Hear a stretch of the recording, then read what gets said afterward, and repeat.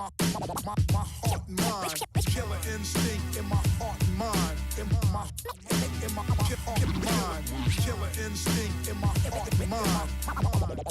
My heart and mind. Killer instinct in my heart and mind. In my heart and mind. Killer instinct in my heart and mind. In my heart and mind.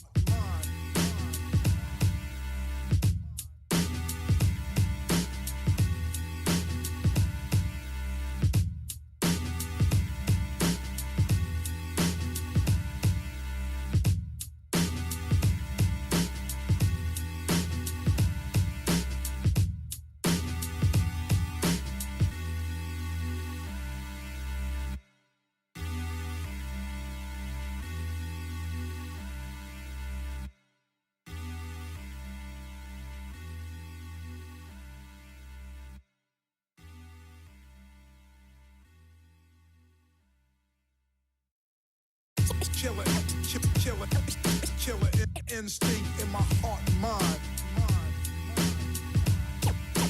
Killer instinct in my heart and mind. Killer instinct, killer instinct. Killer instinct in my heart and mind.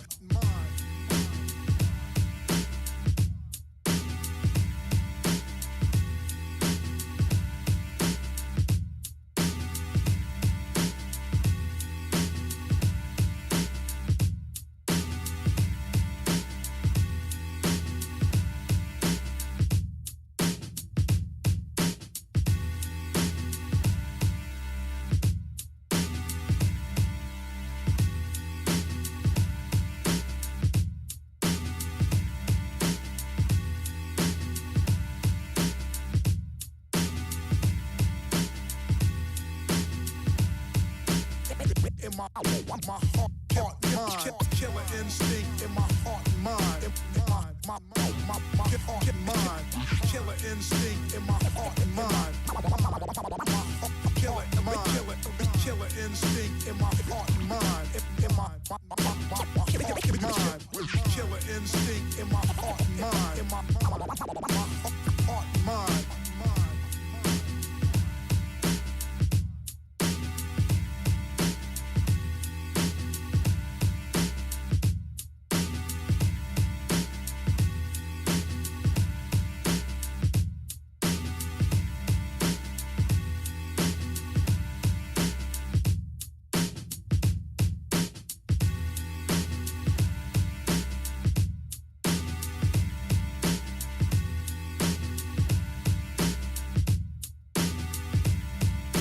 heart and mind.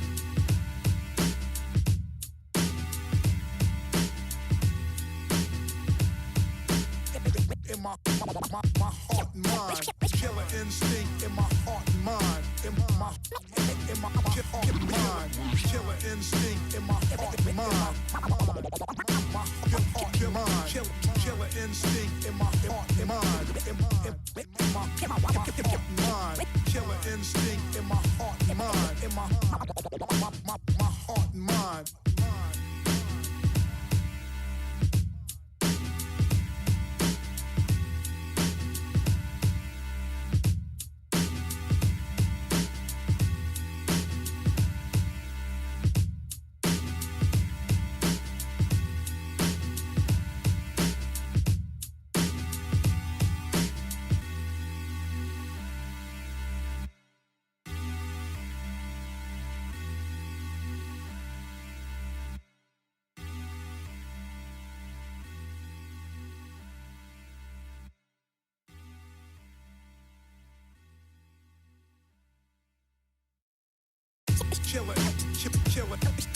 Killer instinct in my heart and mind.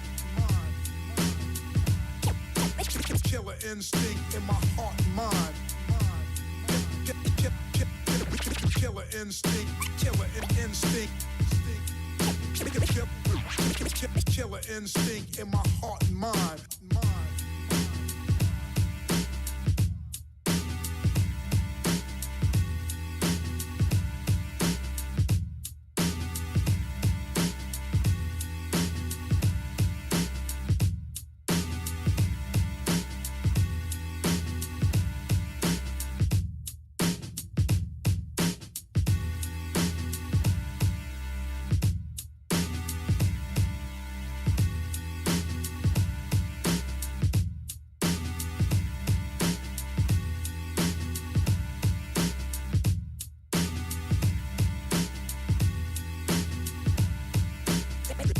killer instinct in my heart and mind. Killer instinct in my heart and mind. Killer instinct in my heart and mind.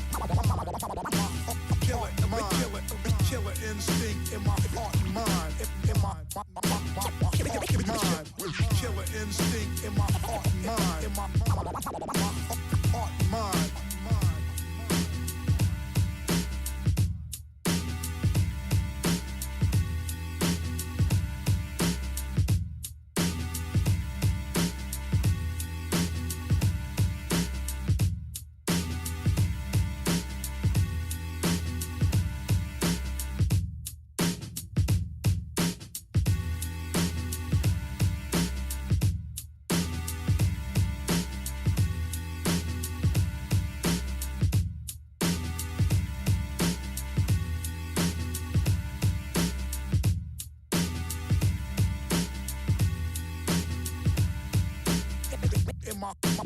My heart and mind. Killer instinct in my heart and mind. In my heart and mind. Killer instinct in my heart and mind. My heart and mind.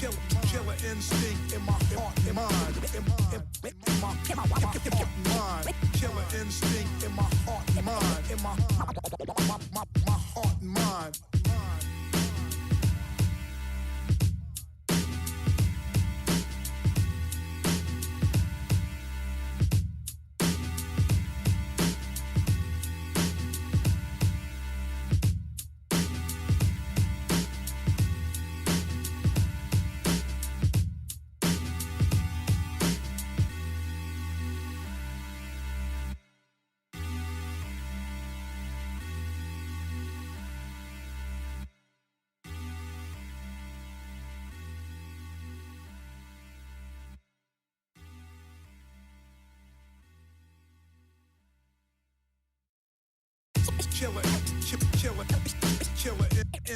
in my heart and mind. In my heart and mind.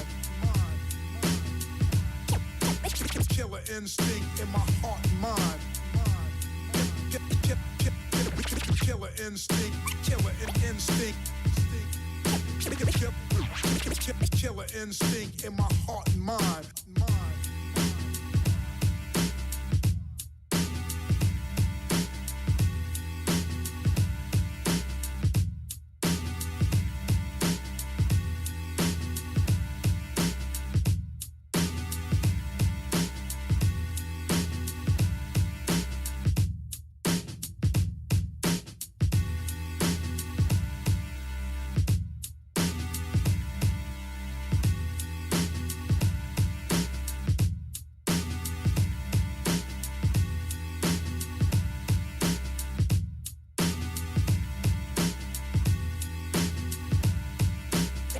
In my heart mind. Killer instinct in my heart and mind. In my heart and mind. Killer instinct in my heart and mind. Killer instinct in my heart and mind. In my heart and mind. Killer instinct in my heart and mind. In my heart and mind.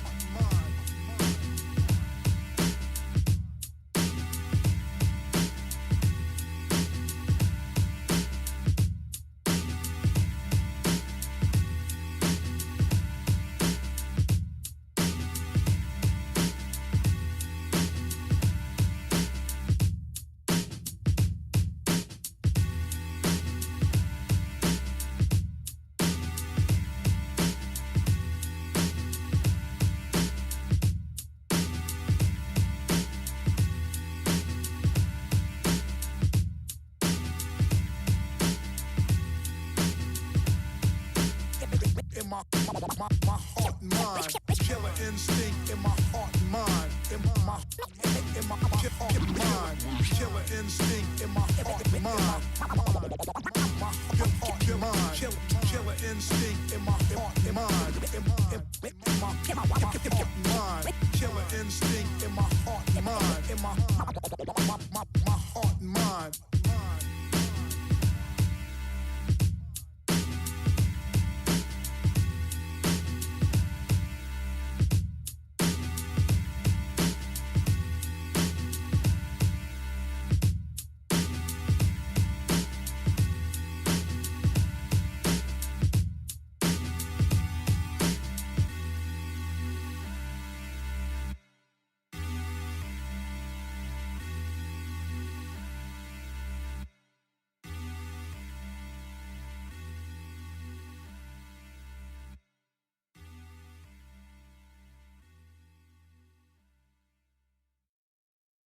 killer, killer, killer instinct in my heart and mind.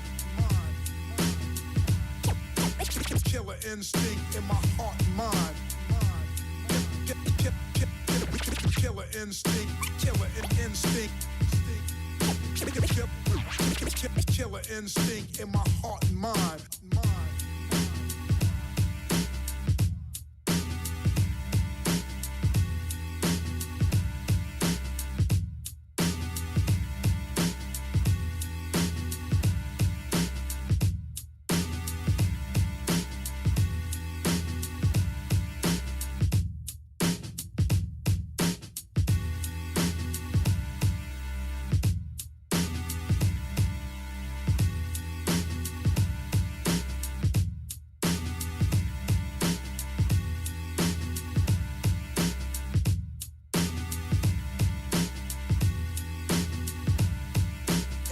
In my heart, mind.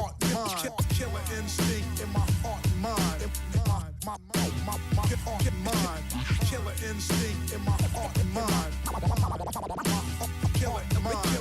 Killer instinct in my heart, mind. Killer instinct in my heart, mind. In my mind. Killer instinct in my heart, mind. In my heart, mind.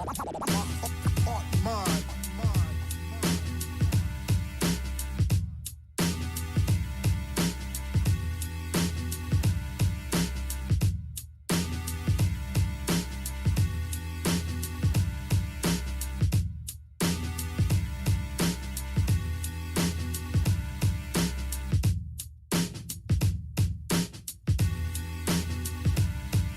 Killer instinct in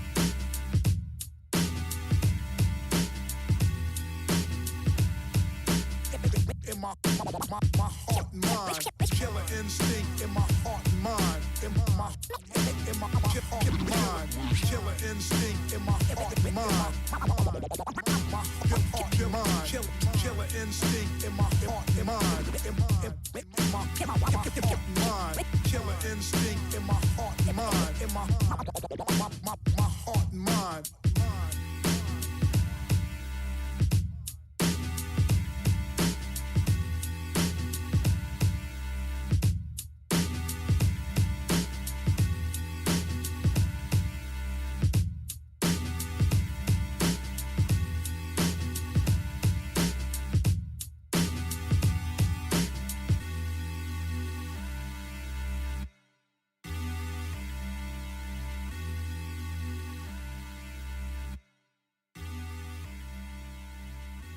mind.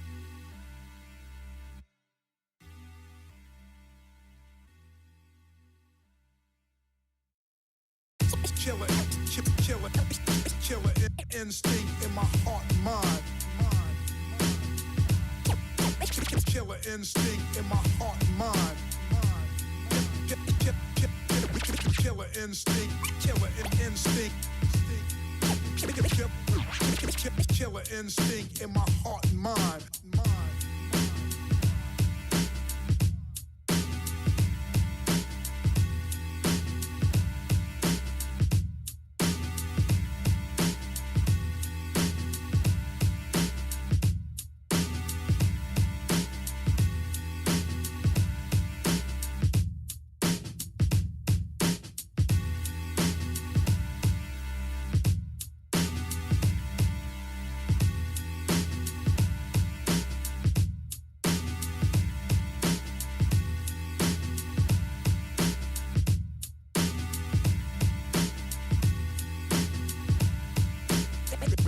my heart,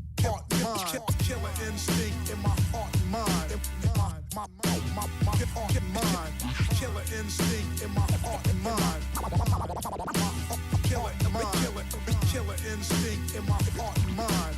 In my mind. Killer instinct in my heart, mind. In my heart, mind.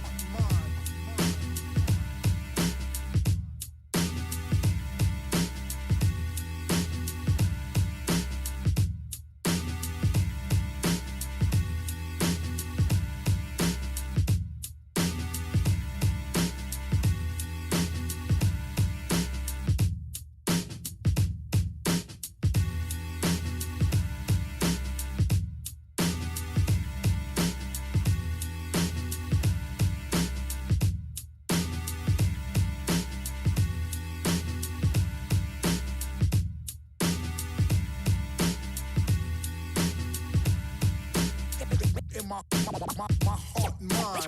Killer instinct in my heart and mind. In my heart and mind. Killer instinct in my heart and mind. My heart and mind. Killer instinct in my heart and mind. In my heart and mind. Killer instinct in my heart and mind. In my heart and mind.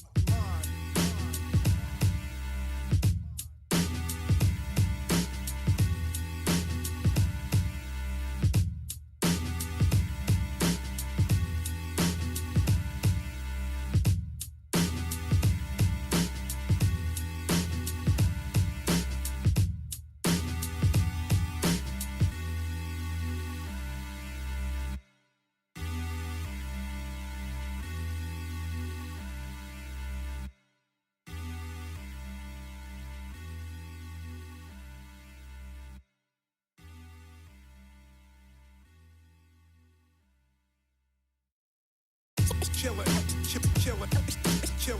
instinct in my heart and mind. Killer instinct in my heart and mind. Killer instinct, killer instinct. Killer instinct in my heart and mind.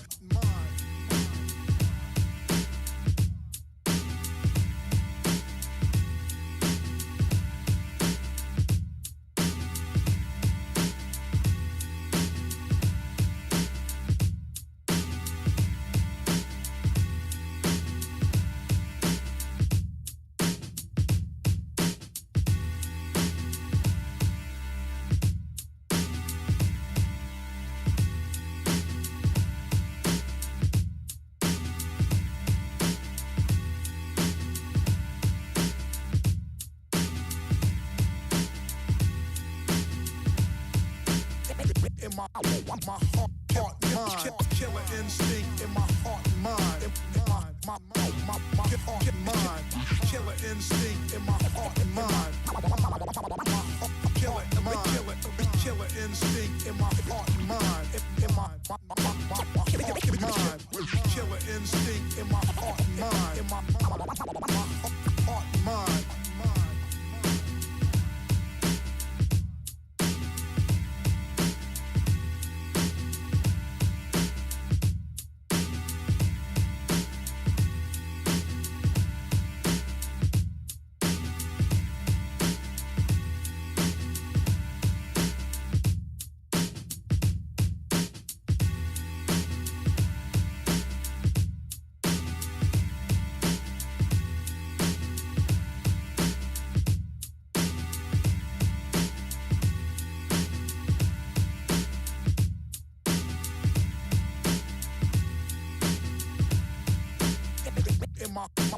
My heart and mind. Killer instinct in my heart and mind. In my heart and mind.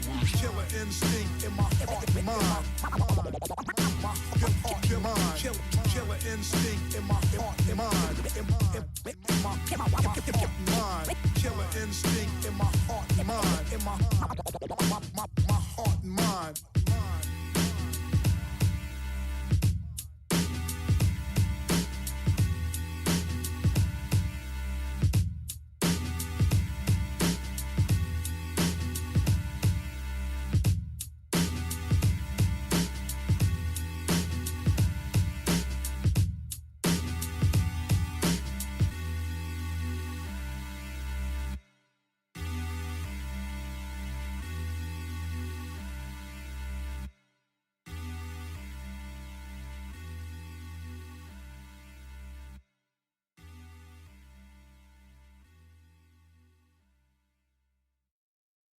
Killer instinct in my heart and mind. Killer instinct in my heart and mind. Killer instinct, killer instinct. Killer instinct in my heart and mind.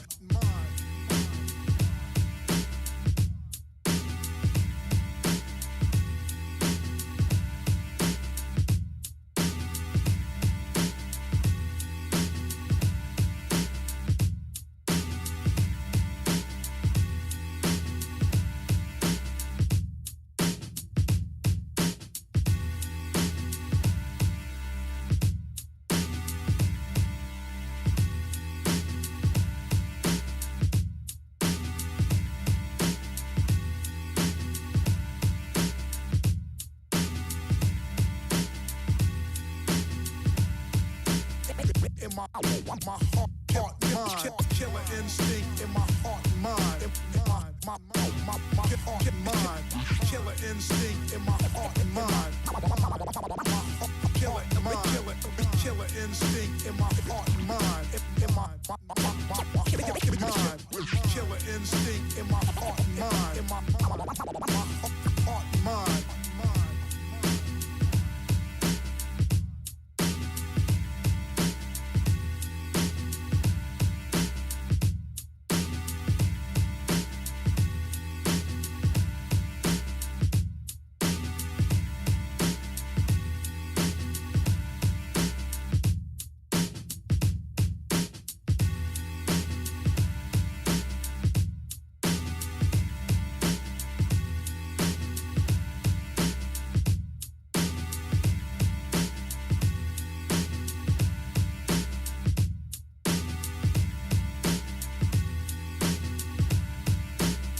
In my heart and mind, killer instinct in my heart and mind, in my heart and mind, killer instinct in my heart and mind, my heart and mind, killer instinct in my heart and mind, in my heart and mind, killer instinct in my heart and mind, in my heart and mind.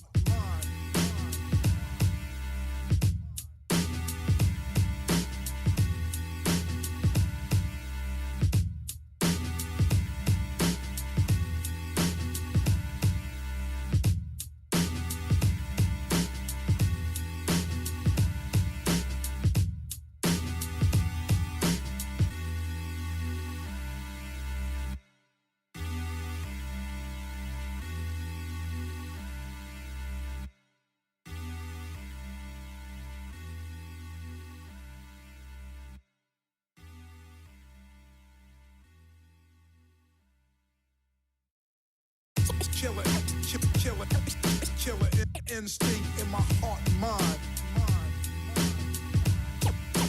Killer instinct in my heart and mind. Killer instinct, killer instinct.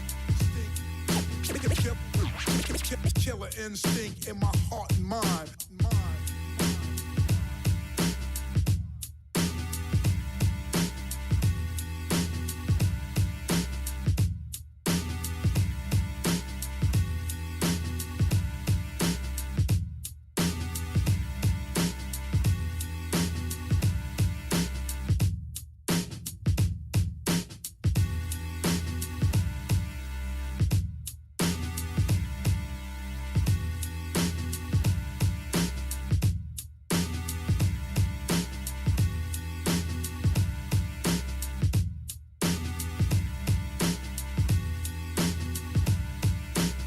In my heart and mind, killer instinct in my heart and mind, in my heart and mind, killer instinct in my heart and mind, killer instinct in my heart and mind, in my heart and mind, killer instinct in my heart and mind, in my heart and mind.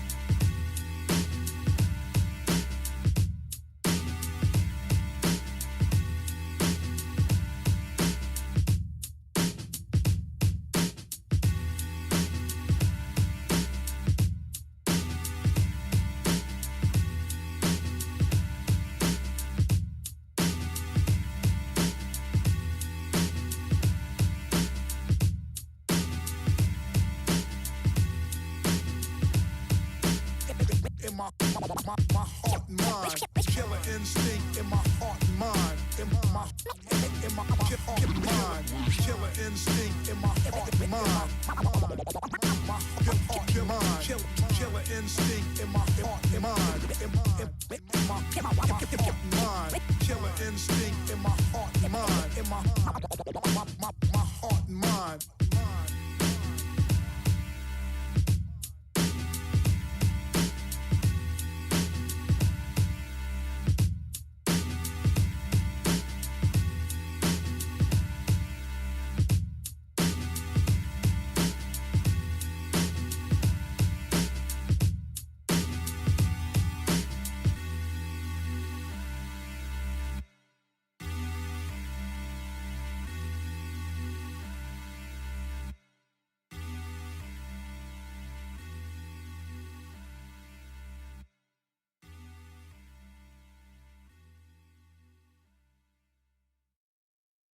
killer, killer, killer instinct in my heart and mind.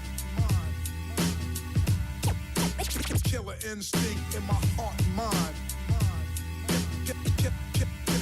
Killer instinct, killer instinct. Killer instinct in my heart and mind.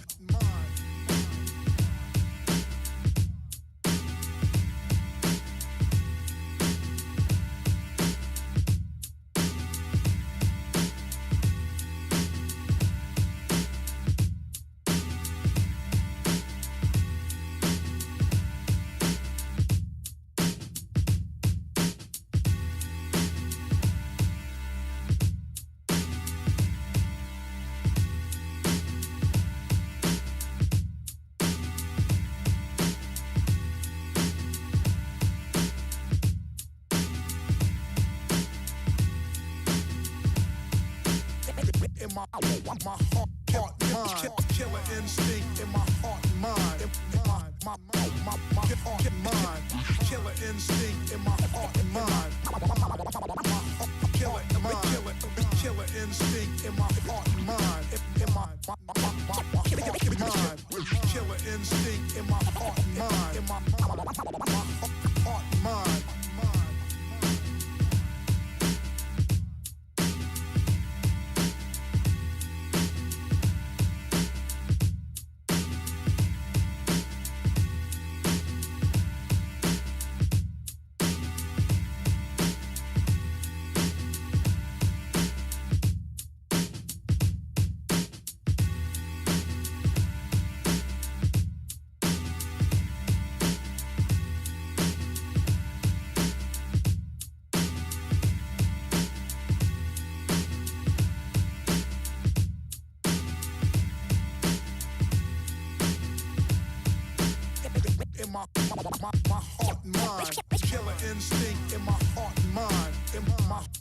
In my heart and mind. Killer instinct in my heart and mind. In my heart and mind. Killer instinct in my heart and mind. My heart and mind. Killer instinct in my heart and mind. In my heart and mind. Killer instinct in my heart and mind. In my heart and mind.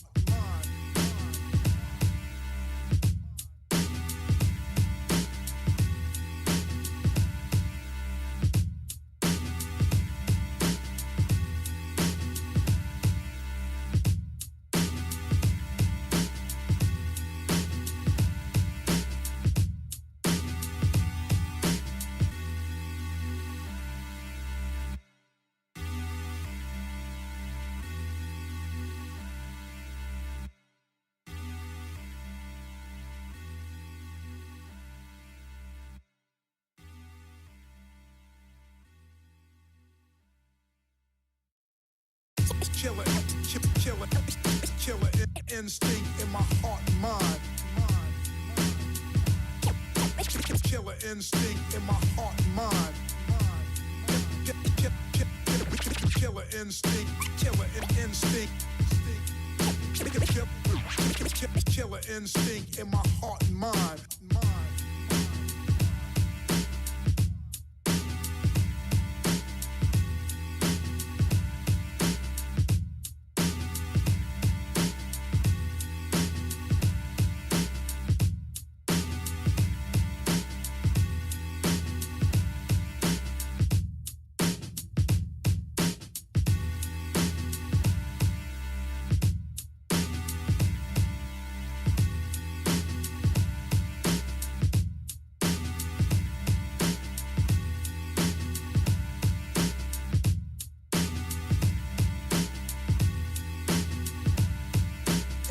In my heart, mind. Killer instinct in my heart, mind.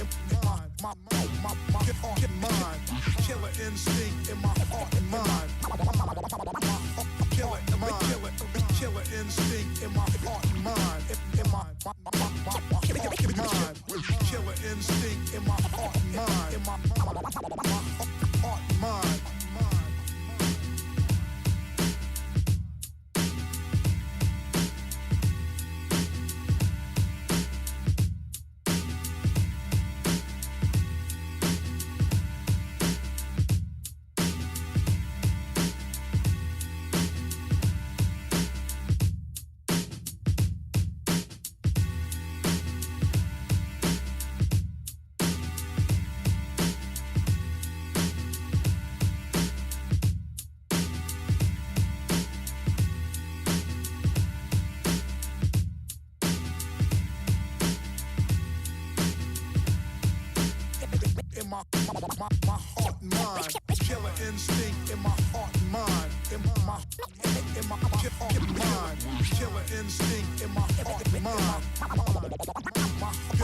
mind.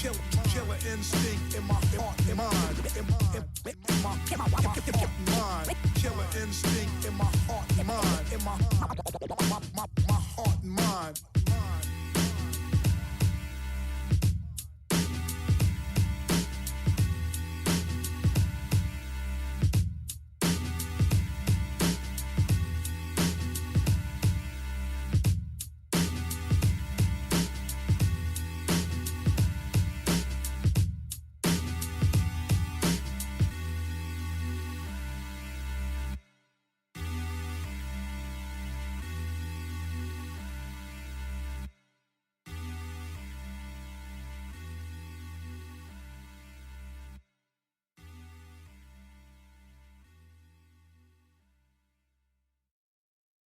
Killer instinct in my heart and mind. Killer instinct in my heart and mind. Killer instinct, killer instinct. Killer instinct in my heart and mind.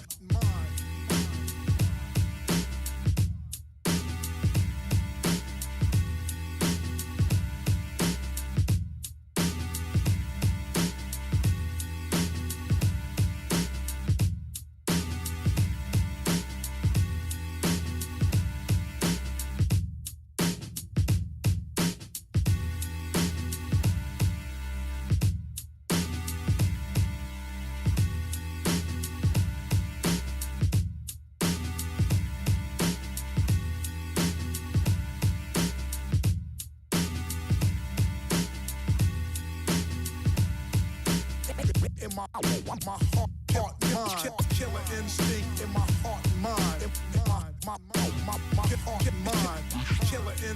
in my heart, mind. In my heart, mind. Killer instinct in my heart, mind. Killer instinct in my heart, mind. In my mind. Killer instinct in my heart, mind. In my heart, mind.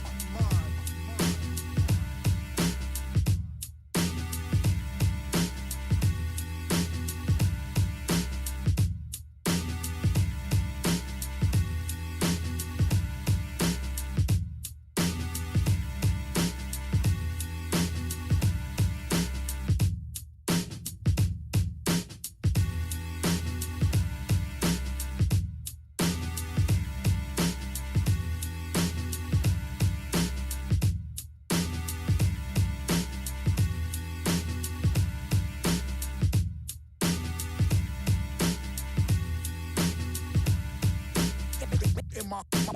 and mind.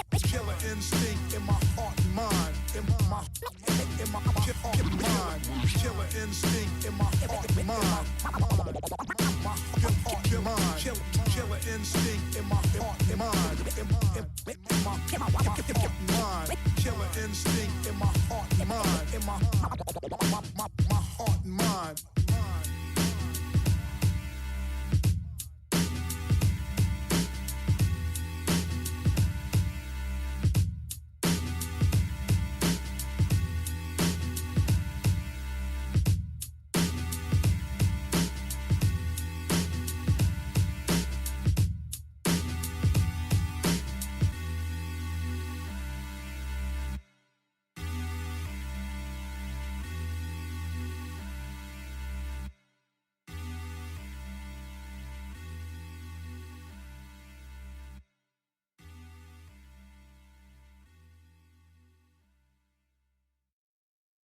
Killer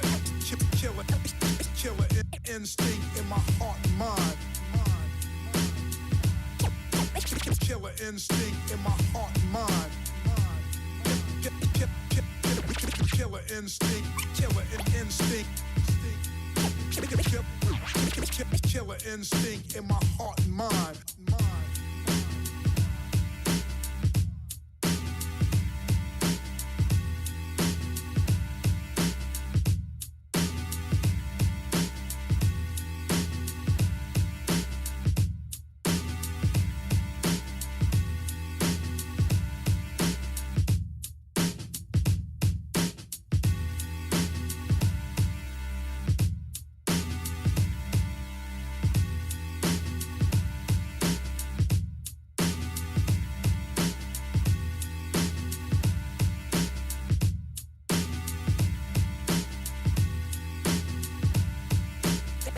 my heart, mind. Killer instinct in my heart, mind. In my heart, mind. Killer instinct in my heart, mind. Killer instinct in my heart, mind. In my mind. Killer instinct in my heart, mind. In my heart, mind.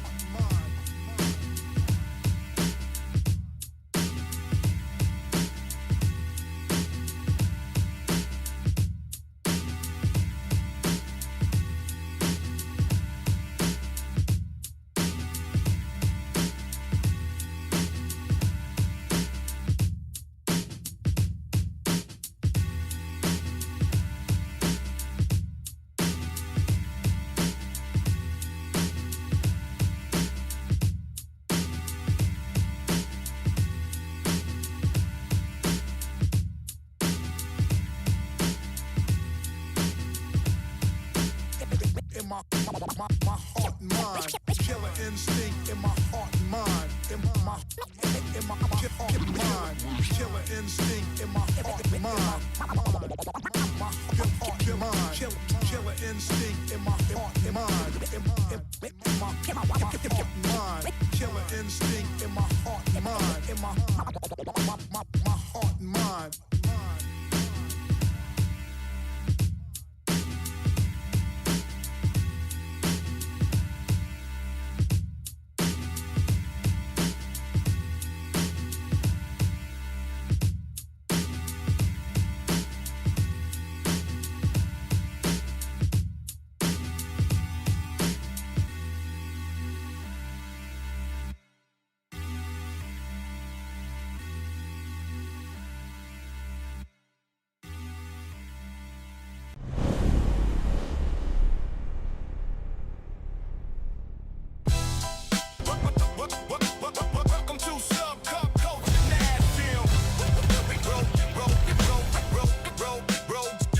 Different.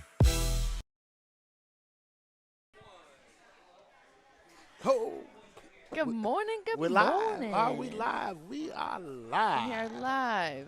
Subculture Kids Edition. Getting a group photo in on the mats before we start all these matches.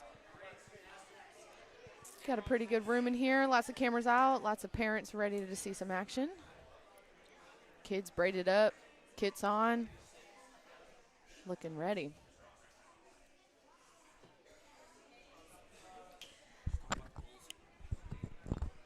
All right, y'all. We've got a different setup for the kids here today. We're kind of copycatting some of our adult events, so we're going to be doing some pool play with the kiddos. We've got weight classes for girls and boys. We've got 4 people in each bracket, and what they're going to do is go against each person, so they'll have lots of matches today. They're wanting to get points PGF style. After they gain those points, they will go on to the next round, and then after all of the rounds are done, everyone goes against their opponents. There'll be a final match based on the points that were scored. We do have single matches. We'll have an intermission. And then we've got a teens main event. So, look, we got, what, about a total of 37 matches? 37 matches for the day. Matches. It's pretty good for the kiddos. We got kids out from Columbia, Clarksville, local, 10 minutes up the road. Thing I love about the kids event, it's all gas, no brakes. It's quick, it's fast, it's fun. They're not here to hesitate. There's no filling out. It's let's go. They're not scared. Yeah, They're not let's scared. For Let's those of go, you who baby. don't know, we ready. Go, baby. We ready.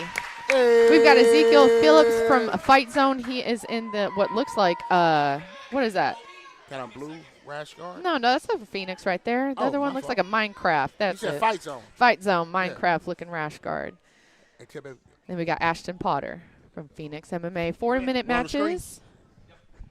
If nothing happens in the 4 minutes for a sub, they will go into an overtime, 2-minute overtime for these kiddos. They get to choose either spiderweb, which is the armbar position, or we have the back control.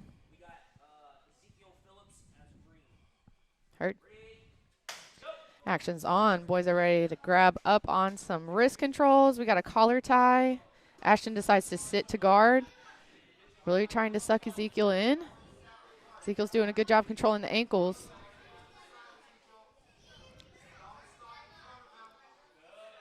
Coaches are calling for some side-to-side action. Ashton looks comfortable. Try to set up a good guard.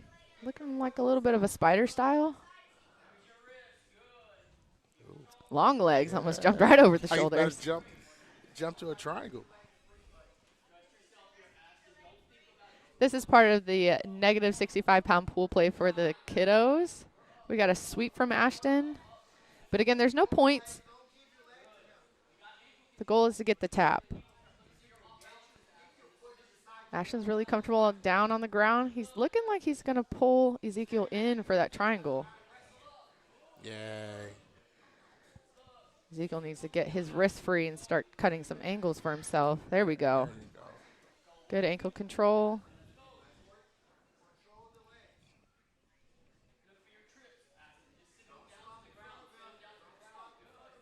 A little bit of a teeter-totter. Back and forth with some pressure from top and bottom. Ashton reached for the far side leg to get a sweep. He might invert here just to get him down. I thought he was getting ready to. I thought he was too. Okay, Ezekiel needs to kind of get around those knees instead of just coming straight for the toes again. Ezekiel need to work some outside pies. So. He stays calm though. These kiddos are young. They are flexible, so getting them to just kind of get their legs to move away from their chest is going to be kind of difficult. I know. That's what I said at the beginning. Looking like he's trying to set some up spider guard. Ezekiel sees it now. He's aware that Ashton's trying to shoot his hips up.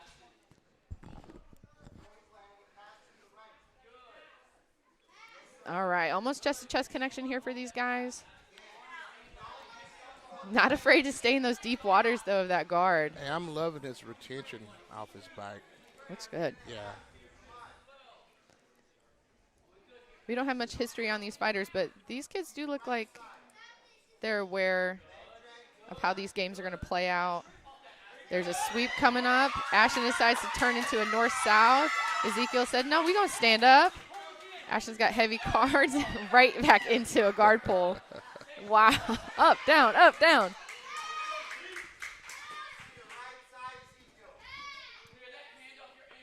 Some more spider guard. We do have coaches calling from right to left, but we have to remember some of these kids can't think that quick of right and left. So, got 60 seconds left in the match. Again, if there's no sub in the 4-minute regulation, they're going to go into an overtime. The person that is deemed to be more of the aggressor, the one that has more attempts of the subs, will get to choose what position they start in first. They will pattern back and forth, and we'll get some stopwatches going for that. Coming up on 35 seconds left in this first match of the day. 30 seconds.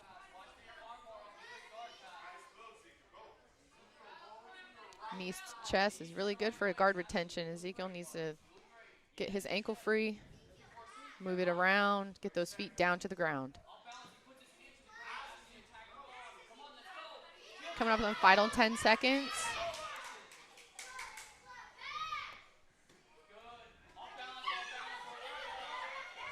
They're back up on their feet. He tries to pull to an armbar quick. Wow, right at the buzzer.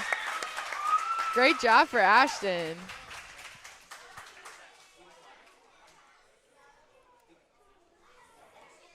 That was literally like right at the timer.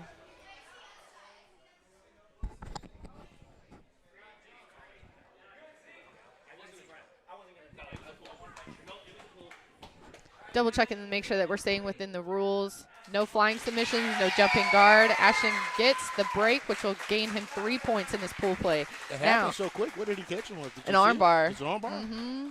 He had a collar tie, and he's kind of pulled himself right down into it. Now, Ezekiel's not out of the pool play. He'll have more matches. He'll get time to gain some points, but Ashton right now is only one with 3 on the board.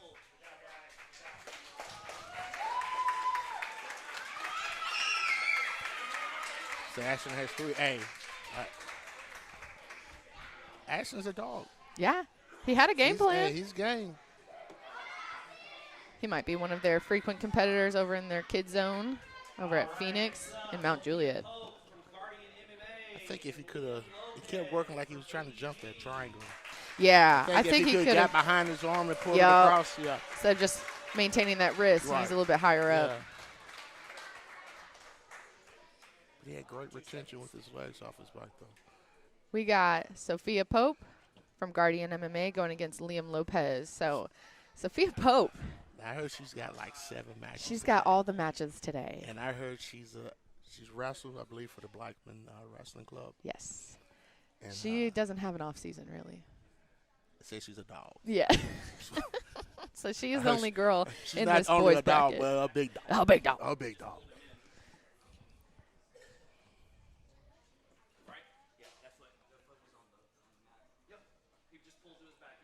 All right, double checking. We want to make sure all of our kids stay safe and that we're all fair across the boards.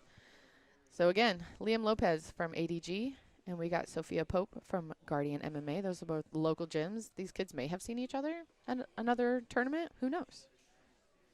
Either way, it's a new day, new subculture. We're ready for some action. New time. Yeah. We're all.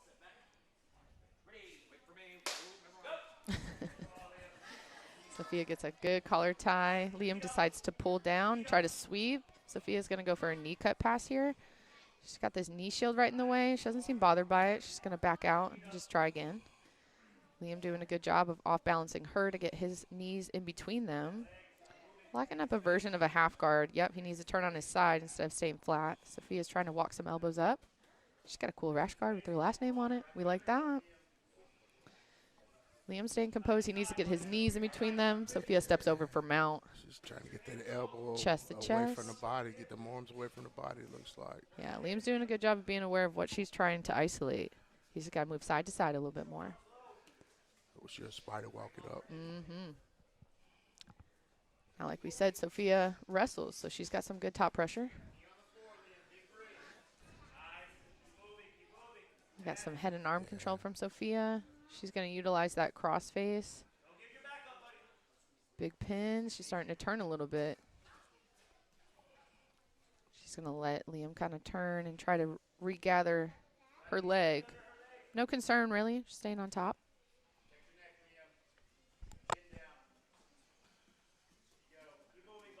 And you're trying to push her hips down.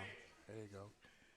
Sophia's going to squeeze her knees together to keep that top position, try to feed in to set up an arm bar. Looks like Sophia's okay with letting him kind of wear himself out to try to escape. She's going to keep top position. Trying to isolate an arm. She sat through, missed the arm bar. Looks like she went for the back. Liam got to stay tight. He has to stay tight. She's going to switch to bottom Stretching position. him out. Liam needs to try to turn. There's a tap right there. Good job. Almost at the halfway point of that Yeah, match. good job. That's a 3-point break for Sophia.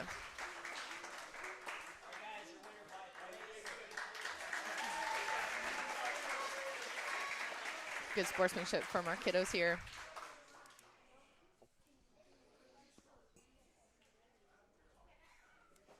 So she got 3. She got 3. We're continuing on this negative 65-pound pool play. We got Eric Martinez from ADG going to go against JD Brunson JD from Henzo Brunson. Gracie, Colombia. Those boys were sitting right next to each other and didn't even know it, and now here they go.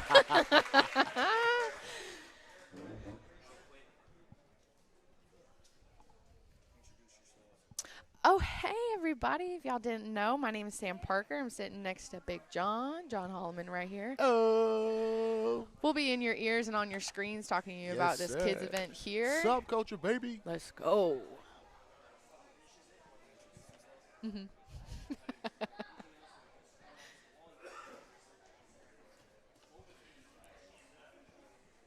Third match of the day. Kids look ready. Thumbs up from the table. Let's go. Heard. 4-minute match. Let's see what these guys do. Moving around. Wide bases. Some collars tied. Some pushing. Here we go. Hands are ready. Look like they're kind of going for the same thing. Oh, I wasn't expecting Eric to pull guard, but here we are. Setting up De La Hiva, trying to sweep over. JD's got good hip pressure.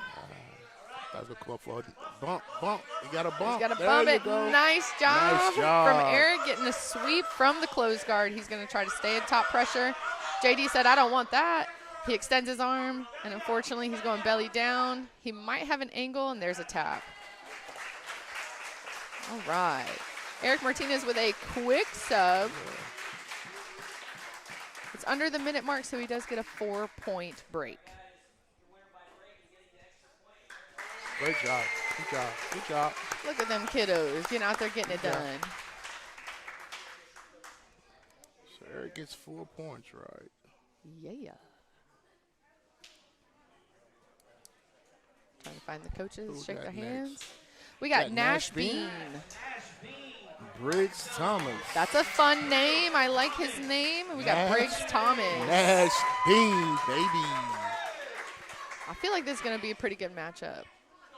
They both kind of bounced out there, ready to roll. Nash Bean is going to be in the all-black kit, and Briggs Thomas is Phoenix MMA, so he's got the blue rash guard on with the black shorts.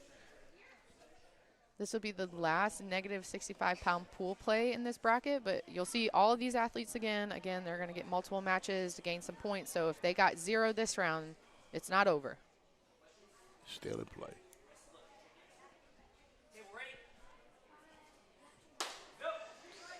We're running towards each other. Got a collar tie. Big pull from Phoenix right into an armbar. Ref is right there to make sure. We look like Nash has got a good defense, but he's got to get his hips away and then turn that shoulder in to get his elbow safe. He's keeping his hands together. He's standing up. That's a little risky. Ref is going to let it play to see if Nash can kind of sprawl down and get his elbow in a safer position. Briggs is keeping control, pulling into a close guard, and setting up a Kimura over the shoulder. If he falls back. He's going to fall. I'm going to transition our way. I thought he was going to bump and go for it. Yeah, good awareness from Nash. Staying heavy on the hips. He's going to build himself up. Got to watch out for the sweep. Phoenix MMA kids got a great guard game. Can really tell that they've been drilling. Nash is keeping that one arm pin so that he has control of some things as he tries to escape. Swim. Briggs is going to invert all the way around and grab an arm bar right there. It's pretty tight. He's going belly down and it's a tap. Woo! What's that young man's name? Briggs Thomas? Briggs Thomas gets an arm bar. I believe this is his first time being on the show. Oh, no. I believe I've seen him before. Yeah. All right. That's the first round of the pool play. Lots of arm bars. Lots of arm bars. Okay. All right, moving into our under 100 boys round robin. Alex Gaspar, One Nation Jiu-Jitsu. All right, we're going for under 100-pound boys round robin. So we've got 3 of these guys in a bracket together. They're a little bit older, a little bit taller. We've got Alex Gaspar from One Nation here. And then we got Matthew Levy. Matthew also wrestles, and he's been competing for a while. Really? I remember when that kid was like maybe half the height he is now. Right. So he is not unfamiliar to the mats. Should be a good match, then. Yeah.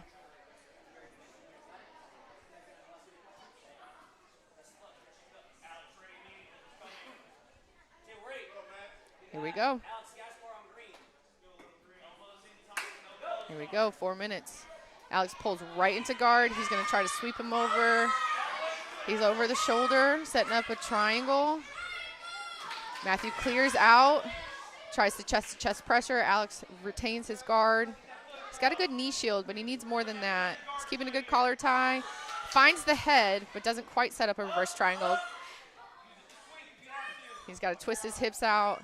Matthew's going to come down with some pressure. Pressure on him now, Got hip out. Here we go. Matthew pops right over to mount, but Alex doesn't let him settle long enough. He gets his knee in the middle. He's ready to play some more guard. Matthew stands up, tries to step through for a knee cut pass.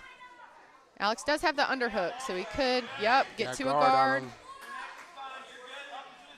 They both seem really calm, haven't quite dropped their jaw on any heavy breathing yet, even though it is fast-paced. Alex is keeping a close guard, controlling Matthew's posture. Got that left foot on his hip. Trying to cut an angle. He's going to sweep him all the way.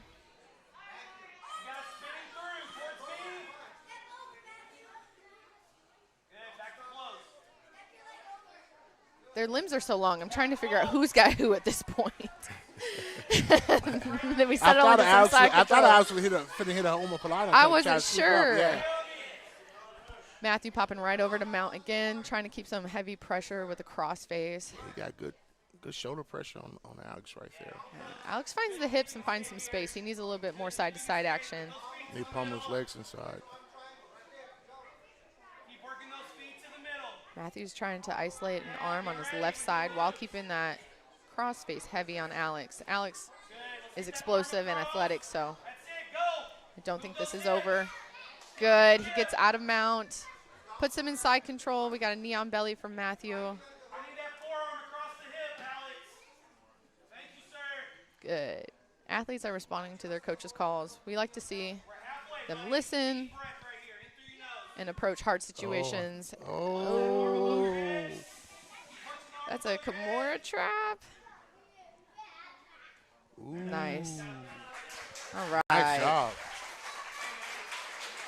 He had a top heavy game. This Yes. game was, yeah, That wrestling kind of plays Yeah. off, and then Nice a job. jiu-jitsu setting like that. that was a nice setup. Good job. Now again, it's a round robin, so points are good. No points means that we got another try.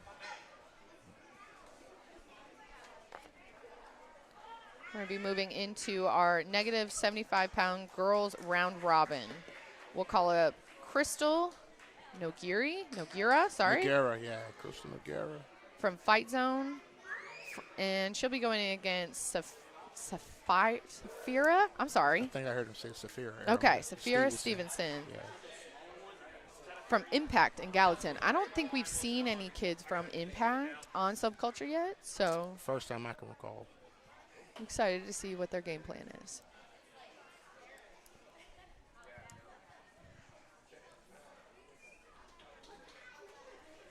Hey, we're moving.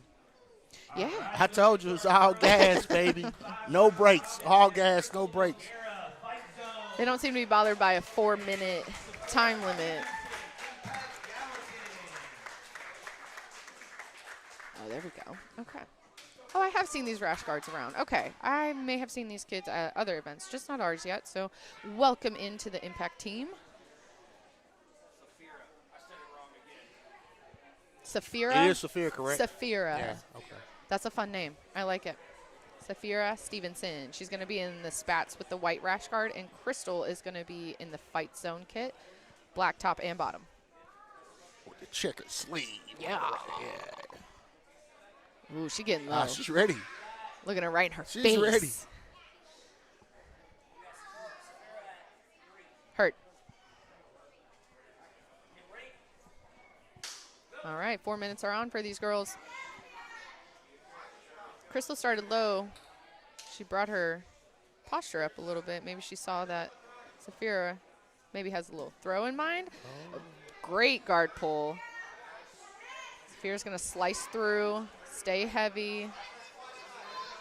Looks like Crystal can get to the back. There it is. Yeah, Pops she her head came out. out, sweeps up. But Safira's got her arm around her neck. She stands up, trying to set up a choke. It looks like Crystal's going to try that same sweep. Oh, actually gets a little shoulder lock on there. All right. Yeah. Crystal, Arm got under stuck. a minute. Yeah, arm got stuck.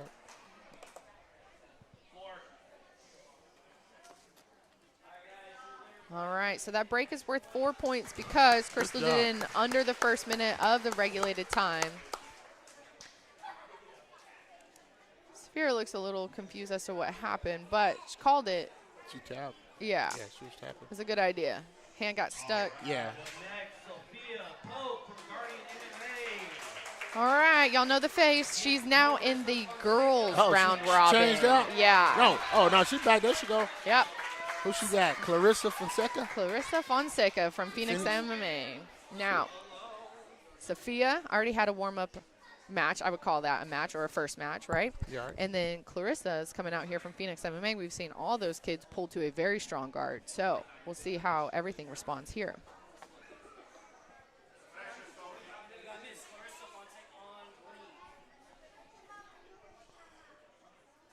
Yeah. All right, ladies, here we go. Jumping right in. Almost a little judo throw. That puts Sophia right into a, like, switch top pressure. What do we call that, Big John? Kind of got a headlock. Yeah. Yeah. Looks like a dancing bear move, if you ask me. I wouldn't want to be there with a wrestler either. Yeah. Clarissa doesn't really accept it, though. She fights back to a close guard. She has an arm guard. isolated. Yeah. Sophia is privy to it, backs out, tries to slice back in with that knee. Clarissa does not She's like heavy. that pressure. Yeah, she's heavy. Clears her legs out. She's still back to a guard. She grabs an ankle. Maybe she's going to use it to sweep. She's got the elbow connected to her hip really good, so Clarissa could set up that armbar that we've been seeing from all these Phoenix kids. There it is. Don't stand up. Oh, my goodness. Good job, ref. Good job, ref. Reset.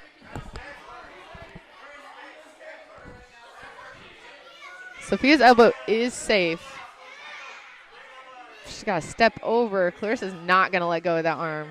And Sophia does not enjoy that. It's going to drop her out. Let's go, girls. Let's go. Sophia goes for a hard trip. Clarissa's upset that she didn't get that sub. But the game is still going. Time is still on. Good knee shield. Look at the flexibility in those ladies' knees. Sophia passes to mount. She's got an elbow up there. Clarissa's going to try to frame and grab some space for herself. There we go. We're twisting the hips. We're going to try to clear out. Sophia is going to stay tight. Good flip over, but that puts Sophia on a little bit of a choke, almost to the back. Can she get her hips back square? Yeah, Clarissa needs to start fighting the hands out. Sophia's going to try to flatten her out to get this choke. She's got her hooks in tight, too. We're coming down. That's okay. Clarissa seems to have cleared the hands. I saw Sophia re-grip for a choke. Clarissa needs to get belly up like her coach is calling for. Sophia's trying to keep her in place, and we got a tap. Good match, man. That's a good match. Good match. Good match. Good job. She did good. Great match. Yeah. Rough. Good match. Everybody's hair is messed up. We like that. Is that a 6 time?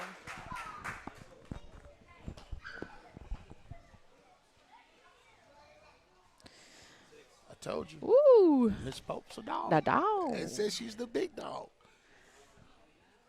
She may look like a Chihuahua stature. She come out Great Dane style, for sure. All right, we're going to go into some single matches here. So she's more than an ankle biter. She's not even close to the ankles, man. She's not even close. She got some fight in her, man. Absolutely. All right, we got Caleb Ashlinger from Triangle Academy going against Jacob Rogers from One Nation Jiu-Jitsu. I've seen Jacob. He did good in our summer program. They had a little in-house tournament. And he was racking up points for his team. It looks like Caleb's a little bit taller than Jacob. Yeah. So we'll see how the body shapes kind of play out. And these are single matches, just one-on-ones. In the adult world, we'll call it a super fight. Super fight. Super fight.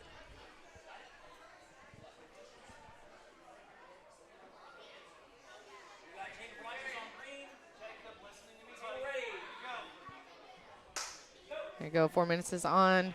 Caleb pulls directly to guard. In subculture, you don't need a connection, much like ADCC. You just pull and go. Jacob's making sure that Caleb can't make quick connections or sticky connections to him. He is moving around to make sure that Caleb has to use his core to get to an active guard. We've got good pressure. Nice. Oh, looks like Caleb might be setting out some buggy choke. We got to get Jacob's elbow in. I can't see the far side. Gotta watch the buggy. Caleb's doing a good job of just turning Caleb's head to kind of get the angle off enough.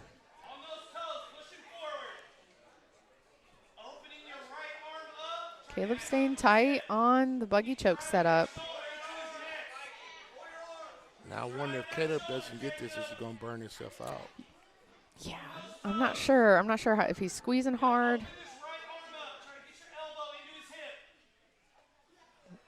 That's a tap. Yeah. All right. He fought it out. He tried to figure it out. It's a good job. One-on-one match for Caleb there. You asked about the body type. Yeah. How tall, yeah. Caleb used the length. He sure did. He used the length. I definitely don't have the length for a buggy choke. It's not one of my go-tos. I'm not even talking about mine. Things I only dream about doing, right? I don't know. I feel like every time I try to set it up, I don't have the right angle anyway. So good job to the kids. Not only do I not have the length, but I'm far from the flexibility from doing that. So, yeah. It looks like a Rubik's Cube to set up sometimes. This arm here, that arm there, this leg on top of that one. All right. We got Eliza Adams coming up next from Phoenix MMA. And they're being Harlan, Rittenhauer, I believe. Yep. Hensel Gracie, Clarksville.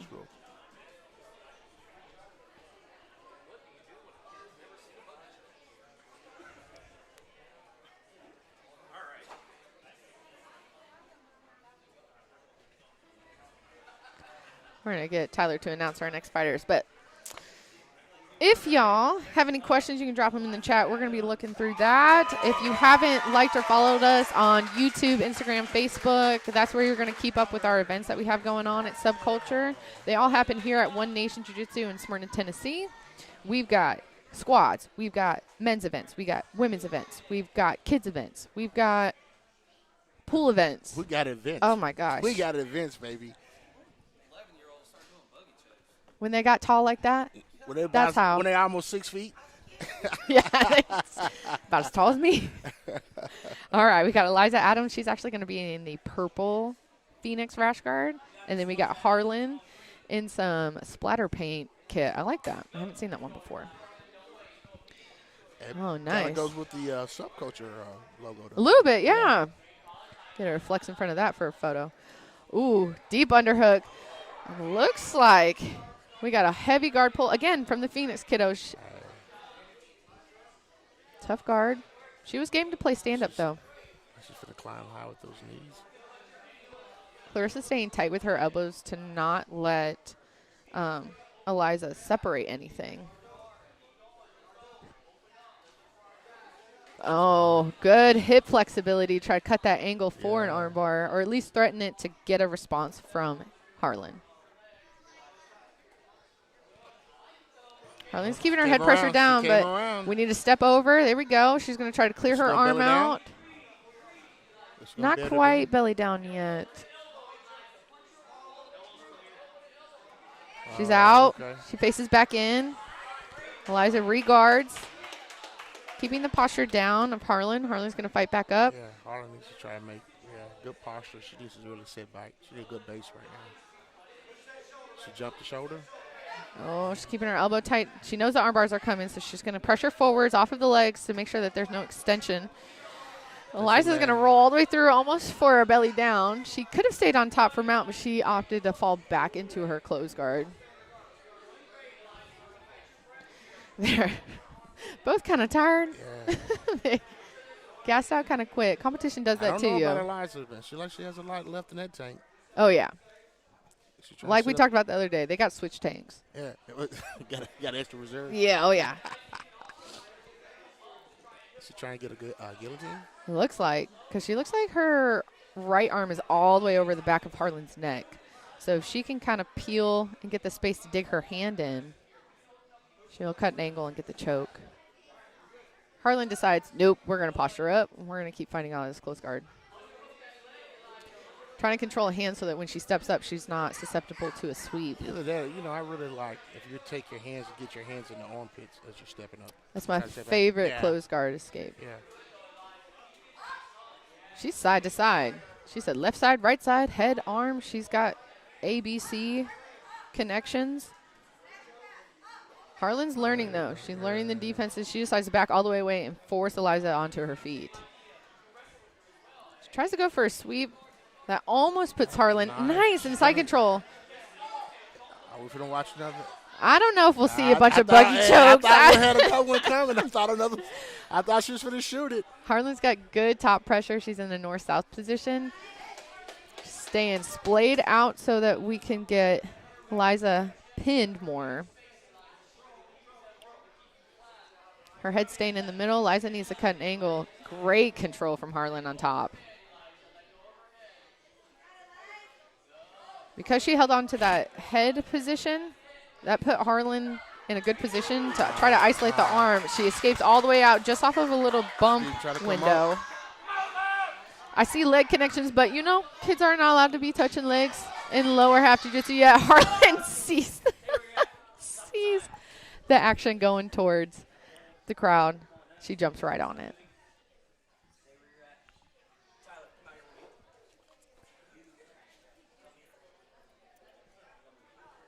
We got two people checking positions so that when we reposition them, nothing changes.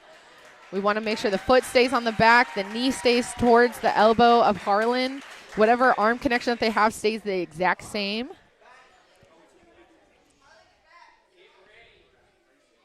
We've got 29 seconds. You got 29 on yours? I got 32. 32.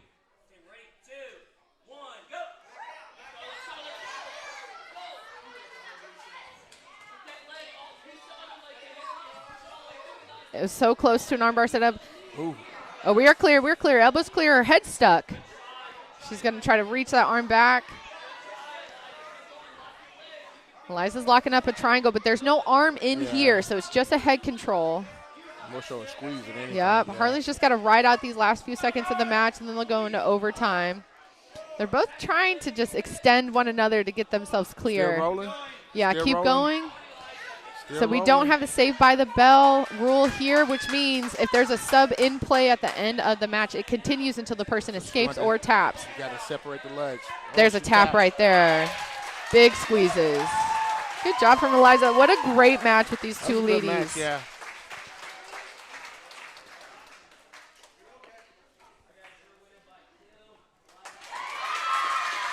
Good job to the girls. That was really fun to watch. That was the first kids match we've seen actually try to go into the Good crowd. match. Yeah.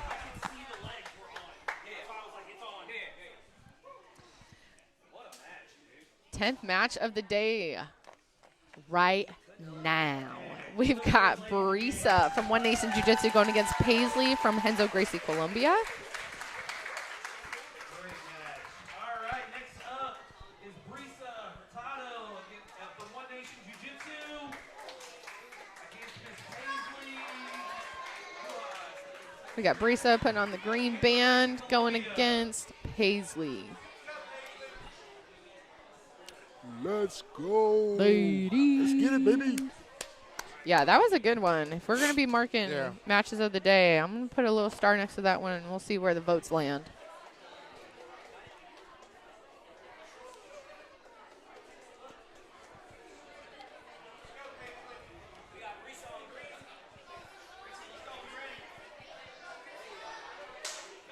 All right. Brisa walks in tall, gets a collar tie, an inside position, but Paisley pulled right into close guard, foot on the hip and everything. Brisa is heavy on top, passes all the way through the mount. Get her hips down, hips back. We got to get Paisley to move side to side and keep her elbows towards the hips. Can't quite figure out where the hips and armpits are. Walking those feet to the inside will be good. Brisa gets a good cross face to keep Paisley from rocking side to side.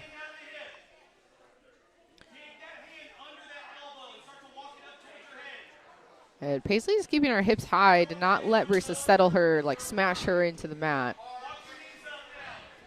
Could give her enough momentum to keep rocking. Brisa staying calm. Good shoulder pressure. Great shoulder pressure. Look at that flexibility, reaching back for Paisley's hand that's on her back to then get it in front of her. Great shoulder pressure. Yeah, she's got to find the elbow instead of the fingers. Paisley's waiting for her to kind of make those mistakes. Calling for the right, bring that right knee up. Yeah, we're isolating the right side of Paisley. Yeah, it looks great. You want to try to pull their head up and turn the body. She's got a good crossface. Her hand's on the back of Paisley's neck. Paisley's going to keep trying to cut an angle, at least to sweep, and then it'll put her in a closed guard position. But Brisa has been staying centered up. You got to bring that right knee back up. There you go. Elbow to knee connection is very important in jiu-jitsu. If you have it, you pretty much have the better position, either on top or bottom. Paisley's not out of the fight yet. She's got great flexibility as well. She's really trying to turn her hips without exposing her back. Well, she needs to try to push Brisa's hips back down. That should be the goal right now.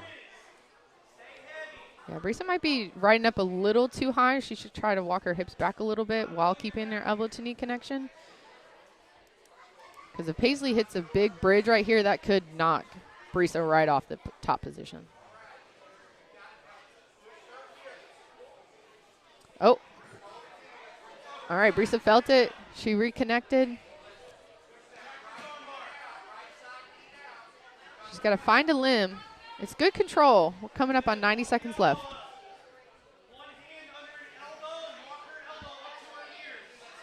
All right, so that's what Brisa wanted. For the spider walk. Yeah, Brisa wanted this side. She didn't want the other side.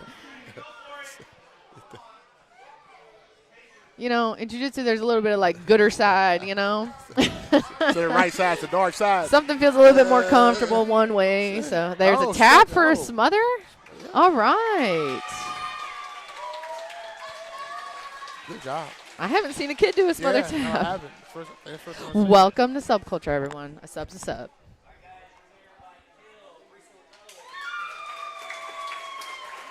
Very nice. Nice job. Great Good job, control. ladies. Yeah, good control.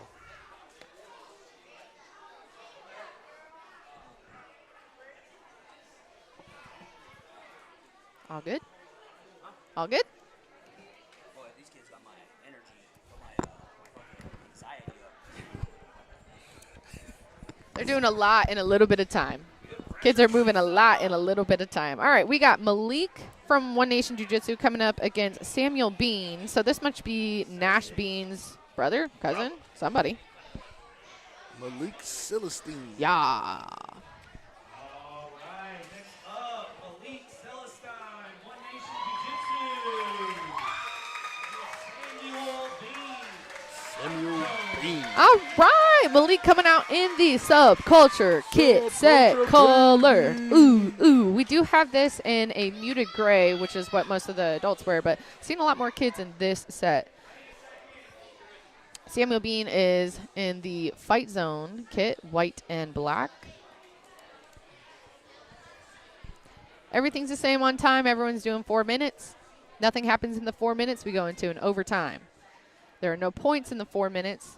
Points are rewarded on submissions or riding time, what we call riding time in overtime. Quick reminder, kiddos, make sure you put your shoes on when you go to the bathroom, please.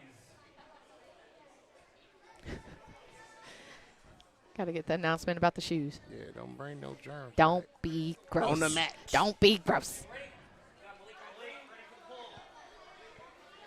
All right. Malik versus Samuel, and we're off. Malik steps right in for a trip, gets to mount. He needs to settle. He's quick on an armbar. Oh, my goodness. Yeah, that's a call right there. Good. Malik got a 4-point break because he did it. I don't even know how long that was, 12 seconds? Listen, I'm going to tell you one more time. Woo! What I say? All gas and no what? I know. I feel No like I break? blinked. I No blinked. breaks. No breaks. No Woo! breaks. Good job. He wrapped up, job. swept, got to mount. Good job, Samuel. Good job. Got that body lock trip. Ooh, yeah. All gas, no brakes, baby. All gas, no brakes. Yeah. We got everyone over here in agreement. That was an armbar, and that was probably the quickest armbar. Well, I think sometimes you have to protect the kids. Absolutely, Right? yeah. Especially when you already see. Yeah. If they're moving that fast, Yeah. You don't want there's you no don't wanna get slowdown hurt. once Yeah, the you sub don't is wanna set get up. hurt. No need to get something hyperextended when you No. know that's where it's headed. And it's Saturday. Kids want to enjoy their weekend. No one wants to be at the emergency room getting an x-ray on something that could have just been like, hey, Yeah. we're chill, and then we'll go back. Regroup. Yep, Yeah, regroup. And try again. Yeah.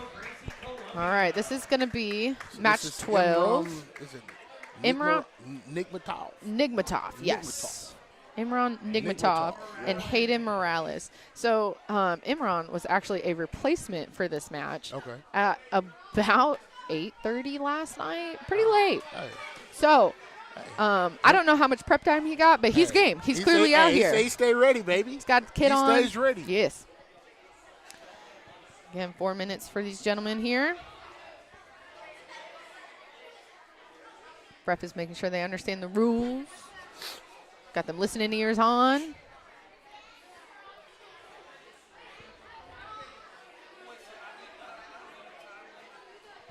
All right, slap bump. Imran and green. There we go, 4 minutes is on. Little bounce around. He's gonna trip onto side control. Good job from Imran. Step over to mount. He's Hey, gonna so- stay heavy. I was watching him warm up earlier, Yeah, and that was the move he was working. with his brother. Yeah. to get Now- him out, yeah. They were just in, where were they? They were in another country. They were training wrestling. And so in their time over there, I want to say they So- were gone about 4 months, maybe the summertime. Oh, really? Yeah. And so I bet his pressure has changed and is really controlling Hayden down here. I don't want to get called anything and say I'm trying to stereotype it with the last name of Nigmatov. It sounded like he was in Dagestan. Yeah, see, I don't want to get it wrong of where they were Yeah. either, but I knew that they weren't here. So I don't. If And I they were offended, training. if I offend the parents, hey, listen, I'm not trying. I'm just going off of what I kind of sound and think. Hayden's still doing a good job, still trying to create some space so that Imran could not set up an armbar. Almost got the setup, though. He's going to keep those hips moving. Exposes the back, spins right through. I like how he floated over the back. Yeah, that was That nice. was nice. Good control. We're past the 1 minute mark, so any subs that are on are going to be just a regular point system. These kids are really good at setting up topside arm bars. Wrist control from Imran. Hayden's trying to get those big angles to really expose some space for himself. He's not out of the fight yet. He's going to try to get his knees in between him and his opponent. Hayden spins a little bit more, and now we've got Imran's foot in for a hook. If he can get the second one in, he can start setting Try up to a get a really rear good naked. choke.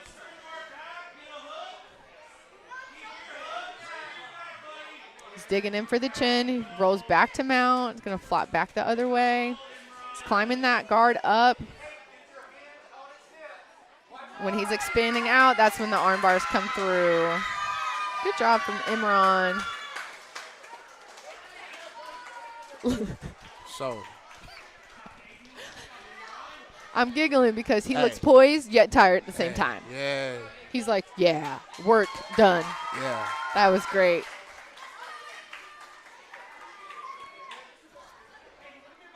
He was heavy up top. on He top. was, got he a heavy- was. Yeah. Yeah. I'll be interested to actually where he went to do some wrestling this year. Yeah, so his older brother was also out there with him, and he competes often. I'm not sure if he couldn't get a match for this subculture or not, but we have seen Ibrahim out here as well.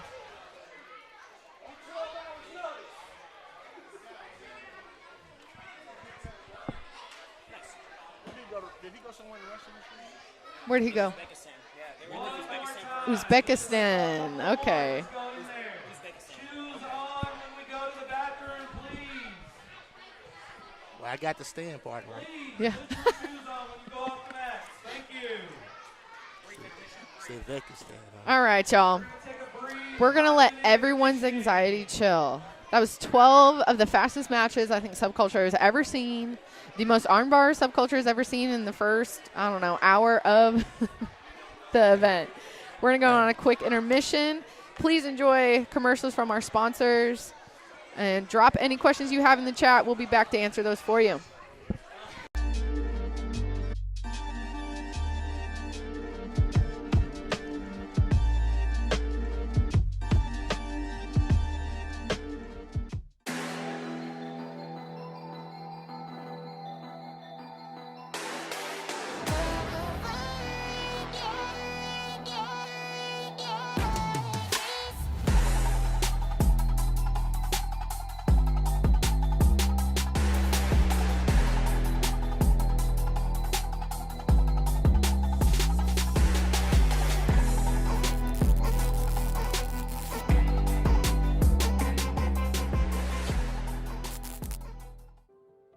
So my name is Trent Nessler. I am a sports physical therapist, also a sports biomechanist, which simply means I just like looking at the way people move.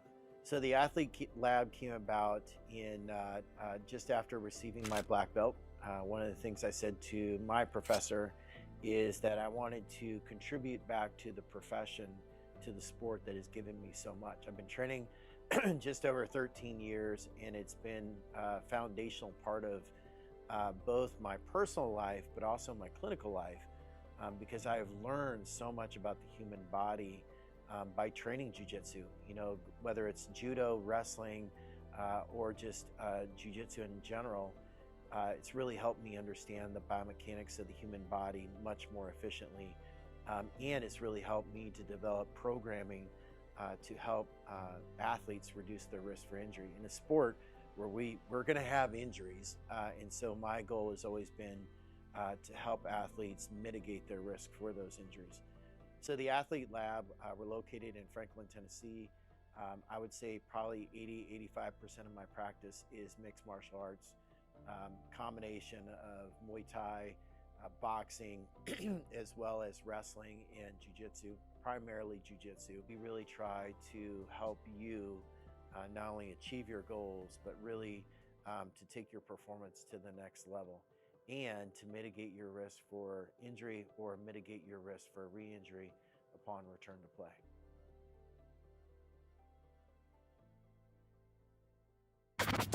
Cirque so built your apparel. We roll different.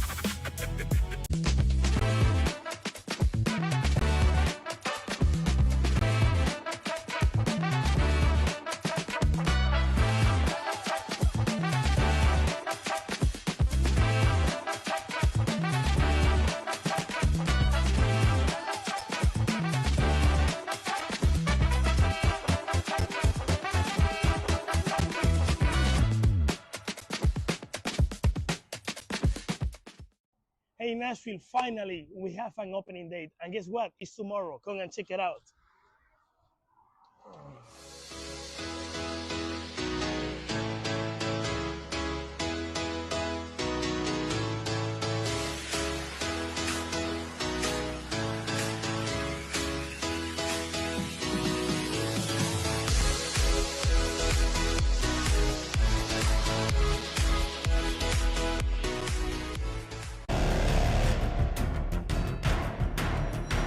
I'm really excited for no time limit, and then the more I kind of got to know the vision for this, the more excited I got.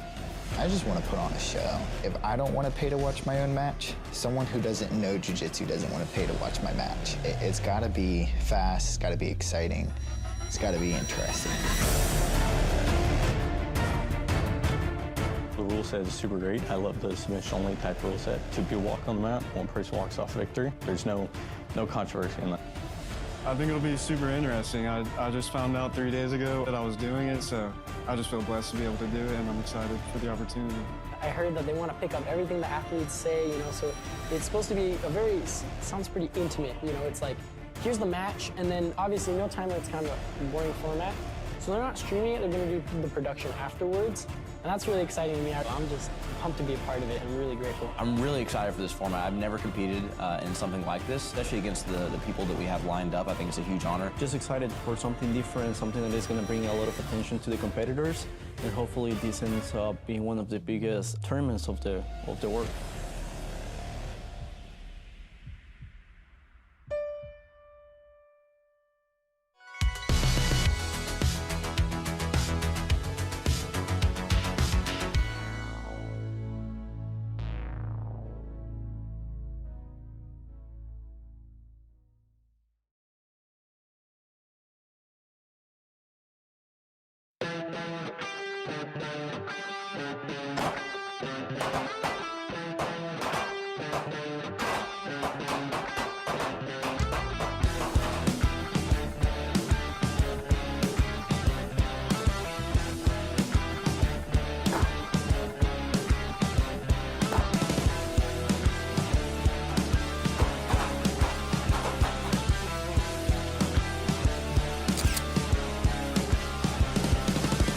I had my injury. I felt like it was going to be a really big step back And like I said, I wasn't going to be able to pursue the same things that I was going to be able to pursue. And with Trent and him pushing me, you know, to fight back and to see that there is, you know, light on the other side. Something that really seemed like it was gonna take a toll on what I was doing has honestly just pushed me past what I thought I could be at. And I really think that that's because Trent showed me that, like, this wasn't gonna be the end, and the knee injury and surgery wasn't gonna be, like, that wasn't gonna define me. What was gonna define me was the amount of time and work that I put into rehab, and it really looks like it's paying off.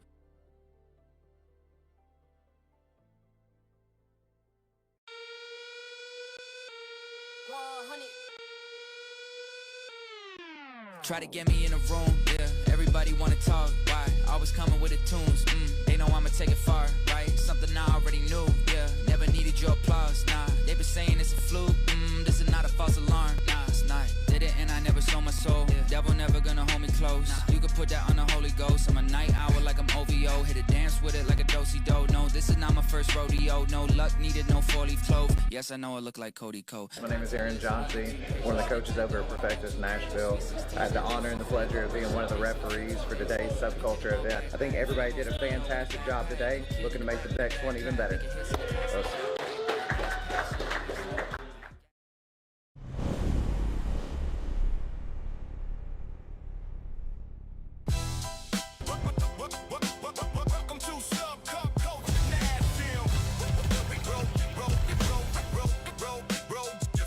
Different.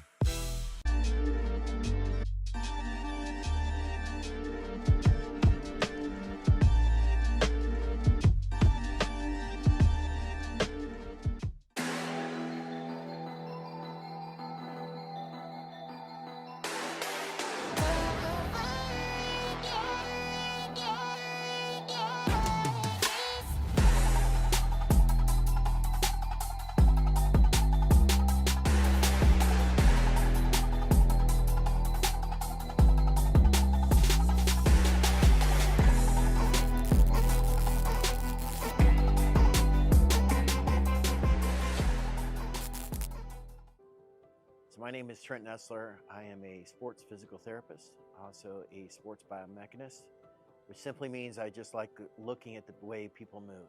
So the athlete lab came about in just after receiving my black belt. One of the things I said to my professor is that I wanted to contribute back to the profession, to the sport that has given me so much. I've been training just over 13 years, and it's been a foundational part of both my personal life, but also my clinical life, because I have learned so much about the human body by training jiu-jitsu. You know, whether it's judo, wrestling, or just jiu-jitsu in general, it's really helped. Oh, hey yo! And we're back. We're back. We've got some score updates for everyone that is following along at home. So we've got Pool A as our leader is going to be Eric Martinez. He's got 4 points, which means he got a break in under a minute. In Pool B, we have a tie between Sophia Pope and Briggs. Let me make sure I get the last name. Briggs Thomas. They both have 3 points with a break. The under 75-pound girls pool has Sophia Pope as the lead with 6 points, and then Crystal's in second place with 4 points. 100-pound boys, Matthew Levy is the lead with 3. All right. We're announcing the same points to the room right now, and then we're going to start with match 13 of the day. Ezekiel Phillips is going to be going against Eric Martinez. Now, Eric Martinez is the lead in this bracket.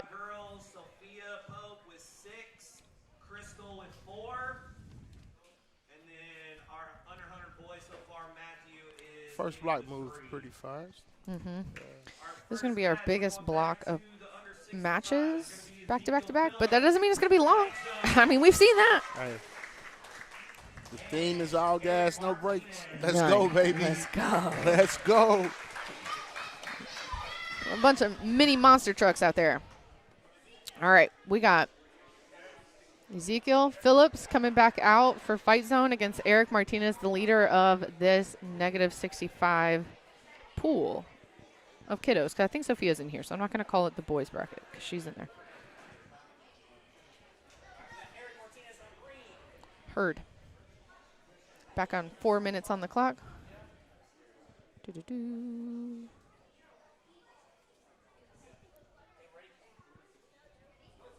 There we go, 4 minutes on. Boys are circling each other, trying to figure out what groups they want next. Eric was in, then out. Ezekiel's staying calm, just waiting for the right spot. He's got an underhook. That puts our, ooh, Eric pulled in, set up an armbar. Ezekiel said, not this round. Now we've got more side-to-side action from Ezekiel. What a great way of the coaching corner to kind of see what happened in the first match, talk to their athlete, and get a different performance, starting out quick on the next match. Good break out of there from Ezekiel. He's pinning that leg down and getting to north-south. He's got to, control the hips just like that. Eric goes belly down to avoid an armbar setup, catches him in half guard, and Ezekiel's now got to clear out of this, but keeping chest-to-chest pressure is going to be good, giving him some time. Gets his laces over. That's a good option. Trying to clear the lock off of his leg so he can settle into full mount. There's also a back take here. Just got to get his head in the right position, make that happen.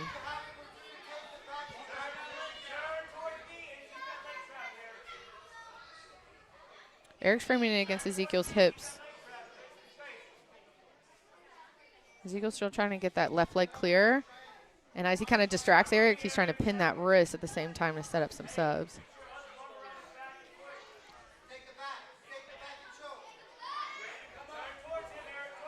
Ezekiel's got good cross-face pressure. Allows Eric to center back up to him. He backs out to not allow a close guard. He's got to go side to side like he did before. Eric's ready to receive the pressure. Frames a little bit better. Gets his knees in. Good. Back in a neutral position, top and bottom.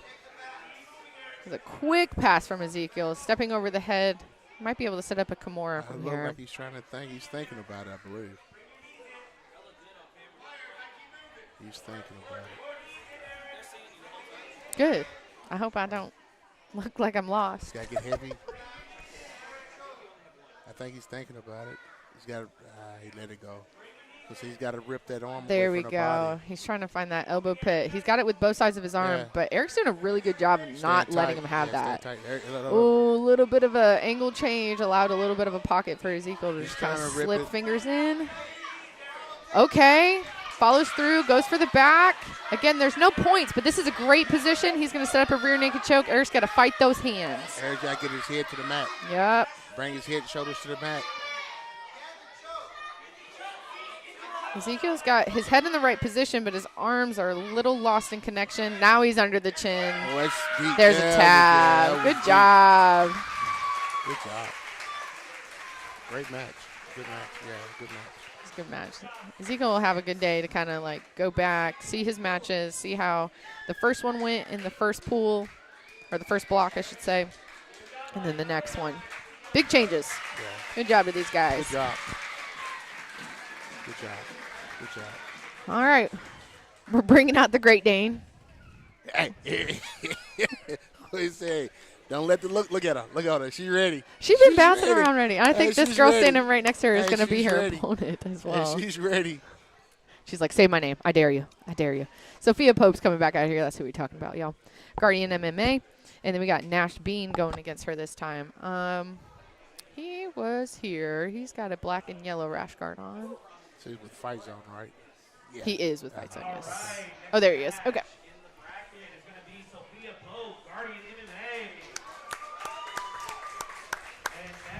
Has she even, like, sweat, one drop of sweat from that girl yet? I don't believe so. Who knows? All right. Nash is running out here. We got Nash putting on the green band. 4 minutes for these kiddos. Sophia racking up some points already.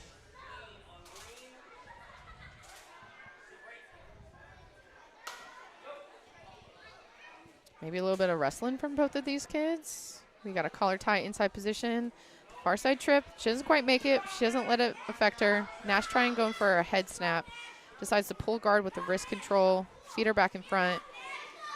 Sophia likes a knee slice, so if you don't have good connections on guard, she's going to Come right on in, up the center. Pinning those legs, staying heavy over the hips. She need to cover that leg.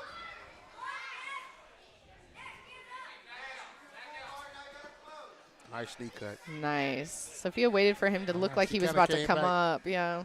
Kind of came back into his half guard. Corner's calling for him to go full guard, but with Sophia's pressure turning his head the opposite direction of where he needs to be to utilize that half guard is going to be a little tricky. Sophia's keeping her elbows on the ground. She's trying to isolate his left side. Yep, she's doing it with her head rather than her hand, which is a good option. Nash could push both knees down and kind of get his knees to his chest to create some space. And there's full mount from Sophia. And he's got head and arm control with a good shoulder pressure. Nash is almost finding enough angle to get his elbow back down into frame against the hips. Sophia's kind of letting him work. Staying in tight, bringing her knee up high. Quick look from the coach does relieve that pressure a little bit. But looks like she's got her hands connected now. She's just going to wait for the right time to start the squeeze. There's a tap there. Good job, good job. We got a 6 for Sophia there.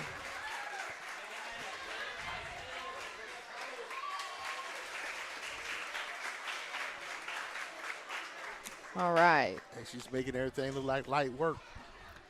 Game plan ready.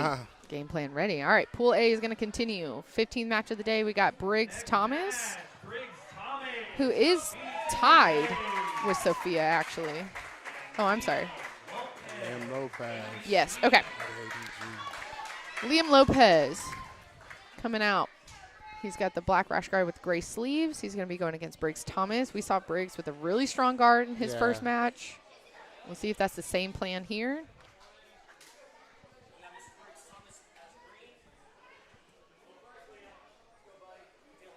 Yep. 4 minutes on. They come running at each other. Oh, my goodness. Liam pulls the guard. Doesn't quite get it. That allows Briggs to sweep into his own guard. He's going to step over or reach over the shoulder for a Kimura grip. Liam's going to stay heavy to make sure he can't push and cut an angle. Got him. Nice and quick with another 4-point break from Briggs. Good sportsmanship from those guys. Big hugs.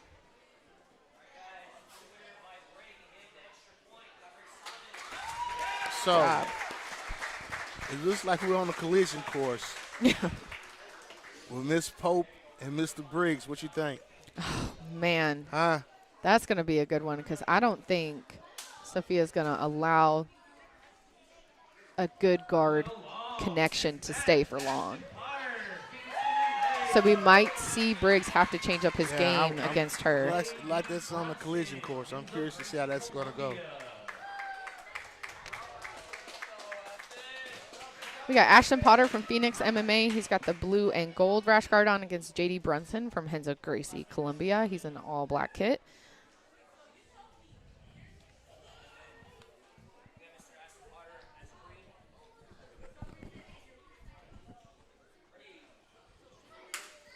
Here we go. Ooh, ooh, ooh. That was fun. Little spin around to a guard. He's going to whip him around by the ankle. All right, J.D. And the arm is in, but he's hugged on the legs. He's tipping him over, not allowing Ashton to really get the shoulder to keep the elbow line for that submission attempt. JD looks ready to really get gritty. No slams, so we're going to keep our friends on the floor. JD doesn't want the sweep. It's going to be in close guard, but what he needs to do is knead the dough backwards and start looking up because that arm is all Ashton's right there. He's going to go belly down. Spins around, almost gets it. That was a great escape from JD. There's a tap there. Ashton gets a 4-point break. So, the young, be it boy or girl, their style of play for Phoenix MMA from a guard is very I find it to be advanced. Yes. Yeah. Yeah. This is probably one of those, like, okay, we don't just do it 10 times. We do it 100 times. Yeah. And then after we do it 100 times, we do it 100 times more. Even the transitions, you know, the setups. Yeah, I think they can see, like, we're going to try this scenario and see a reaction, and then we're going to go back to game plan A. We're going to try this scenario, see a reaction, and go back to game plan. So.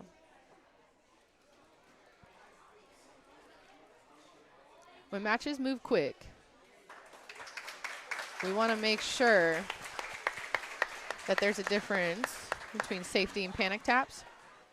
Either way, we want to make sure athletes are coming back to the mats on Monday for classes.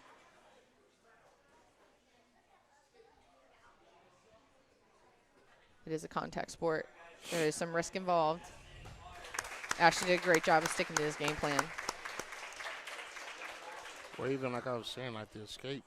Like he was transiting. I mean, JD's escape right there was great. Yeah.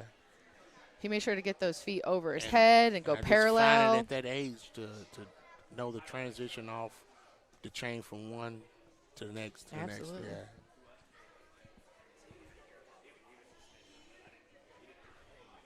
I'll tell you, that is not a good escape. That I know that quickly. So good on JD for seeing it, trying it. Yeah. And good on Ashton for saying, nope, not quite. Okay.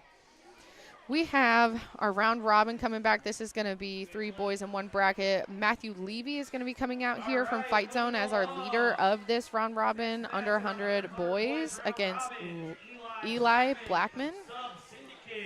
Against Sub Syndicate. Okay, I have seen this kiddo.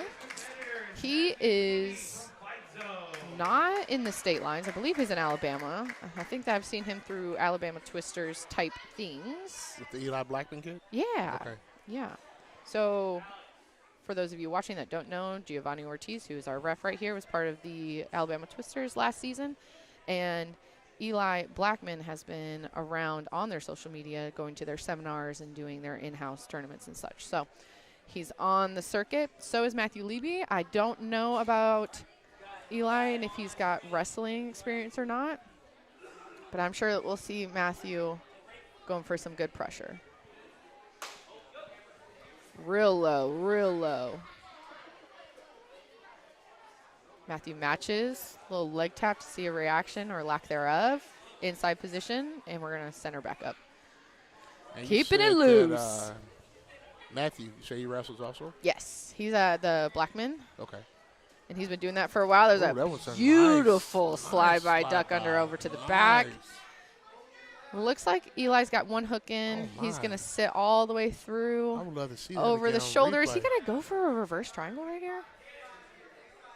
Matthew's got to at least turn in or get his elbows out of the risk of this. Yep, because it's going to turn into an arm bar if it's not a triangle.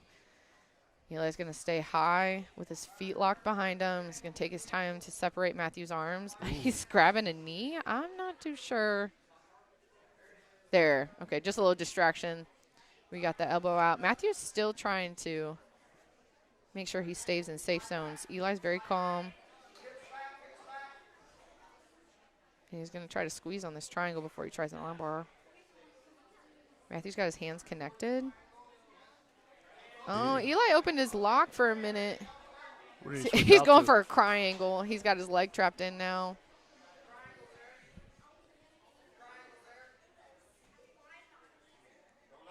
It's hard to see what is being reached for as an elbow now. Eli's doing a really good job of going top to bottom attacks, keeping Matthew on the defense the entire time and kind of distracted by what could come up. He's digging under the chin, locking his hands up, getting Matthew's hands out of the way.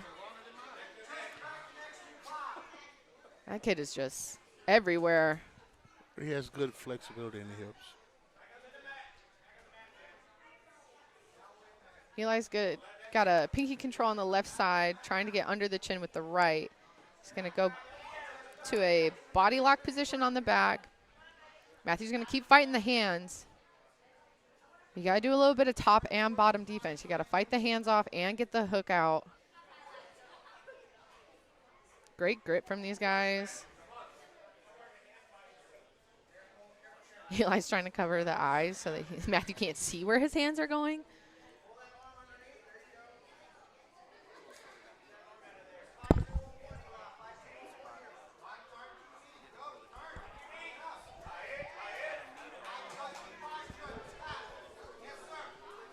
Oh, armbar is a tap right there for Matthew. Those are some really good change submissions from Eli there. Really good. I have a feeling he was trying to go for a choke for points, but settled in on a break. Armbar. That young man is talented. Yeah. Talented.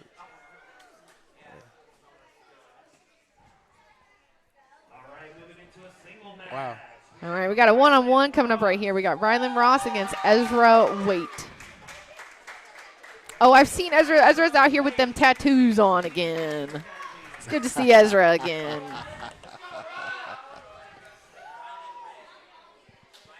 Rylan's red because he's wearing red.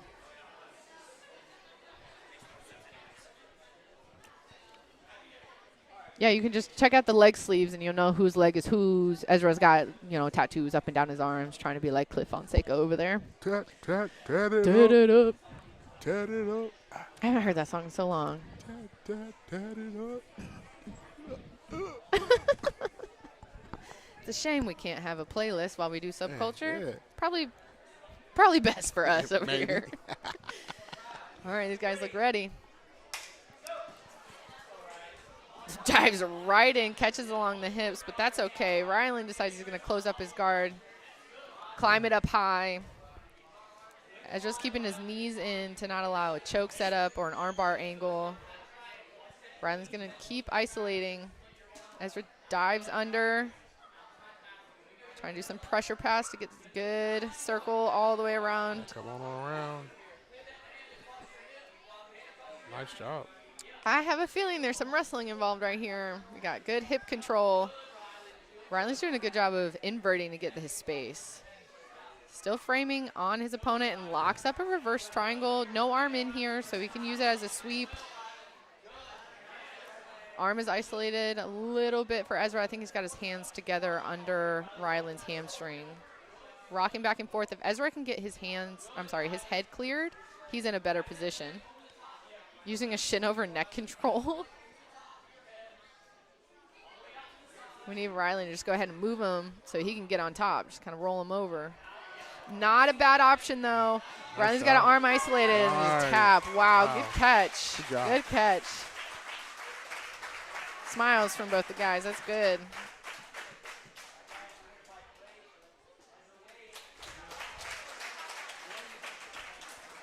All right, we're going to be getting back into the girls' bracket. Girls' bracket right here. We got Sophia Pope as the lead with 6 points and Crystal Nogueira.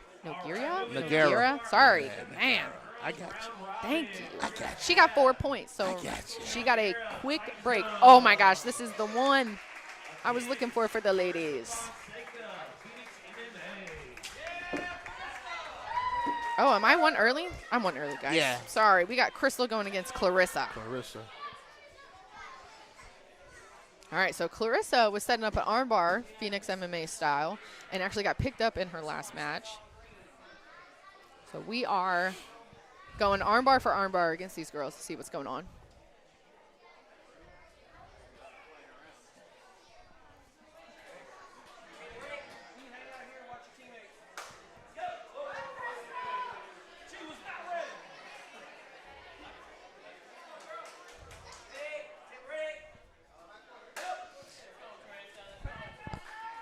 A little false start. That's okay. We just try again. All right, Clarissa pulls to guard.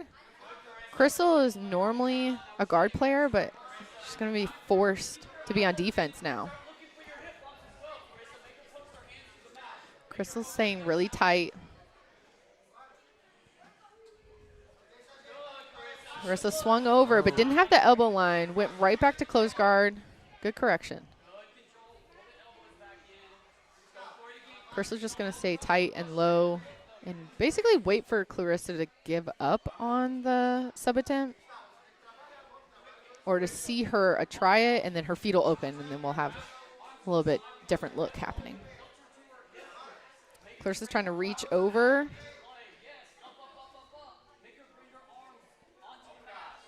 Clarissa's just going to push her flat.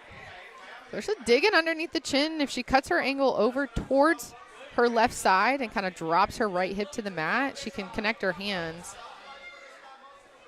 If not, we might see a hip bump sweep right here. She's got to be strong on it. Clarissa's got a great base, puts her right back into close guard. Elbows are starting to get stretched out. Clarissa sees it, doesn't risk it yet, almost tries maybe a triangle setup here. Crystal's got her elbow clear.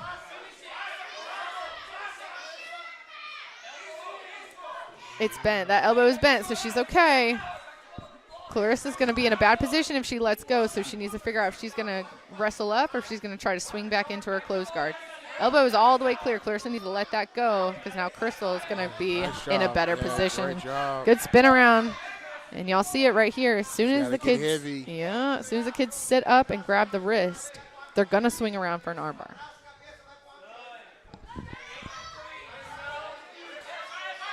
Okay. Clarissa pulls her elbow back in, rocks side to side. She needs to get her defense going. She's got to get her elbow down. Tap. Woo! Good job to these ladies. Good deep breath from Clarissa. Crystal's very happy with her performance. We'd love to see that too.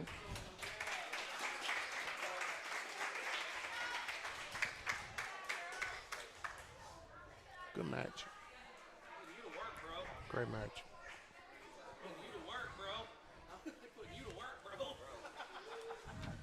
So we got Miss Pope against Miss Stevenson, right? Yes.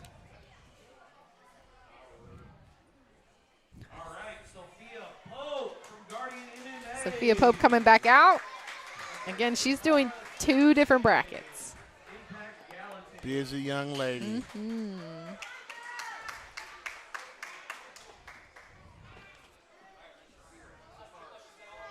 Saphira Stevenson. A little bit taller than Sophia Pope. Just wearing the spets. We'll see how they go together. Saphira. That's a nice little pickup single leg.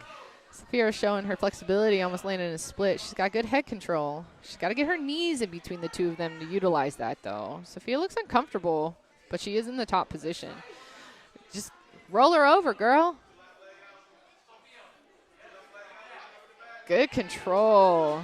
Pops her head out, goes into side control. Saphira needs to get a guard back going. She cannot let those legs go long. Where she wants to be is at top. Yep.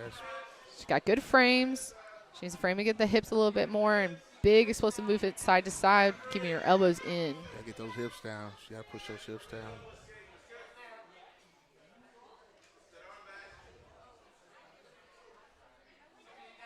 There we go. Saphira's digging her hand across the hip line, keeping her elbow tight on her far side. Sophia's going to give her a little bit of pressure to get that elbow to expose. Trying to walk it over the top of her head. Keeps her ear tight. She's got a rear naked choke set up from the front side, so we call that a head and arm choke. Got her. And there's a tap.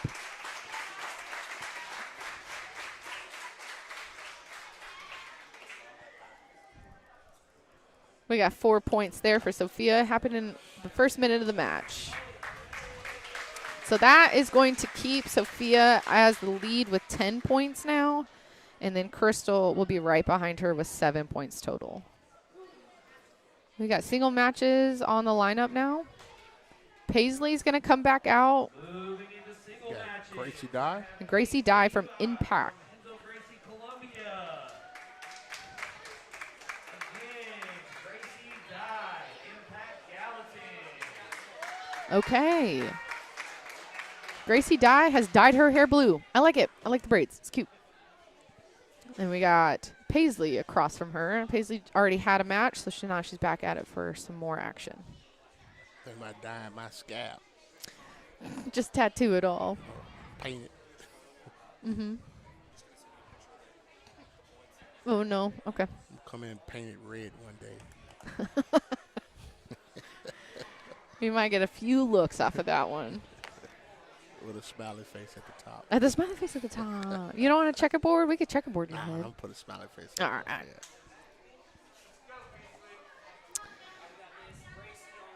Gracie's going to be in green for us with the green band, and we're ready.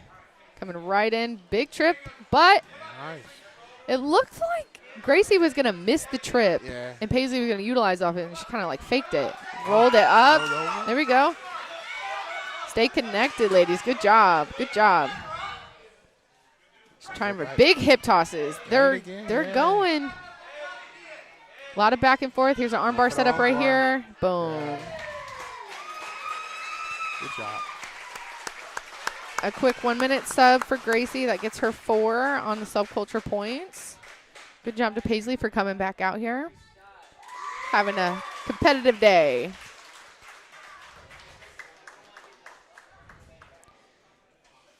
Had a few repeat athletes coming out coming here. up with Miss Harlan Rittenhour Coming back out.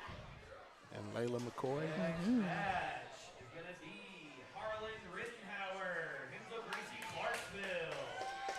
She had a good match, I think. That first match? Yes. Who was She was going against, you talking about possible match of the day? yes, Eliza. Yeah, it was a good match. Good match. Okay.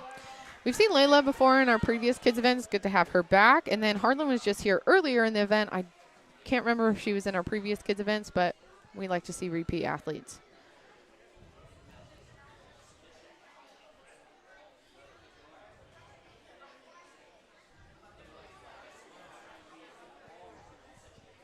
Because you an old man.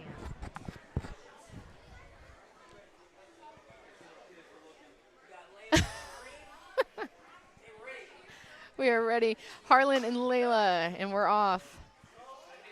Both digging in. Trying to get that underhook on the right Look, side. Layla's got a really good base, clearing off any connections. Got that underhook. Look at that wizard. All right. Almost go for a hip toss. Going to put her on top. yeah. Nice. Harlan needs to get her second leg there. Good close guard. Layla's already starting to fight up to get out of that. Should get those hands in the armpit. Look up. Almost. Harlan could have done that, but Layla's doing a good job pinning the far side, so she can't really cut that angle to get that sweep going. It does have a hand on the mat, which is not going to help her in the end. Elbows bent, so we're okay. We're double underpass. Aggressive. Triangle set up from Harlan. She's okay with that. She's going to roll through. Good. Good push-up. Puts her on top. Time. What happened? I think her foot rolled. So Harlan was in a triangle from close guard. Layla went to walk forwards. And that would put Harlan in top side of the triangle. But if they're unaware, sometimes their toes get stuck. And when they roll, it kind of does a slight foot lock on themselves. We're going to start back at neutral. We're going to be probably pretty aggressive coming out this second time. Let's see what happens with these ladies. Good. Harlan and Layla back at it. Digging for an underhook is Harlan. She opts to close guard again. She liked what she was doing there. Layla's got her knee up the middle. She's got a wrist control, but it's not enough to set up a sub-attempt. She lets go. She's going to sit up for guard. Layla's going to try to rock her back and get her flat. Good side-to-side movement from Layla. Really making Harlan have to work for her guard. Harlan's like, I'm getting sick of being pushed, so I'm going to stand up. Layla's like, no, we're up and down. Harlan almost catches her in another triangle. Elbows are tight. Oh, elbows clear for Layla. She's staying composed. Not allowing the sweep either. Harlan's got a strong guard. There you go. Look up. Layla's trying to dig her knee in the middle to kind of separate those ankles with her back. That was great. Now she's got a knee up the middle. She's got to take her time to open the feet. Great job. Harlan's trying to find that arm and find it quick. Layla's knee cut passing, but Harlan kind of gives her a spin right off the top. Every time Layla tries to go for that slide by, the little fling pass, Yeah. Harlan just finds her hips with the opposite. Nice sweep. Yeah. All right, let's see Harlan try to play on top with Layla's guard. That's a better attempt Great at that job. throw Yeah, by yeah, right there. Yeah. She gets heavy with the hips and not just dependent on the angle. Are we going to see more buggy chokes from these kids? That's crazy. Look at that flexibility, trying to get all the way over the head to kind of spin herself around. Harlan puts herself almost on her back, jumps for an arm bar. She's got a triangle set up right here, so she's going to roll to a reverse side. She lost Layla it. spins Yeah, right on she out, lost it. puts Harlan back in guard, Layla back on defense. That's a better one. That was a better attempt from Harlan. Layla's Got tough. 60 seconds. 60 seconds.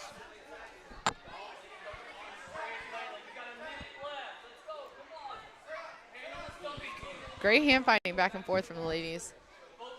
Good. Layla needs to get up on her toes.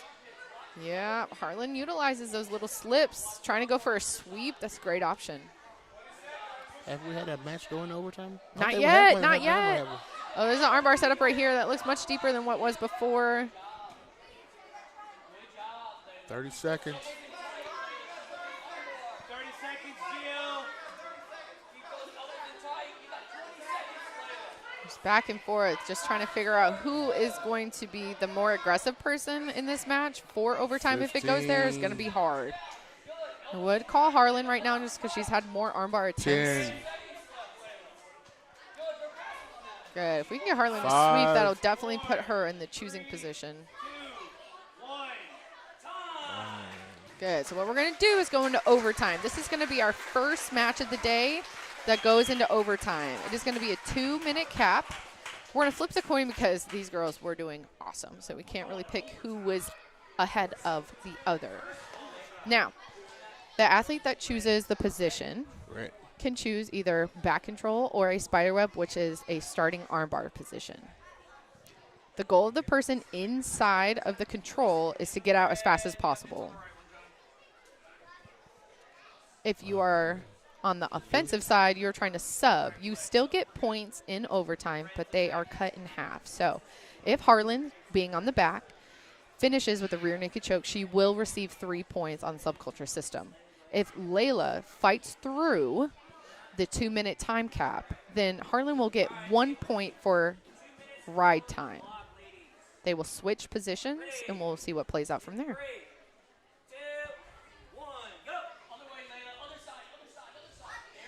We're pulling back and forth. What Layla needs to get her shoulders to the mat and fight the hands off. She needs to have both shoulders and her elbow completely cleared from Harlan's control. Harlan's got a really good bite. She's extended. She's going to rock her back for a body triangle setup. She's got to get her head in place to get the finish. Layla's doing a great job of cutting an angle and make sure it's clear, and that's time right there. Very good. Very good.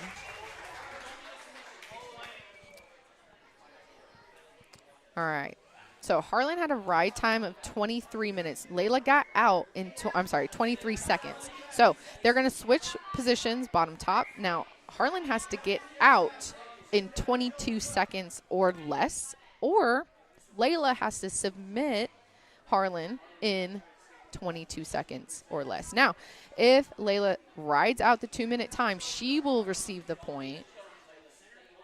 The goal here is to get it done fast, especially in the kids' events. Everything is fast. 23 seconds doesn't seem like a lot of time.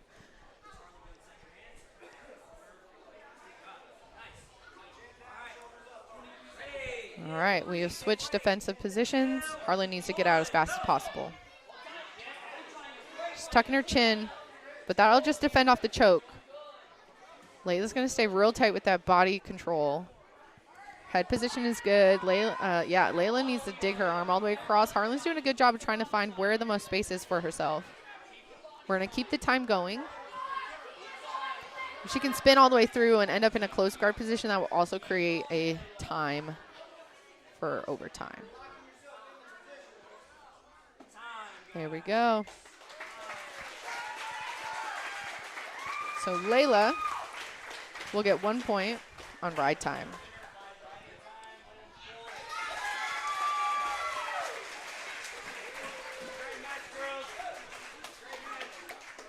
So both of the matches that had Harlan in them were the most action, I think, right now. Not saying that there wasn't good action before.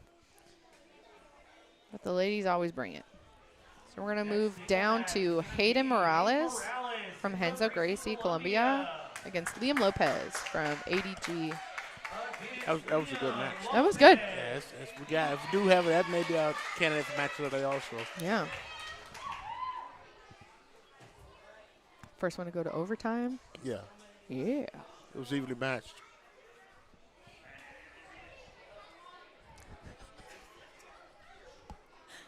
Tyler's making noises in the corner over here, y'all, so. Executive producer. All right, we got Hayden versus Liam. Liam pulled guard last time. Liam. Oh, they both pulled guard. We'll see who gets on top. Liam decides he's going to come up, try to pass through Hayden. Hayden's going to turtle. He's got a head and arm set up. It looks pretty tight, but he pops his head right out, puts him down the bottom position. Liam sees an arm, almost sets up an arm bar. Hayden's going to keep the momentum going. Liam turns him to his back, digs under his chin, got his hooks in already. Hayden's doing a good job of just staying active.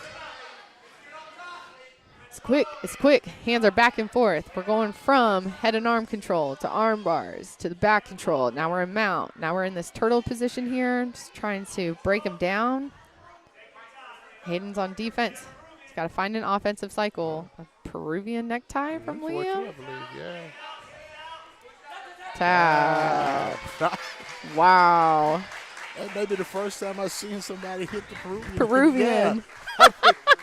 I believe that's the first time I see somebody hit it in an event. I think I'm a little upset. Especially in the kids, yeah. These kids are showing up, these adults out here. Getting Nice a Peruvian job. necktie in the first minute of the match will give Liam 4 points in subculture. Nice job.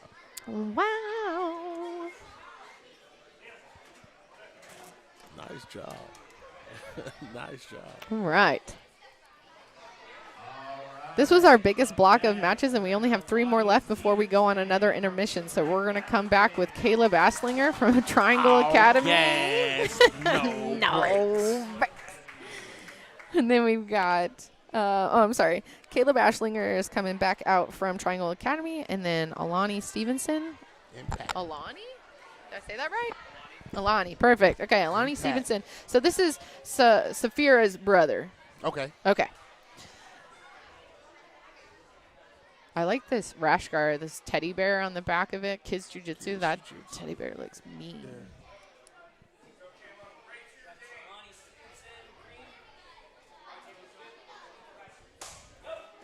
Caleb pulls directly to guard. Alani said, I'm going to tip you over and try to pass on through. Caleb almost had a triangle set up. Remember, he had the buggy choke on his last match, so he's going to use that length and almost set it up again right there. He's the one that caught Alex with it, right? Yes. Okay. Alani's going to walk it back. Don't be slamming. So what we're going to do is probably reset them. Heard.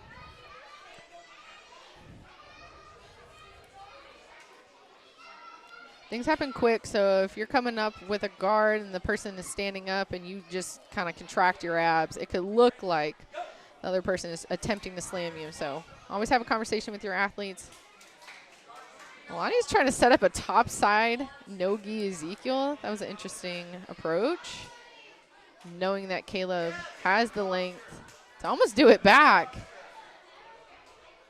They're both too tall, long athletes, so. I wonder how old they are, Yeah, if they still got time to grow, because limbs are long over here. Good. Alani backs out. Caleb tries to make some grips just to pull him in. Alani almost slices all the way through. Yeah, that's good, nice. but he knows the buggy check is coming, so he frames across the hip and slides the knee over. So he's going to put some pressure down on Caleb now. Let's see how Caleb responds on a defensive side. Caleb's going to palm those legs inside, push the hips down. He is finding the hips. Pumble, keep pumping. Don't want to overextend too much. That's where everyone sets up the armbar from. Exposes the back a little bit. Alani doesn't quite have his left knee high enough to take the back. Ooh. A little hip switch over and keeping his elbows in good positions to not get buggy choked. Good, good. Both guys doing a good job. I'm not sure if this was Alani's plan to play top. It looks comfortable there. Caleb does a good job of getting the hooks out and trying to stay on top, but doesn't have the belly-to-belly look, so it puts him back in the bottom position. There's a lot of space on Alani's knee right now when he steps up. I think it's because he's so tall. Wide base. Isolating an arm. Nice spider walk. Caleb's starting to have to really react. Got his hip across.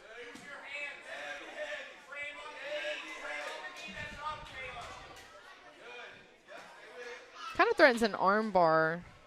So Caleb turns into it. Could have exposed his back for a little bit too long, but Alani decides to settle into mount.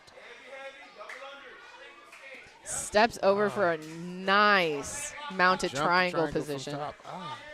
Puts him on the back with a body lock, and he's got his left arm all the way under the chin. But Caleb does a really good job of just rotating in that small space that he does have. Good pressure from Alani, trying to break those grips down. Kind of 1 minute left in this match. This one might go to overtime as well. Pushes him up high. Alani settles back down, decides to pull him into his own guard, jumps the shoulder for a triangle. Caleb's listening to his corner to make sure his defense is on point. Gets swept over to a mounted triangle. Top side.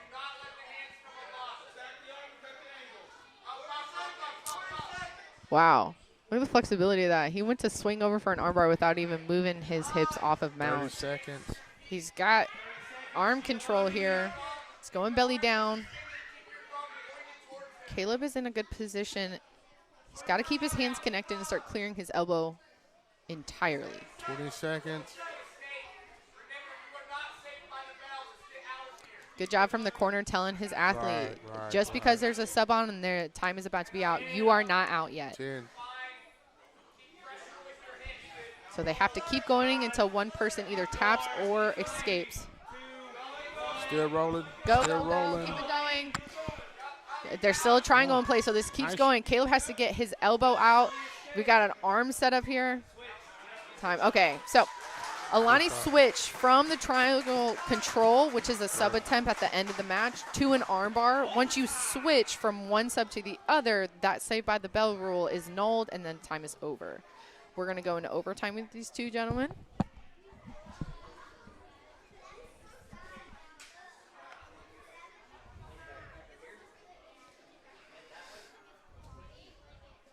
Spin it. Yes, screens attacking. All right, so we have had Alani choose the spiderweb attempt. So Caleb is going to be down on his back. He's going to have his arms in a defensive position of his choosing. Alani's going to have elbow to elbow deep on the arm that he is attacking, and one hand has to start on the mat. Ref is going to call go time. Caleb needs to get out as soon as possible, and Alani needs to try to sub Caleb quickly as possible. They will switch top-bottom position and then let that play out.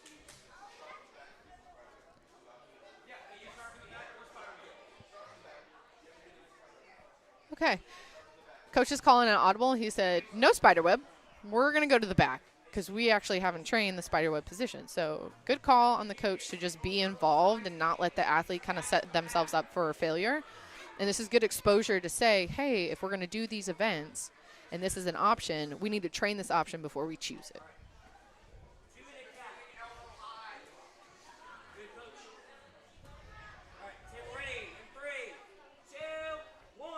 All right, so this is going to be the same setup that we just saw with Hayden and Layla of the back control. This time Alani keeps one hook in, keeps his head in position, and digs all the way across.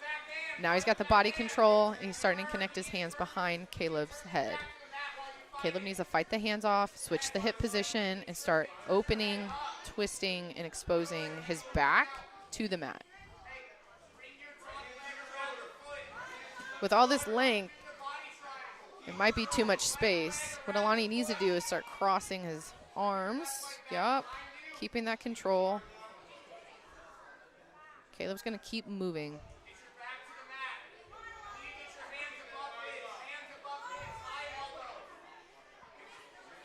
Alani's got his hands connected, but they're not in a position to start like the blood choke that we're looking for, the rear naked choke. That's a better attempt.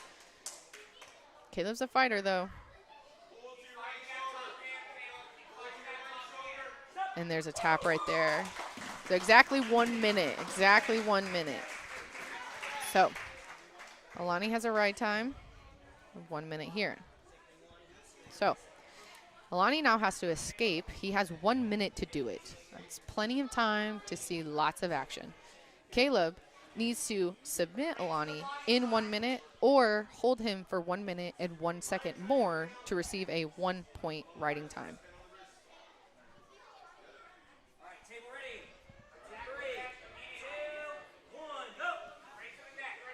Back to the body control. Alani decides to go for a spinning escape, which kind of puts Caleb off at an angle. So the minute that Alani's shoulder and elbow is clear here, he's out. So Alani will win in overtime with a sub. Okay, Alani will receive 3 points for the choke that he got in 1 minute of the riding time. Cool. That was good. That was fun to see.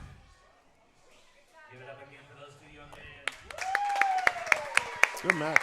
All right, and now we got another sibling coming out here. Great we got match. Aria Stevenson, also from Impact, coming out against Amiri Scales from ADG. The Stevenson family is well represented today. I guess so. They said if there was a family squad event on Hey, we Subculture, out. they would be on it. Hey, when you get one, you get all. Here. I gotcha. Yeah. Yeah. It's all good. Okay. We are looking at Emery Scales. She's going to be in the green shorts and the ADG rash guard against Aria Stevenson, who is in the black spats and the white rash guard.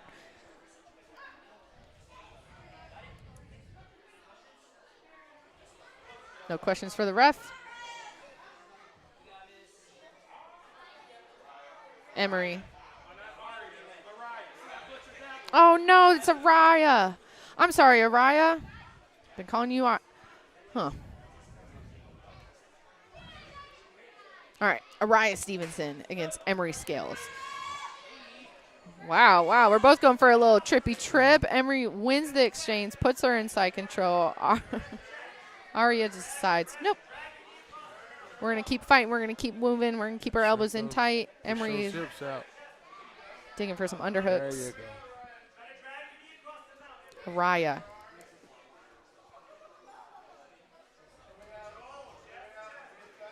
Good job on the ref. Can't grab the clothes. Some of these kids do gi and no gi, so it's just habitual sometimes. Grab some material. Emery gets bumped off and then rides right back into mount.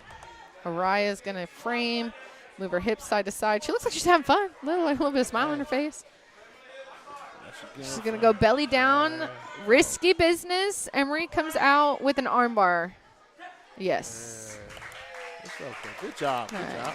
So Emery's going to receive 4 points. All right. That's going to put us into our second intermission, little potty break for the kids event. All right. When we come back from this intermission, we are going to be closing out the -65 pool play, as well as our final round in the -100 boys round robin. Then we've got our Monster Lady is going to be coming back out for the -65 pound girls round robin. We've got some single matches. And then our main event is going to be a teens event between Macy Gant and Aliyah Howard. So don't go anywhere. If you've got family members that are watching in, make sure to give us a like, subscribe, comment on our stuff. Go to our Instagram. Make sure you find your fighters post. And let your people know that this is going on. If your kids are curious about fighting in Subculture, getting a match out here, it is free for competitors all the time. We do call outs for kids events, women's events, teams events, men's events. So follow us, make sure that you know what's going on in here. We'd love to have you on these mats soon. Don't go anywhere. We got one more block to go.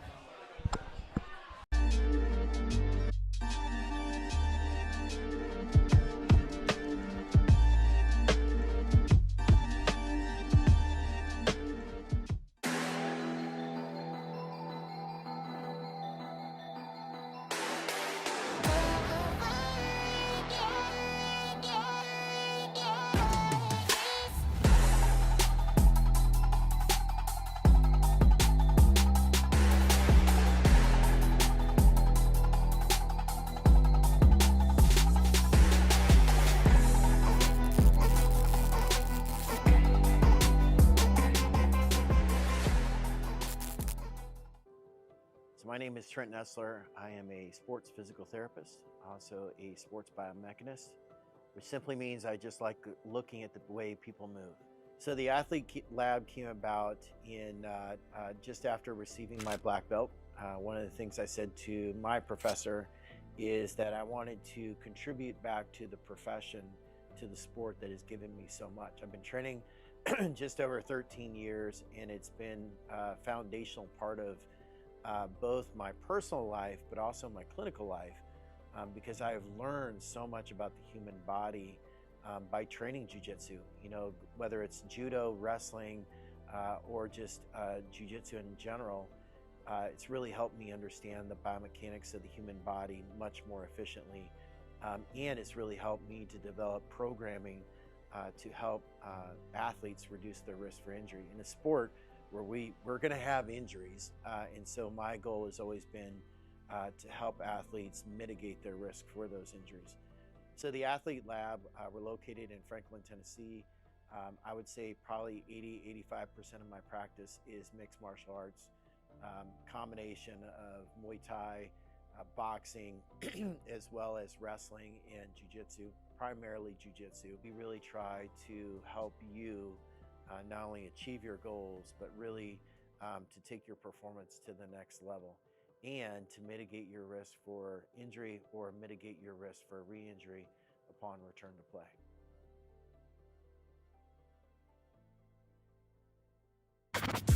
Cirque so built your apparel. We roll different.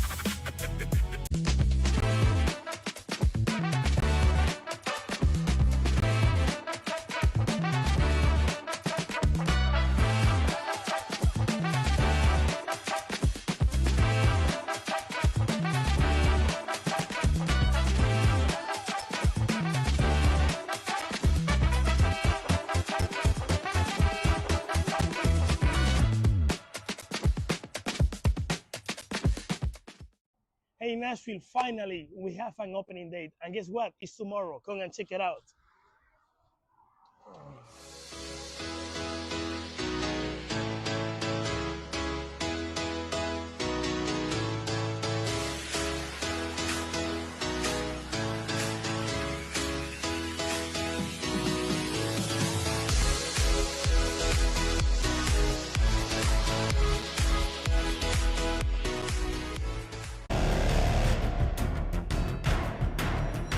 I'm really excited for no time limit, and then the more I kind of got to know the vision for this, the more excited I got. I just want to put on a show. If I don't want to pay to watch my own match, someone who doesn't know jiu-jitsu doesn't want to pay to watch my match. It's got to be fast, it's got to be exciting, it's got to be interesting. The rule set is super great. I love the submission-only type rule set. Two people walk on the mat, one person walks off victory. There's no controversy in that. I think it'll be super interesting. I just found out 3 days ago that I was doing it, so I just feel blessed to be able to do it, and I'm excited for the opportunity. I heard that they want to pick up everything the athletes say, you know, so it's supposed to be a very, sounds pretty intimate, you know, it's like, here's the match, and then obviously no time limit, it's kind of a boring format. So they're not streaming it, they're going to do the production afterwards, and that's really exciting to me. I'm just pumped to be a part of it, and I'm really grateful. I'm really excited for this format. I've never competed in something like this, especially against the people that we have lined up. I think it's a huge honor. Just excited for something different, something that is going to bring a lot of attention to the competitors, and hopefully this ends up being one of the biggest tournaments of the world.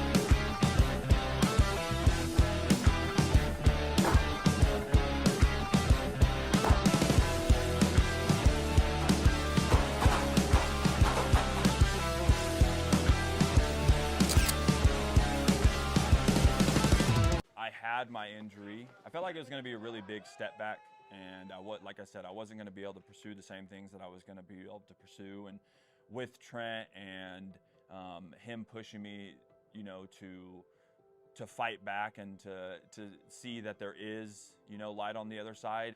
Something that really seemed like it was gonna take a toll on what I was doing has honestly just pushed me past what I thought I could be at. And I really think that that's because Trent showed me that, like, this wasn't gonna be the end, and the knee injury and surgery wasn't gonna be, like, that wasn't gonna define me. What was gonna define me was the amount of time and work that I put into rehab, and it really looks like it's paying off.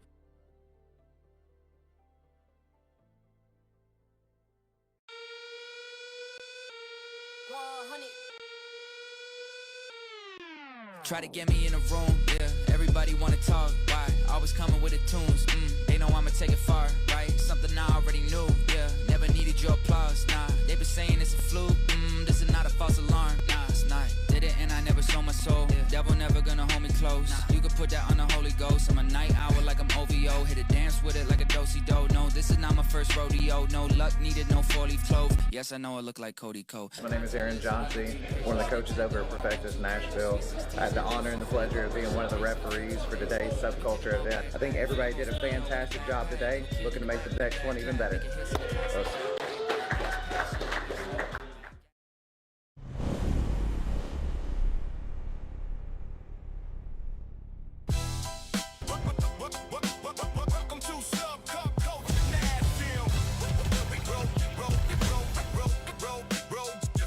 Different.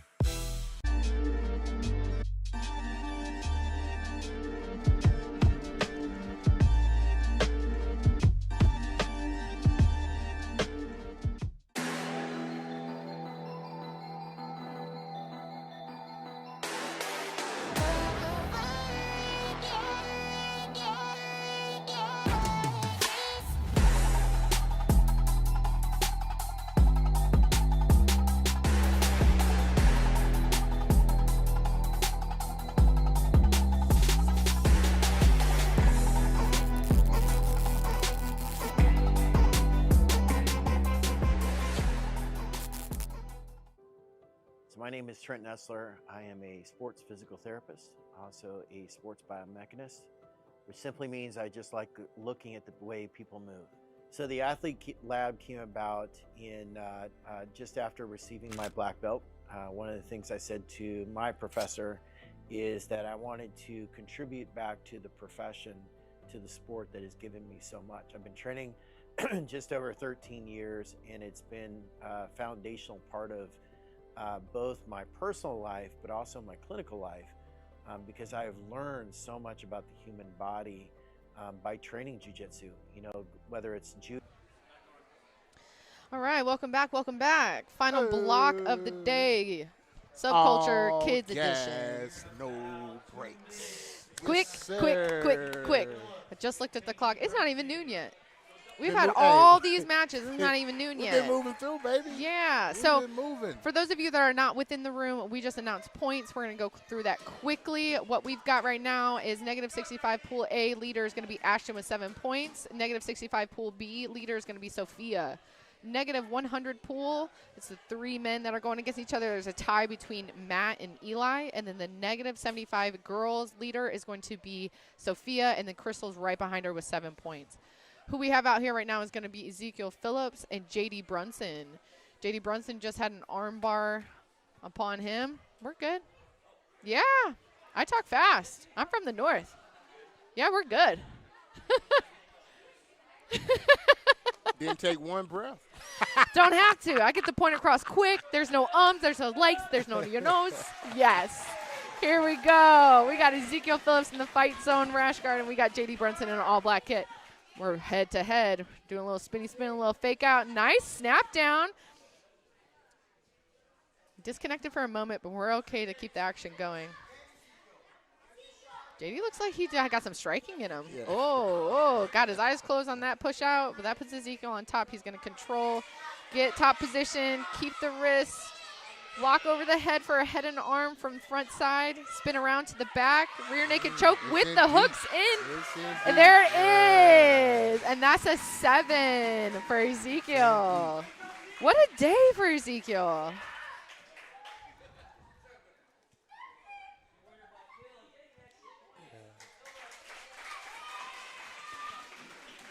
That's right now.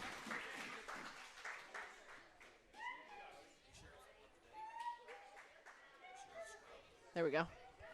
I'm like, making sure. I'm like, ah! Okay. We're just a few moments behind on the feed, making sure nobody missed that one. Okay, all right, we're good. All right. We got Sophia Pope coming back out here. Great Dane of the Day, Guardian MMA, against Briggs Thomas. This is the one that we were really curious about. It's the crash course. Okay. Collision. Okay. Been on a tear for the day.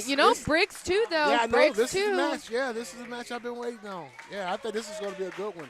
This could very well be the match of the day. I got a couple stars. I got some couple matches, but we'll see what happens. It's going to be a good day.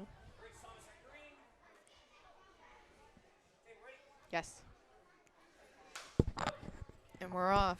Both a little hesitant to see what's going to happen. Briggs shot in on Sophia. Going to force her to maybe play guard, but Sophia grabs far side leg, goes for a trip, puts herself on the inside position with head control, heavy pressure. She could turn him over. Briggs decides to get to a top position. Sophia's got a little bit of a leg control, pushing him away. So we haven't really seen Sophia play off her back. I haven't seen her play any guard. She's played top the whole game. Good job so on the technical stand-up, too. Face-to-face. Almost jumped to the back. Realized the points were not going to count here. Sophia needs to clear her leg or else Briggs is going to come over and onto her back. She's going to stay heavy with her hip and just kind of get him to respond so that she can get in the mount. Exactly. All day long, man. Yep. Briggs' knees are nice and tight in there. He needs to fight his feet in between Sophia's feet. She's doing a good job keeping them glued together. A little bit of separation. See some framing from Briggs. Sophia finds the elbow, keeps her head low. Good chest pressure, staying with the momentum of Briggs, trying to get out of this. Sophia finds her way around Briggs' head. Doesn't have him pinned yet, so she needs to decide if she's going to flatten him out or she's going to take the back because he's starting to expose it a little bit more here.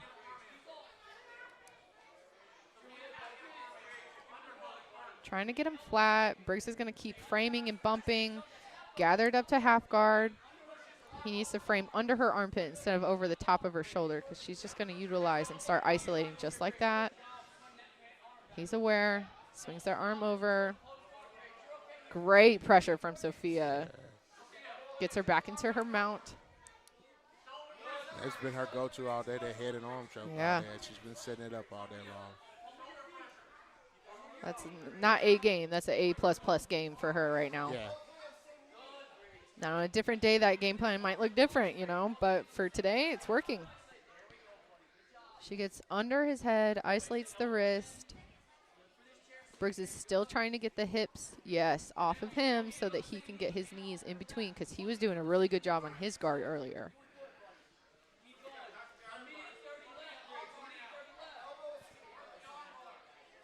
Coaches are calling for some different looks from both of them because as we see athletes come out, they learn what the other person's trying to go for. We got a head and arm set up from Sophia. That arm is all the way above Briggs' head, and there's a tap from Briggs. Head and arm. Yeah.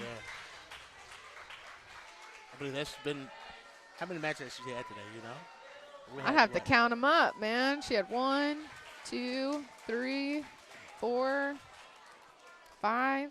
That was match 6 for her today. She'll have one more. That'll be 7. And then the championship as well. She's pretty much won all of them by that head and arm choke, right? She'll have the negative She's 65 but champ. she knows what she's going to do. And yeah. Execution. That's a Great Dane. Yeah. Not an ankle biter, but the Great Dane, man. Yeah, she's been impressive today. And if you haven't really watched all day, she's been in 3 brackets, boys and girls. Yeah. Now we're about to see the leader of Pool A, which is Ashton from Phoenix MMA, so teammate of Briggs that was just out here, is going to be going against Eric Martinez from ADG. Eric was lead at one point in this bracket and now has fallen a little bit short, but he's on the board. So if he could get a choke in under a minute, it'll actually put him and Sophia in the championships. Okay. Because Ashton has 7, Eric has 4.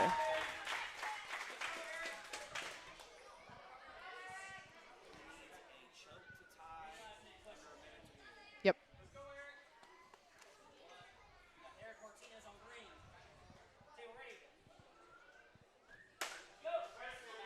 And they're off.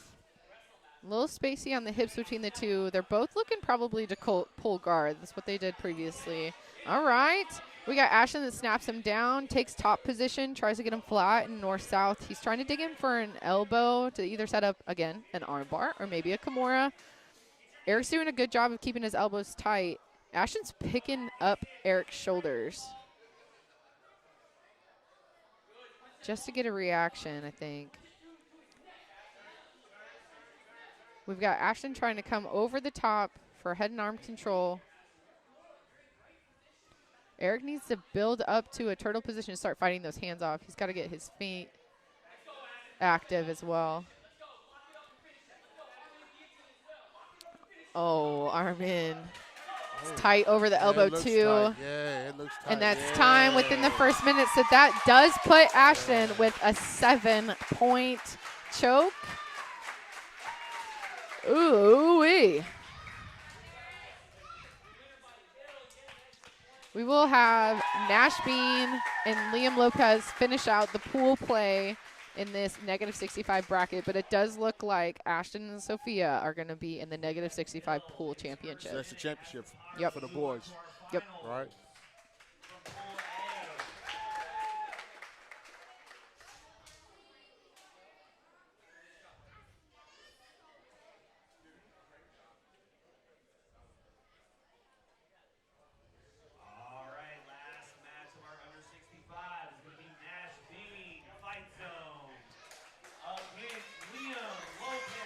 Nash Bean coming back out. Liam Lopez also coming back out. Now, we've seen these athletes a few times, but again, these are new matchups for them. So the person that they're looking across from has played in the same bracket, but they haven't gone against each other yet. So no repeats of matches, just lots of matches. Yes. All right. Nash looks ready to make good connections. Got a collar tie and wrist. Liam decides to sit down. Almost had an arm bar. Went in for a triangle. Nice pass. Nash went for a double underpass. Trying to spin around.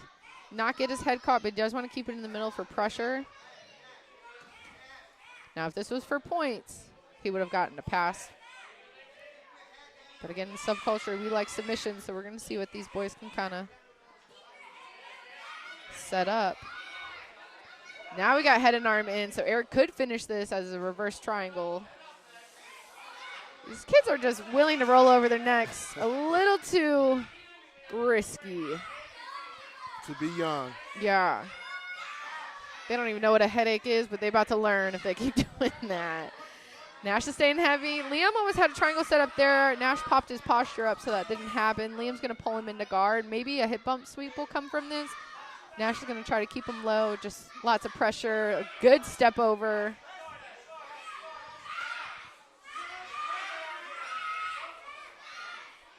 We got the kids' corners just hollering at him. Coaches are saying, hey, chill for a second. Good. Liam's going to keep fighting between setting up triangles or trying to sweep, finding an arm bar, isolating it, and cutting an angle, but that elbow's perfectly fine. He went belly down, but everything was cleared, so now Nash is on top in a reverse mount. Good. Keeping his head low. He's waiting. He's looking over here for points. There's no points on our screen. It is sub only. Blocking the hips, doing a good job of keeping Liam flat. Forcing Liam to try to retain. I think he's looking at the time also. Possibly. Yeah. I know when I compete, I don't look at a screen ever. Most of the time, the corner will tell him what's going on. He's doing a good job listening, He's got to this quarter mount position. Rolled over a little too early to set up an armbar, but he's going to climb that guard up nice and high. Very good job for Nash. Liam pop up to his feet to not allow sweeps to happen. Nash could, yeah, get his hips up and over. Liam needs to fight out quick. He knows those feet locked up behind his back is not comfortable.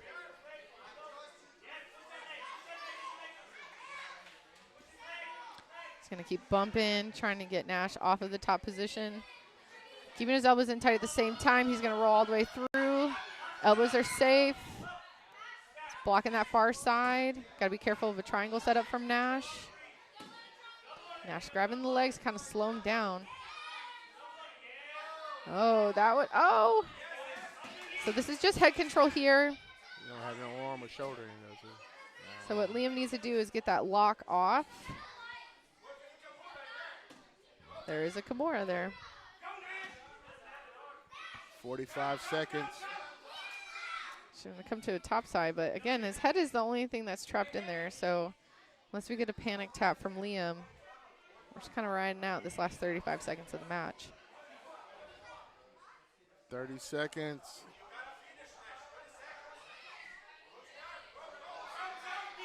Liam looks tough. He's pulling down on that knee to give himself some space because he knows in 20 seconds it could go to overtime. 15.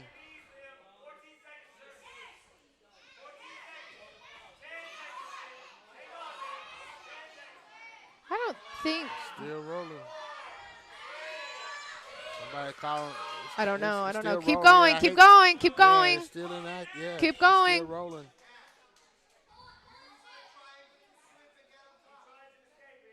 Well, getting on top doesn't do anything if there's no submission attempt yet. Ooh, don't be bending his neck up like that. Liam's got to get out. Liam's got to reach for those toes and unlock those feet. Now, if Nash changes off to any other submission, they will go into overtime. Correct. So he's got to keep his feet locked, and Liam has to get his feet unlocked from around him. Yeah, okay, There Liam's you locking go. the leg Now there. he's addressing the leg. Yeah. So he's got to get him to open it up. Yeah, he's got his ankles. He's got to pull his legs apart. Good. Now He's got to open him. He's got to open him. Got to open him. Don't I get your wonder- arm cut. Good. Good job. Way I to wonder fight it how out. much energy did he spend, though? Yeah, That was to probably a fight out lot. of it, yeah. Between the two of them, between Yeah. Nash squeezing and Right, Liam really yeah. defending.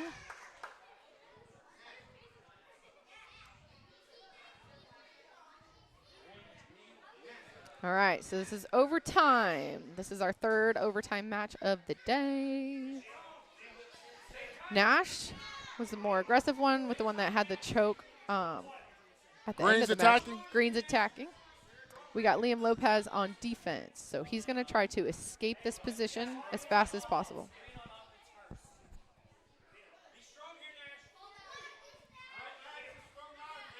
Liam looks a little tired. We'll see how this is going to go.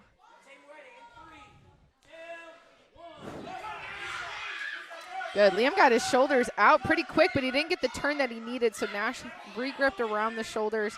We got a body triangle. Liam needs to start kicking those hooks off and defending the hands at the same time.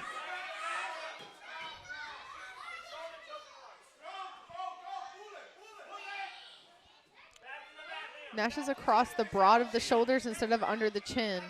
So Liam can still fight against this choke. It is just a lot of pressure. Probably more uncomfortable to be in the body triangle than it is to be in the choke. He's pulling those hands down. He's doing a good job defending. He's got to twist down, look up to the ceiling, and get those shoulders cleared. Nash is almost off of the side.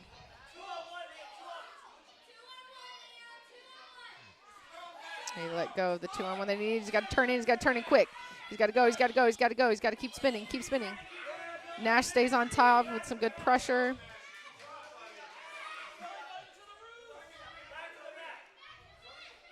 He's got to get his back down. Elbows clear. He's got to shimmy out. Shimmy out. Nash has got to keep control. Nash is doing a great job of staying on the back with the body triangle. Less than a minute left. Liam just got to get his elbow out and turn in. Yup. He's a fighter. Let's see it happen. Nash is off to the side. He needs it right up to mount, but he has to keep the elbows connected, so it's probably best to stay on the backpack position.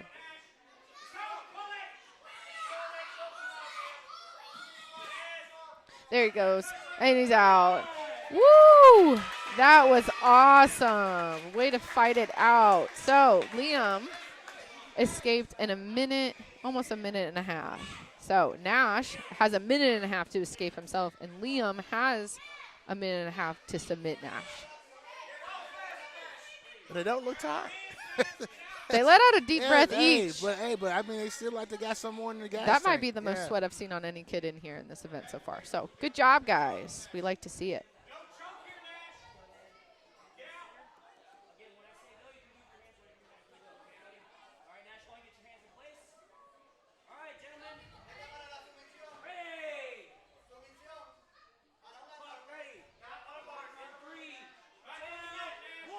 Good. Liam's going to stay nice and tight.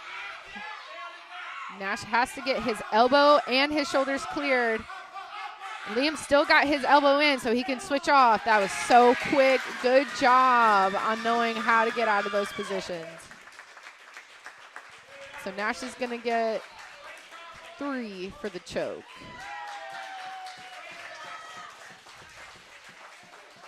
They went into overtime. Get my notes down here. All right. Good job, good job, good job. Good sportsmanship. They're going to go shake coach's hands. And that pool is done for the day. After the conclusion of our under 65, we're going to have Mr. Aston Potter and Sophia Pope in our finals coming up here shortly. It's a great match. Yeah, that'll be a good one to watch as well. Great match.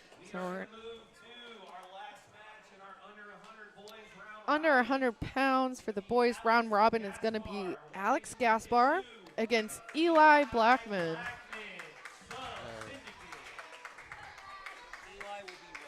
All right. We've seen Eli earlier. Eli has a slick game. Yeah, he likes to chain submissions one after the other. Yeah. Okay. Let's see what Alex does this time. Alex was a top player before, and now he's kind of getting into his guard a little bit more. Eli is good at guard. We saw that, but he did have some wrestling. So Eli decides to just go ahead and sit, and that forces Alex into the passing position. Staying heavy on the hips, but he's got to make sure that he doesn't leave anything out there for Eli to grab onto and set anything up with. Great sweep from Eli there. Alex needs to start feeding his feet to the middle, framing it against the hips, turning without exposing his back. It looks like Eli almost set up that skull wedge, too. All right, we got a leg position, but again, Alex can use it to sweep only, and he's going to come up on top. Great sweep from Alex. Good job. Let's go. Back and forth with these boys. Eli has set up his guard. He's on his side. Going to ride up, get head and arm control. Good. Eli has good top pressure, keeping ear to ear, setting up a punch choke. Ref called no can do. Eli said, got it, and moved on. Ooh, nice Swims around to the back, even catches over the shoulder for a reverse triangle arm bar for Eli. Nicely done. Slick game. That was quick.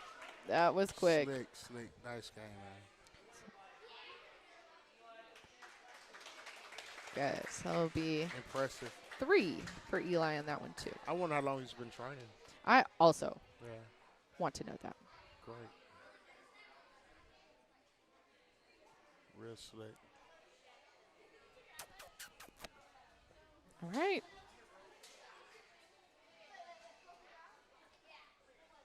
Hard matches show us what we need to work on, the speed we need to work at, or the pressure we need to control. So getting kids out here to compete for free, having multiple matches within the day, gives them time to kind of learn how to lose, and then shows coaches where their holes in their game are. 3. Yeah.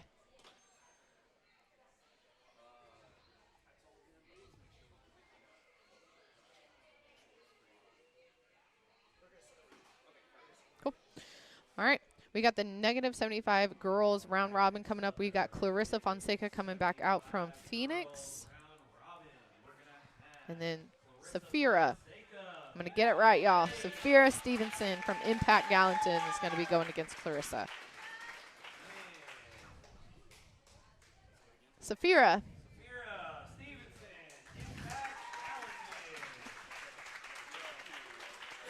It's a team effort. Hold on 1 second, Coach. All right.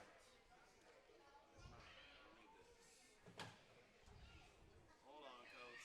I'm sorry.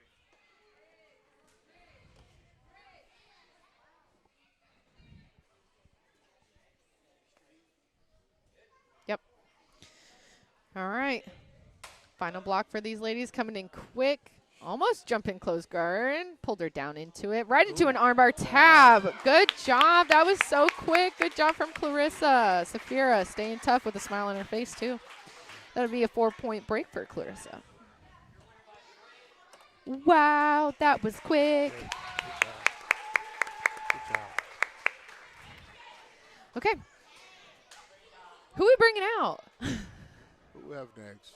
Oh, we got the Great Danes coming, baby. The Great Danes. She's going to be going against Hey. Crystal. This will actually be a really good one as well. I know Crystal has been training and competing for a long time. Her dad competes. So it's a family event for them. Last match in our girls under 75. This will determine our winner. So, Sophia Pope is up by 5 points. So first off, give Sophia Pope a round of applause. All right, y'all. So what we're announcing to the room is where these two girls lie on points right now. Sophia has 12 points on the board, and Crystal has 7. So Crystal needs to get a choke. Yep. And that will bump her higher than Sophia, okay? Now, if they go into overtime at all, ride time or choke, it looks like Sophia's going to have more points to combat the scoreboard. Oh, my gosh. Easy.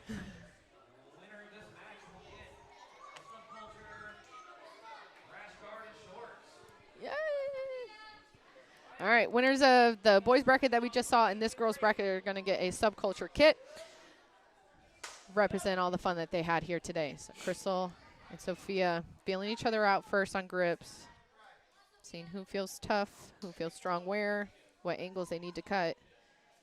Let's see where we get to. Nice trip attempt. Crystal backs away with her hands ready to receive. Head-to-head position with these girls. Good collar ties, good clears. Digging for an underhook. Sophia tries a hip toss. Gets it. Needs to stay heavy on top. Crystal's going to pop out the back if Sophia doesn't keep her knees clear and turn back into her chest-to-chest style.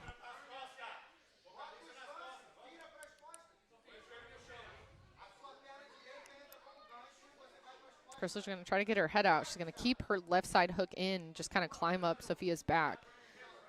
Sophia needs to kick, not necessarily kick, but kind of push the knee off with her other foot to kind of turn in.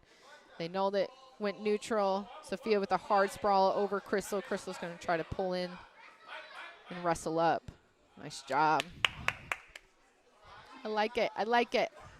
I'm excited. I like to see a mix.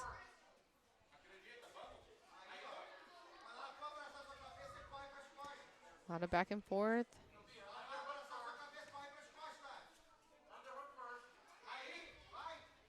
Crystal's got good reactive angles. Sophia's going to go back for that same side trip. Her knees are clear this time, so we'll see if this was more successful.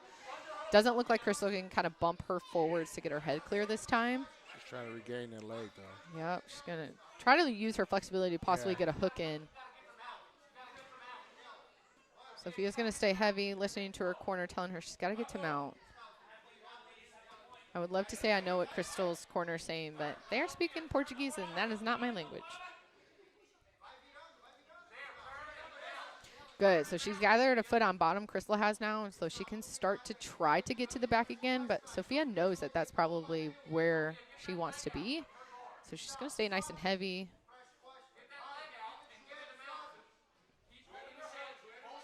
There we go. Sophia's starting to step on Crystal's knee to get her knee clear. It's kind of like a kick-push position. I'll allow her to kind of step over into mount or weave her leg over into mount.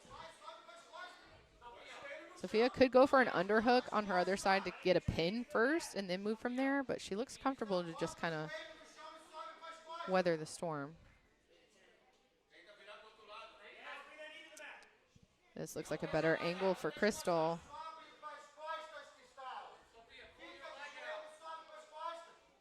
Sophia still got her foot caught. She needs to turn into Crystal instead of away from her, because once she gets her hips far enough away, it's going to turn into a scramble. Under 60 seconds. 1 minute left. Sophia needs a back step all the way through and kind of keep hip pressure. It's close. It's right there. Like she's about to pop out. Right there. Okay, good. Here's the scramble. There she goes. We knew it was going to be on the back. Turn into her. Nice job. Face to face again. Now we're a little bit more aggressive. Now we're a little bit more comfortable with each other. Great shot. We need to posture up because now Crystal's in a good guard. 30 seconds.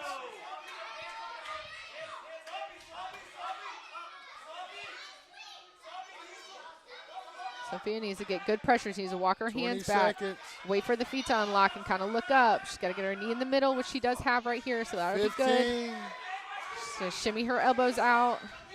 Step over for Sophia. There it is right there. She needs to stay tough. Crystal's going to go flat. We got 5 seconds on the clock again. We got to keep it going. We got to keep it going.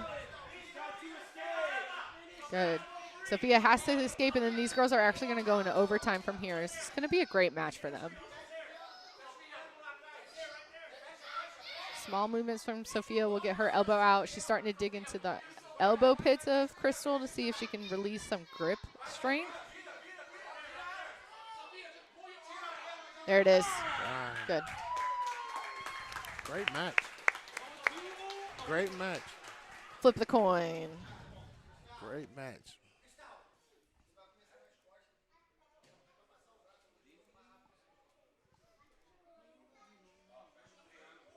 With a coin flip from these two girls, we're going to have Sophia choose.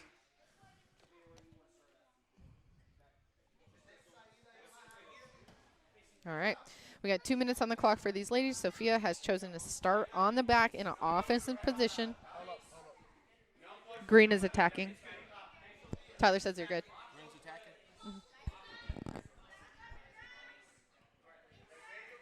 All right. Oh, she started on the back. Okay. Got Yep. it. Yep. Yep.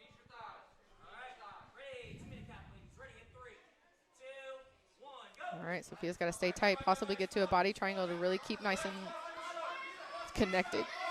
Crystal starts to pop up. Sophia pulls her posture back into her, starting to dig under the chin. Better foot placement would keep more control to not allow Crystal to spin. Through. Yep. So now from here, Sophia can start to stretch her out, but she has to keep her elbows cleared. She's out. She's still on the back. She's still got hooks in. There it is. She switched to an arm bar, so that is considered clear. We got 29 seconds on the clock. Crystal needs to submit Sophia in 29 seconds, 28 seconds, or less.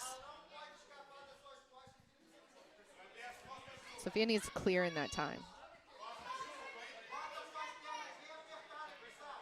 And y'all don't forget, Sophia, who's in the front position here, is also in the championship of the -65 boys pool bracket. So she's got more to do today.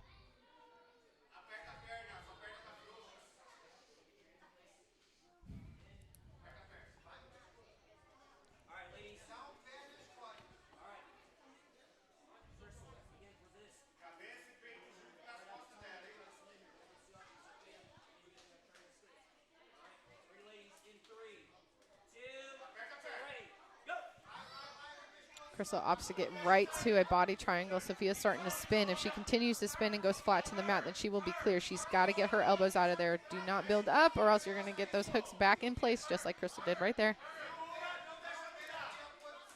Hard to see what the hands are doing, but it looks like Sophia's still in a fighting position. She's got to get those hands cleared.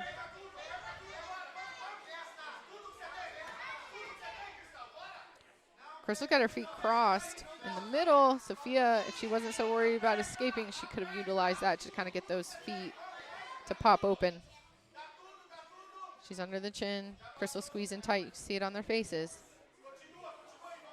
Starting to stretch Sophia out a little bit more, but she's tough with that. Arm in. It looks like she's got space to still be breathing. We're past the submission time, so Crystal will win this round on ride time.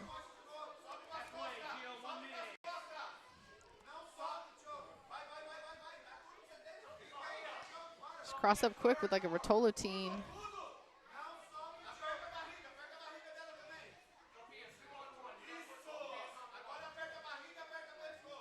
These girls are tough. You see it on their faces. Hair in each other's faces. Nice body lock from Crystal. Sophia's still in it, still trying to turn in. What she's got to do is get her right arm all the way to the other side of Crystal's hip to consider clear.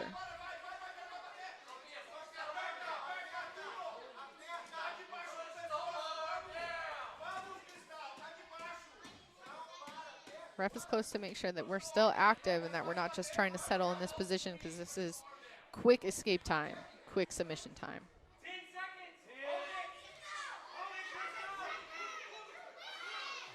And then she's going to slip her head right out. Good job.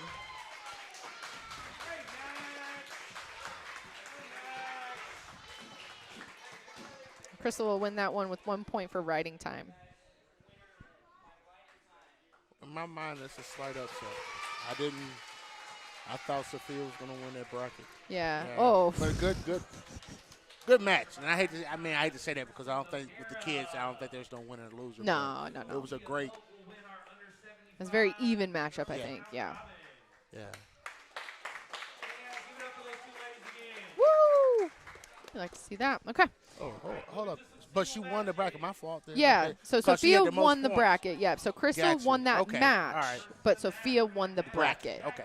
Okay. So Crystal ended up with the day with 8 points total. Look at all that work. Look at all that work. Okay. We're bringing out Jack Bolin against Ace Steiner, who is going to be one of our One Nation kiddos here. Okay. Cool. I got the timer.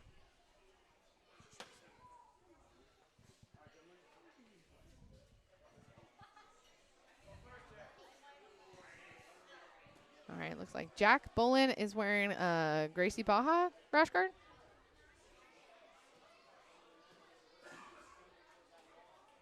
Unable to see it entirely, but that's okay. Ace Stinger is going to be one of our One Nation kiddos. He has done previous kids events here. He's also quick off the gate, so. Here he goes, 4 minutes, dives right in for over-unders, Nice goes far side trip, finds the pin, head control, fights in, moving right past the half guard with some good pressure, down on Jack. Jack's going to keep framing. Ace is going to find his knee angle, staying tight to the hip. Jack is framing against his hip, so he can't put down more pressure to keep him in that position. We're in knee slice all the way through with head and arm control. We need to space back. Good job on Jack on getting back to a guard position. Long, flexible legs, almost took the back from there. Puts Ace in his closed guard. Good. Ace looks strong, just kind of peeling open that closed guard. Jack looks comfortable to stay on the bottom position, but decides to wrestle up. Ace didn't quite sprawl enough to use that head and arm position. Now he's got to peek his hips out and try again. He's going to pin his back around. Jack's going to try to wrestle up on a little fireman's.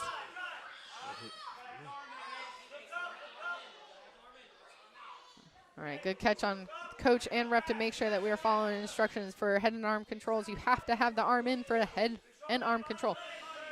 Jack is still fighting for this single leg, dumps him over to the side.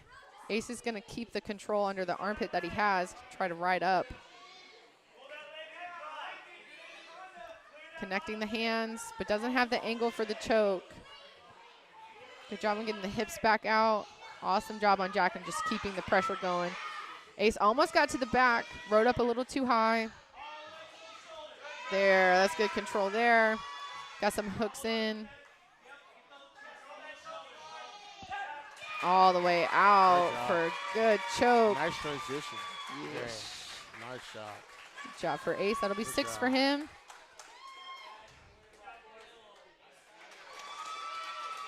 Good job for these boys. Good job. Good job.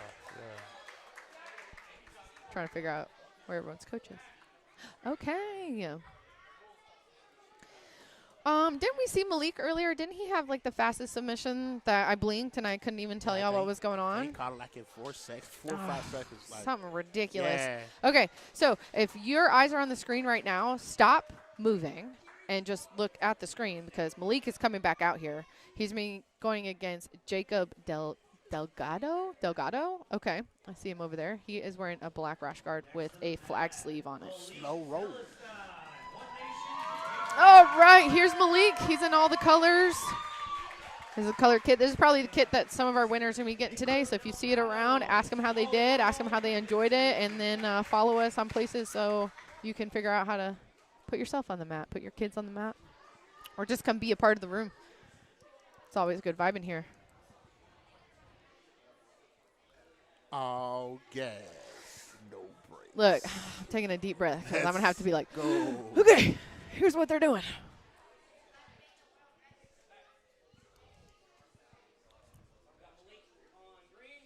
Hurt. Yep.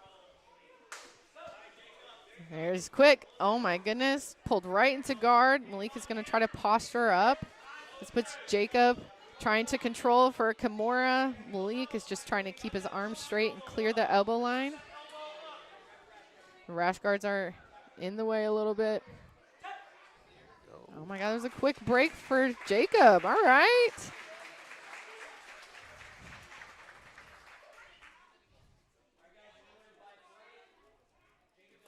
Nice. Jacob got a 4-point break because he did it in under a minute. Speed versus speed right there. Yeah. Sometimes you can be a little bit overly aggressive. Yeah. But that's what we do this for. Yeah. That's what we do this for. Okay. We have Omi Ohm's coming out here. Naomi Reyes from One Nation Jiu-Jitsu is going to be coming out against Eva.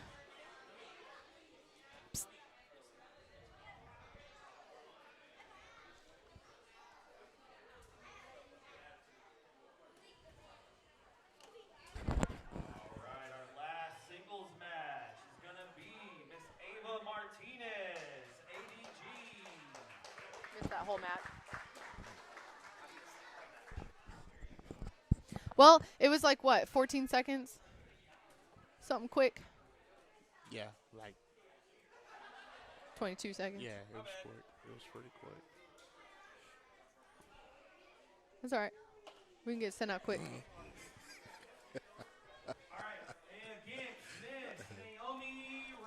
Omi. Let's go. Let's go. Okay. Are you reffing this? 1 second. I'll be out there in just a second. Okay. Eva Martinez, ADG, is in the long sleeve white and black rash guard with the black shorts. We got Naomi Reyes also out there in the all, what do you call that color? Maroon. I want to say it was like a maroon and gold. Yeah, a maroon. Little ruby maroon. Yeah. I think it looks like Hogwarts. Little Gryffindor. All right, 4 minutes on. Tyler's switching out to ref. Here we go. Omi decides to pull guard quick, trying to pull Eva in. Eva's got some speed on her, so Naomi's going to wrap her up, find over her head, climb over her shoulders. Eva gets her arms clear, so that allows her to just kind of sweep right past Omi's legs. All right, Naomi needs a cut her angles. Look at that. Oh, my gosh.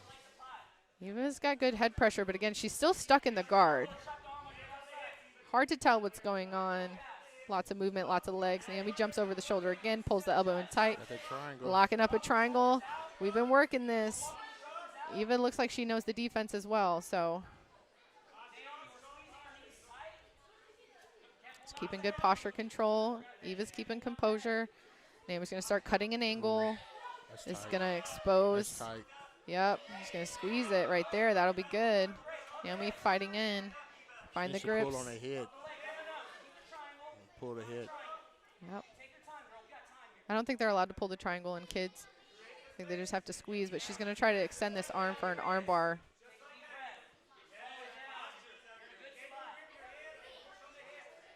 Both competitors doing a good job of just staying in it, listening to their corners.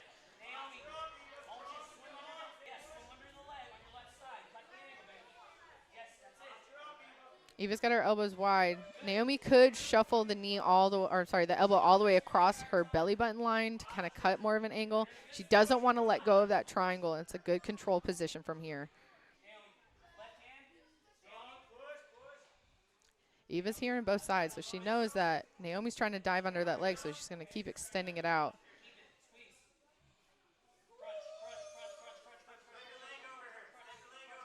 Grab that wrist. Going for an arm bar. Eva's keeping a good base, not letting her sweep her over for the angle either. Now she needs to push the elbow like you're talking about. She needs to bump her hips up.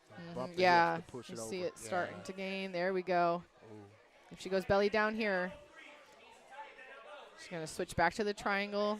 Eva's going to stay composed and defensive. Naomi's got a much better angle for a triangle here.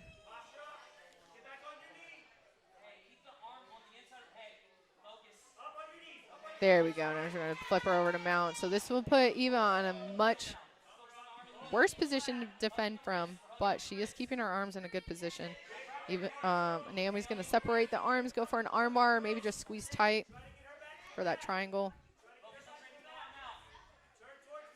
Lock is tight behind the head.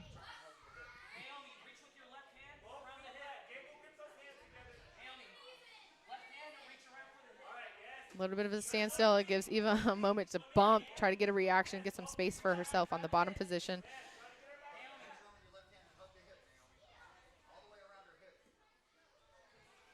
We got lots of limbs. We got refs up and down. 40 seconds. Now in this 40 seconds, when Naomi stays in this position, she is in a submission position. So Eva will have to escape completely for them to then go into overtime. Naomi switches over to what looks like an arm bar, kind of slips off of the head. She needs to cut her angle a little bit more. Eva might be able to build her way back up, swings her leg over for a good defense, traps Naomi's head. Naomi's going to keep fighting the arms here. She's got to keep her heels tight. 10 seconds. 10 seconds. Naomi's tough. Eva's looking tough too. Naomi repositions her legs. She's got to get the wrist. Keep it in. Good. Good. Naomi's got her head free. She's going to try to attack the arm. She's got to keep it going. And time. Going to overtime.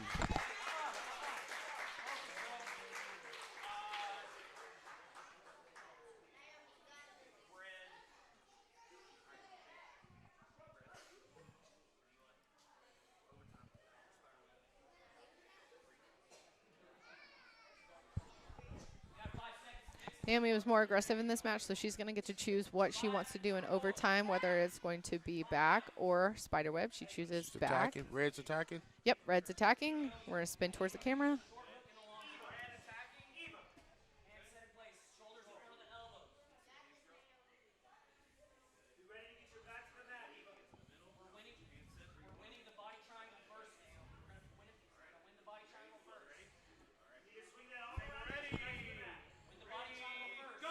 Two minutes on the clock within the gym here, y'all. So Naomi's going to go ahead and climb all the way over, try to get her hands connected. She needs to keep the body triangle. Eva needs to start breaking the hands apart. She's cutting good angles. Naomi's going to follow and reposition herself. Naomi's staying tight. She needs to reposition her legs. That looks much better on the body control. Eva's getting the hands apart. If she spins within Naomi's legs, it'll count as cleared. So she's got 30 seconds in, doing a good job of keeping the hands controlled. Naomi's going to keep fighting through. Eva's going to keep finding angles that she can. If she spins all the way in, and time. Good. So Naomi needs to escape in 43 seconds. Sorry, 44 seconds. And Eva is going to have to control it or submit her in 44 seconds.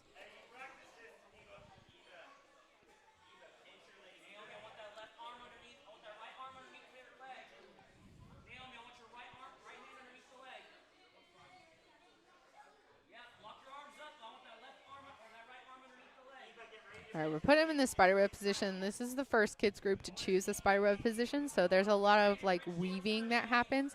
So Tyler's making sure that everyone is in the correct place. She's gonna bridge in. She's got to get her elbow clear. If her head comes out, she's cleared. Step all the way over. Clear, clear, clear, clear, clear, clear. Tap.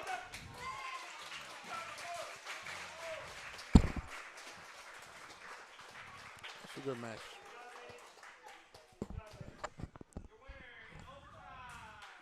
Good match. All right, good job for Good Eva. match, yeah. Eva will Good get. match, ladies. Yeah, good match.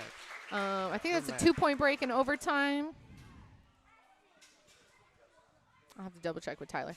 Overtime break? What? Overtime break is what? 1 point? 3. Oh. No, 2. Okay. Heyo. All right. 2 points. That's what I thought.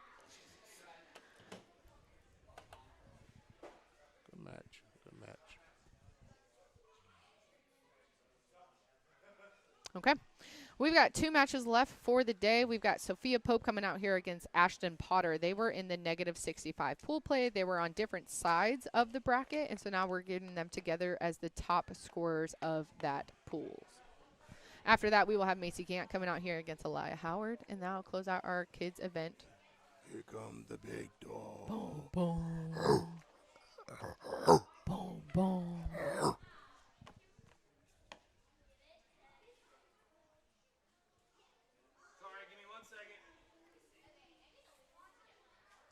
So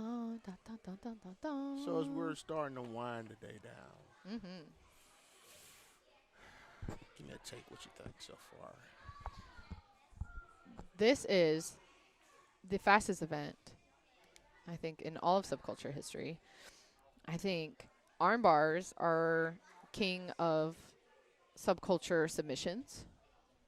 I think back control with everyone's shoulder flexibility is really hard to keep. Any notes? And not that it's probably anything, but I would say Phoenix MMA, their kids always come out and perform very well, and they did today. Yeah. And like I said, Miss Sophia has been very impressive. Yeah. Not necessarily anything. I guess I'd like to call slick, but it's been very to the point, and she gets to where she knows where she wants to be at, and she holds that position. She's been impressive today, so it's been a good day. Like I said, all gas, no breaks. Yeah. All gas, no breaks. I always enjoy watching the kids come out and participate, and I'm a firm believer in, like, with the kids, man, there's no loser. Yeah. You know, somebody had to win, but like they're all winners. There's just plenty of time on the mats for these kids all the time. So coming through here, maybe taking a loss at the beginning of the event like we saw earlier, and then coming back with some adversity and learning from that, that's great. Or just coming out and like feeling your team be excited for you, win or lose, that you're getting out there. I love that. It's all good.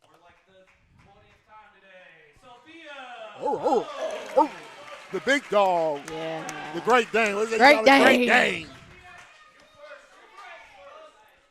All right, Sophia Pope is going to be in the all-black kit. Then we have Ashton Potter. He is in the Phoenix MMA blue. He's also marked on green on your screen. All right, finals match. The winner of this one is going to get a subculture kit. Wah, wah.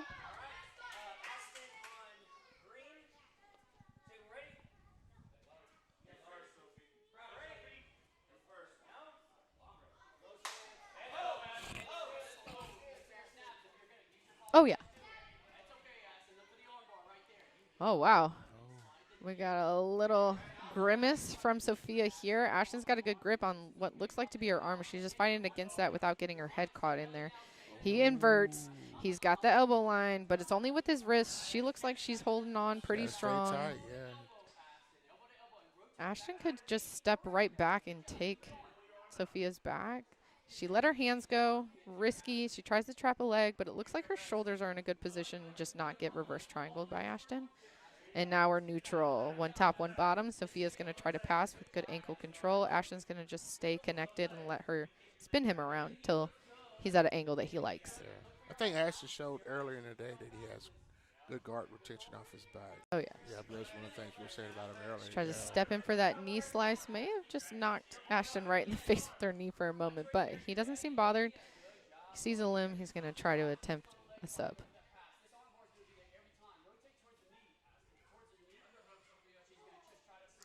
Sophia's got good pressure. Corner's telling her exactly. She's good to the arm bar. Ashton rolls underneath. Sophia puts herself in north-south position. She clears the submission, trying to cut the angle to get past the hip line. Ashton's putting some pressure on Sophia's neck by hamstring curling her just away a little bit. She's got her head in good position, but maybe not her arms in the right set yet. Well, she's climbing up on her right and stuff, where she just let go. She's trying to pin an arm. Yeah.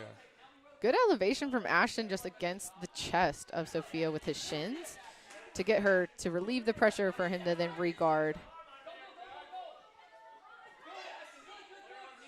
It's hard to see what's going on. Oh, Sophia's got her arm caught in there. Ashton's got his hands connected around hers. Now she's connecting for a defensive move. Ashton's doing a really good job of using his legs to keep the head away so that he could start isolating more. And that's pretty straight. Trying to stretch. She may have had her hand turned just right, and she's going to tap. All right. That's a 3-point break for Ashton, and that puts him as the winner of the negative 65.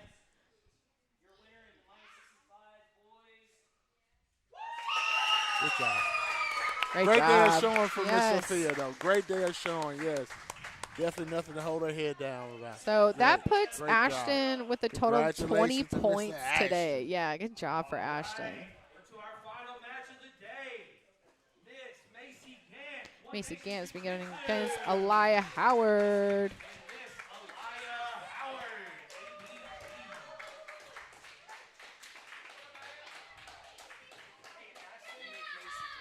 Three.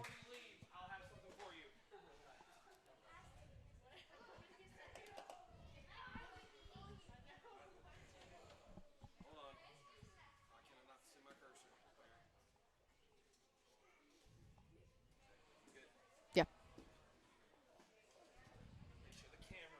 Yeah, thank you. All right, final match of the day. We've got Macy Gant, One Nation Jiu-Jitsu in the all-teal kit against Aliyah Howard with a really cool-looking, what is it, Singi set? I don't know. It's got some cool designs on it. I like it. Maybe some roses and some stained glass. Yeah. Singi, okay. First time I see that. Aliyah has gotten taller. Macy's always been tall. Yep. Final match, 4 minutes. They come in charging, both on a collar tie and a wrist grip, trying to fight for inside position, staying with good bases, trying to cut angles. Looks like Macy's trying to set up like a slide by. She needs to step in a little bit further. Good pummel into the inside, going back to her collar tie. Got to keep head position. Aliyah just staying tight. Need to snap off of it.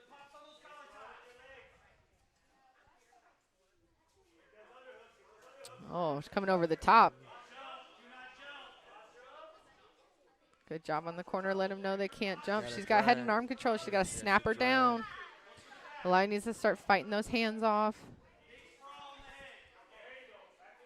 Good. We're working back to the center for the girls.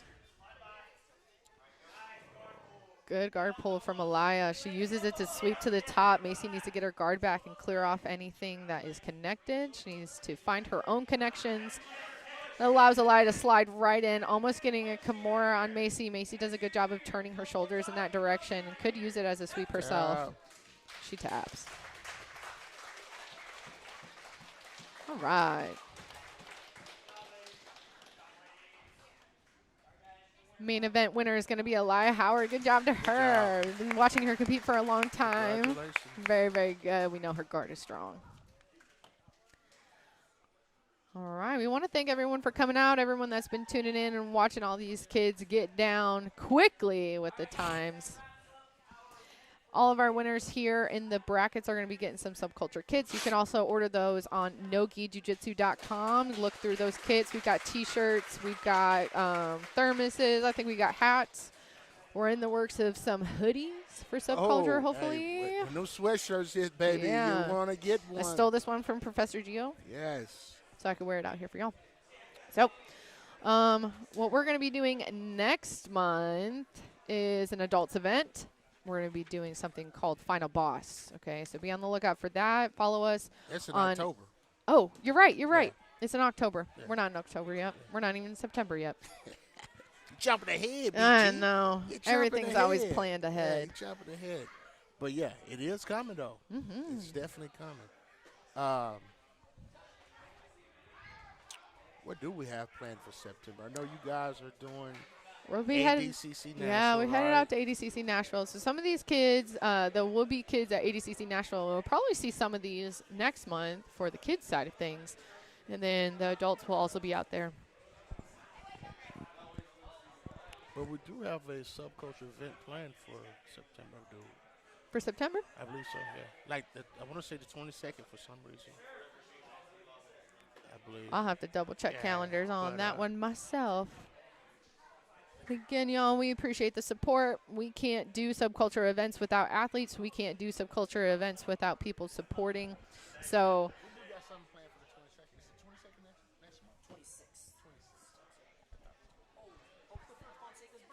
Yeah, okay. So, yeah, we do have an event. what are we for doing? The 26th.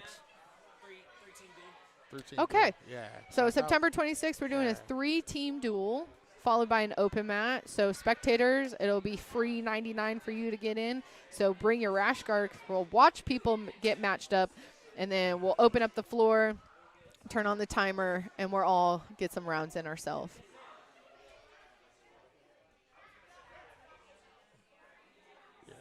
All right. Any other announcements we need to make for Subculture? Of course, like you said, October is going to be the final boss. I hope everybody's pay attention, stay tuned. Mm-hmm. I think that's going to be. I think the brackets are almost full for that. If you are wondering what that it's all pool's gonna be, about, then message into Subculture, I ask think them. The men's bracket's going to be is it under 185 or 170? 185. I think it's 185. I don't think it's 185. 170. Yeah, under 185. And the women's going to be what? Negative 160. Negative 160. Yep. You're going to be in the pool, correct? I am. Okay. I'll be added in there. We just announced, who was that? Kayla DeWitt. Kayla DeWitt was just announced. I don't think we've announced any of the men yet, but we're getting there, getting some headshots done. Yeah. So, okay. That closes everything out for us today. We're getting our final photos. Look, we got these dogs out here getting a photo together. Big dogs. Tough stuff. Yeah, Tough stuff. Yeah. Great match. Great match. Are you guys going to want to talk to athletes today? I would. Let me talk to the little Great Dane. Yeah, bring the Great Dane over here. Yeah. Sophia Pope. Yeah. Yeah. Eli's fine. Yeah. I'll switch out.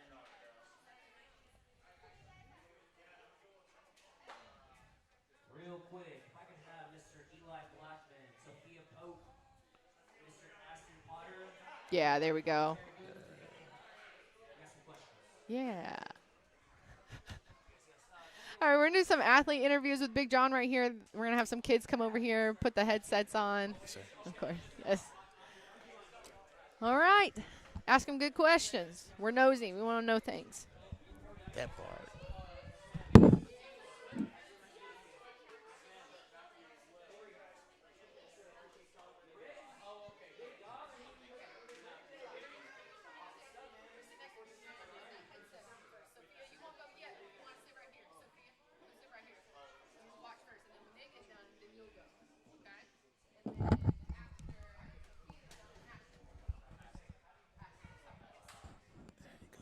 Can you hear me? Yes, sir.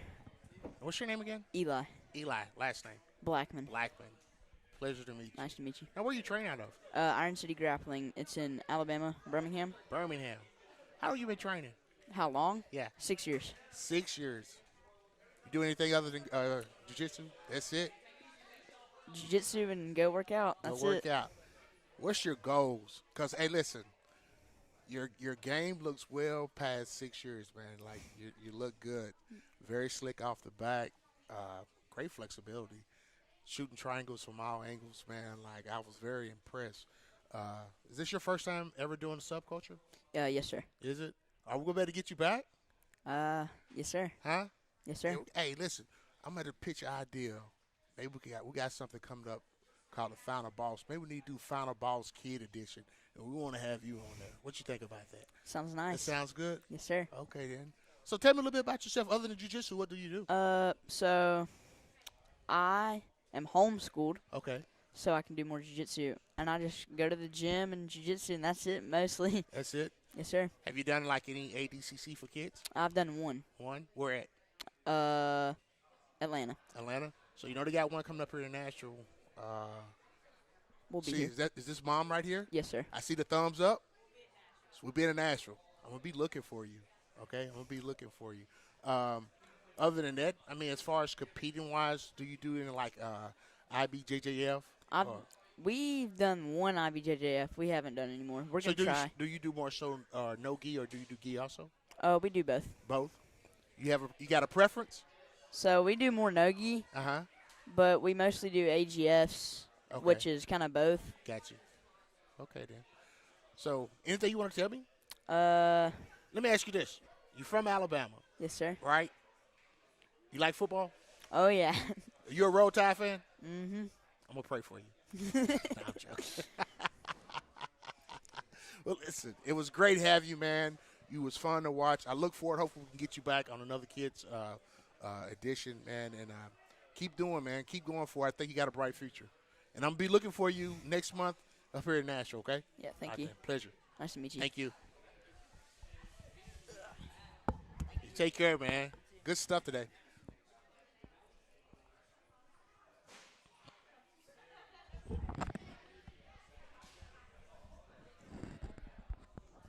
Can you hear me? Yeah. There we go. Speak up for me. Yeah. Okay, yeah. Miss Sophia, you got a nickname. Did you know that? No. We gave you one today. Guess what we're calling you? What? The Great Dane. Is that okay? Yeah. The Great Dane. So I'm sitting here looking. How many matches? You know how many matches you had today? 7. You had 7 matches. Are you tired? Yeah. You are? So from my understanding, because before I ever saw you, Tyler, who's a professor here, matchmaker, he said, man, I got this girl. She's going to be having about 7 matches, but she's going to do the boys and the girls bracket. But her mom and dad said, you wrestle. I see you got the Blackman. So how long you been wrestling? About a year and a half now. Year and a half? You enjoy that also? Yeah. So from my understanding, you wrestle in boys and girls divisions also? Yeah. Really? Are you winning those divisions like you was doing out here today? Yeah. Really? So do you have a favorite between jiu-jitsu and wrestling? They all about the same, or do you prefer one over the other? I like them both. You like them both. So they're all equal. Okay, Yeah. then. All right, then. So when do you have time to, so how are you doing the both, the wrestling and jiu-jitsu? I have wrestling at night and jiu-jitsu before wrestling. Jiu-jitsu before wrestling. Okay, then. And you go to Guardian for your jiu-jitsu, right? Yeah. Okay, then. How many tournaments you do? A lot? Yeah. You do? Okay, then. Have you done, like, any ADCC for kids? Yeah, I'm doing a 3rd one in September, so. So you going to do the one here in Nashville? Yeah. You are? Yeah. Okay, then. So what grade you in? 3rd. 3rd grade. And what? So elementary. What elementary school you go to? Poplar Hill Elementary. Poplar Hills. You know, I do a bus route at Poplar Hills. It's a new school, just opened last year, right? Yeah. Yeah, last year was first year for that. Okay, then. Well, Miss Sophia, it was nice watching you. You look great today. I wish you well. Keep doing what you're doing, okay? Okay. All right, then. Pleasure. Thank you. Thank you. You have a good day, all right?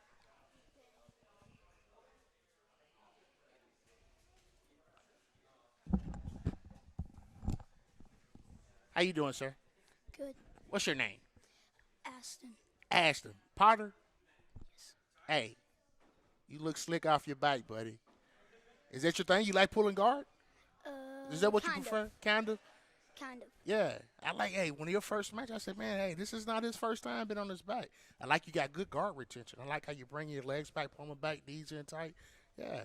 Thank you. So how long you been training? About maybe 3 years. 3 years. You like it? I take you like jiu-jitsu, right? You do? I love it. You love it? What's your goal? You got a goal? Not really. Not I really? just go. Just go. You just go with the flow. Okay, then. So you're how old? 8. You had to think about it? You sure? 8, 9? You're 8. You sure about it? 8 years old? 8. Okay, then. So what grade you in? I'm in 3rd. 3rd grade. And where you go to school at? Lakeview Elementary. Lakeview Elementary. And that's in where at? What city you live in? Mount Juliet. Mount Juliet. Okay, then. All right. You play any other sports? I'm about to start playing basketball for my school, maybe in a couple months. Got handles? Can you shoot? I can shoot. Can you pull up deep from the 3? I'm not really good at threes. Oh, okay. All right, what's all right? It's You okay. sound- hey, I'm okay. Well, I tell you what, if you get your basketball game like your jiu-jitsu game, buddy, I'm going to come watch you play. All right? Hey, so you do like ADCC tournaments for kids, anything like that? Yeah. How many have you done? I've done one. You done one? Where at? In Kentucky, Louisville. Oh, okay. You did the one up in Louisville. And I'm Are you going to gonna- do the one here in Nashville? Yeah, I'm doing planning one on in it? Nashville. Okay, then. I think you're going to win. What do you think? Um, How did you do the one in Louisville?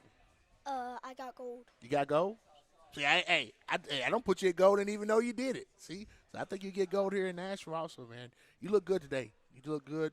Keep doing what you're doing. Keep striving to be a champ, all right? So, pleasure meeting you, Mr. Ashton. Look forward to seeing you again, okay?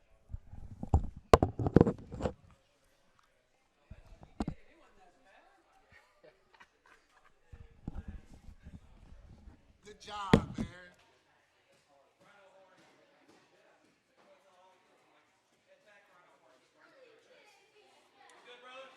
Yep.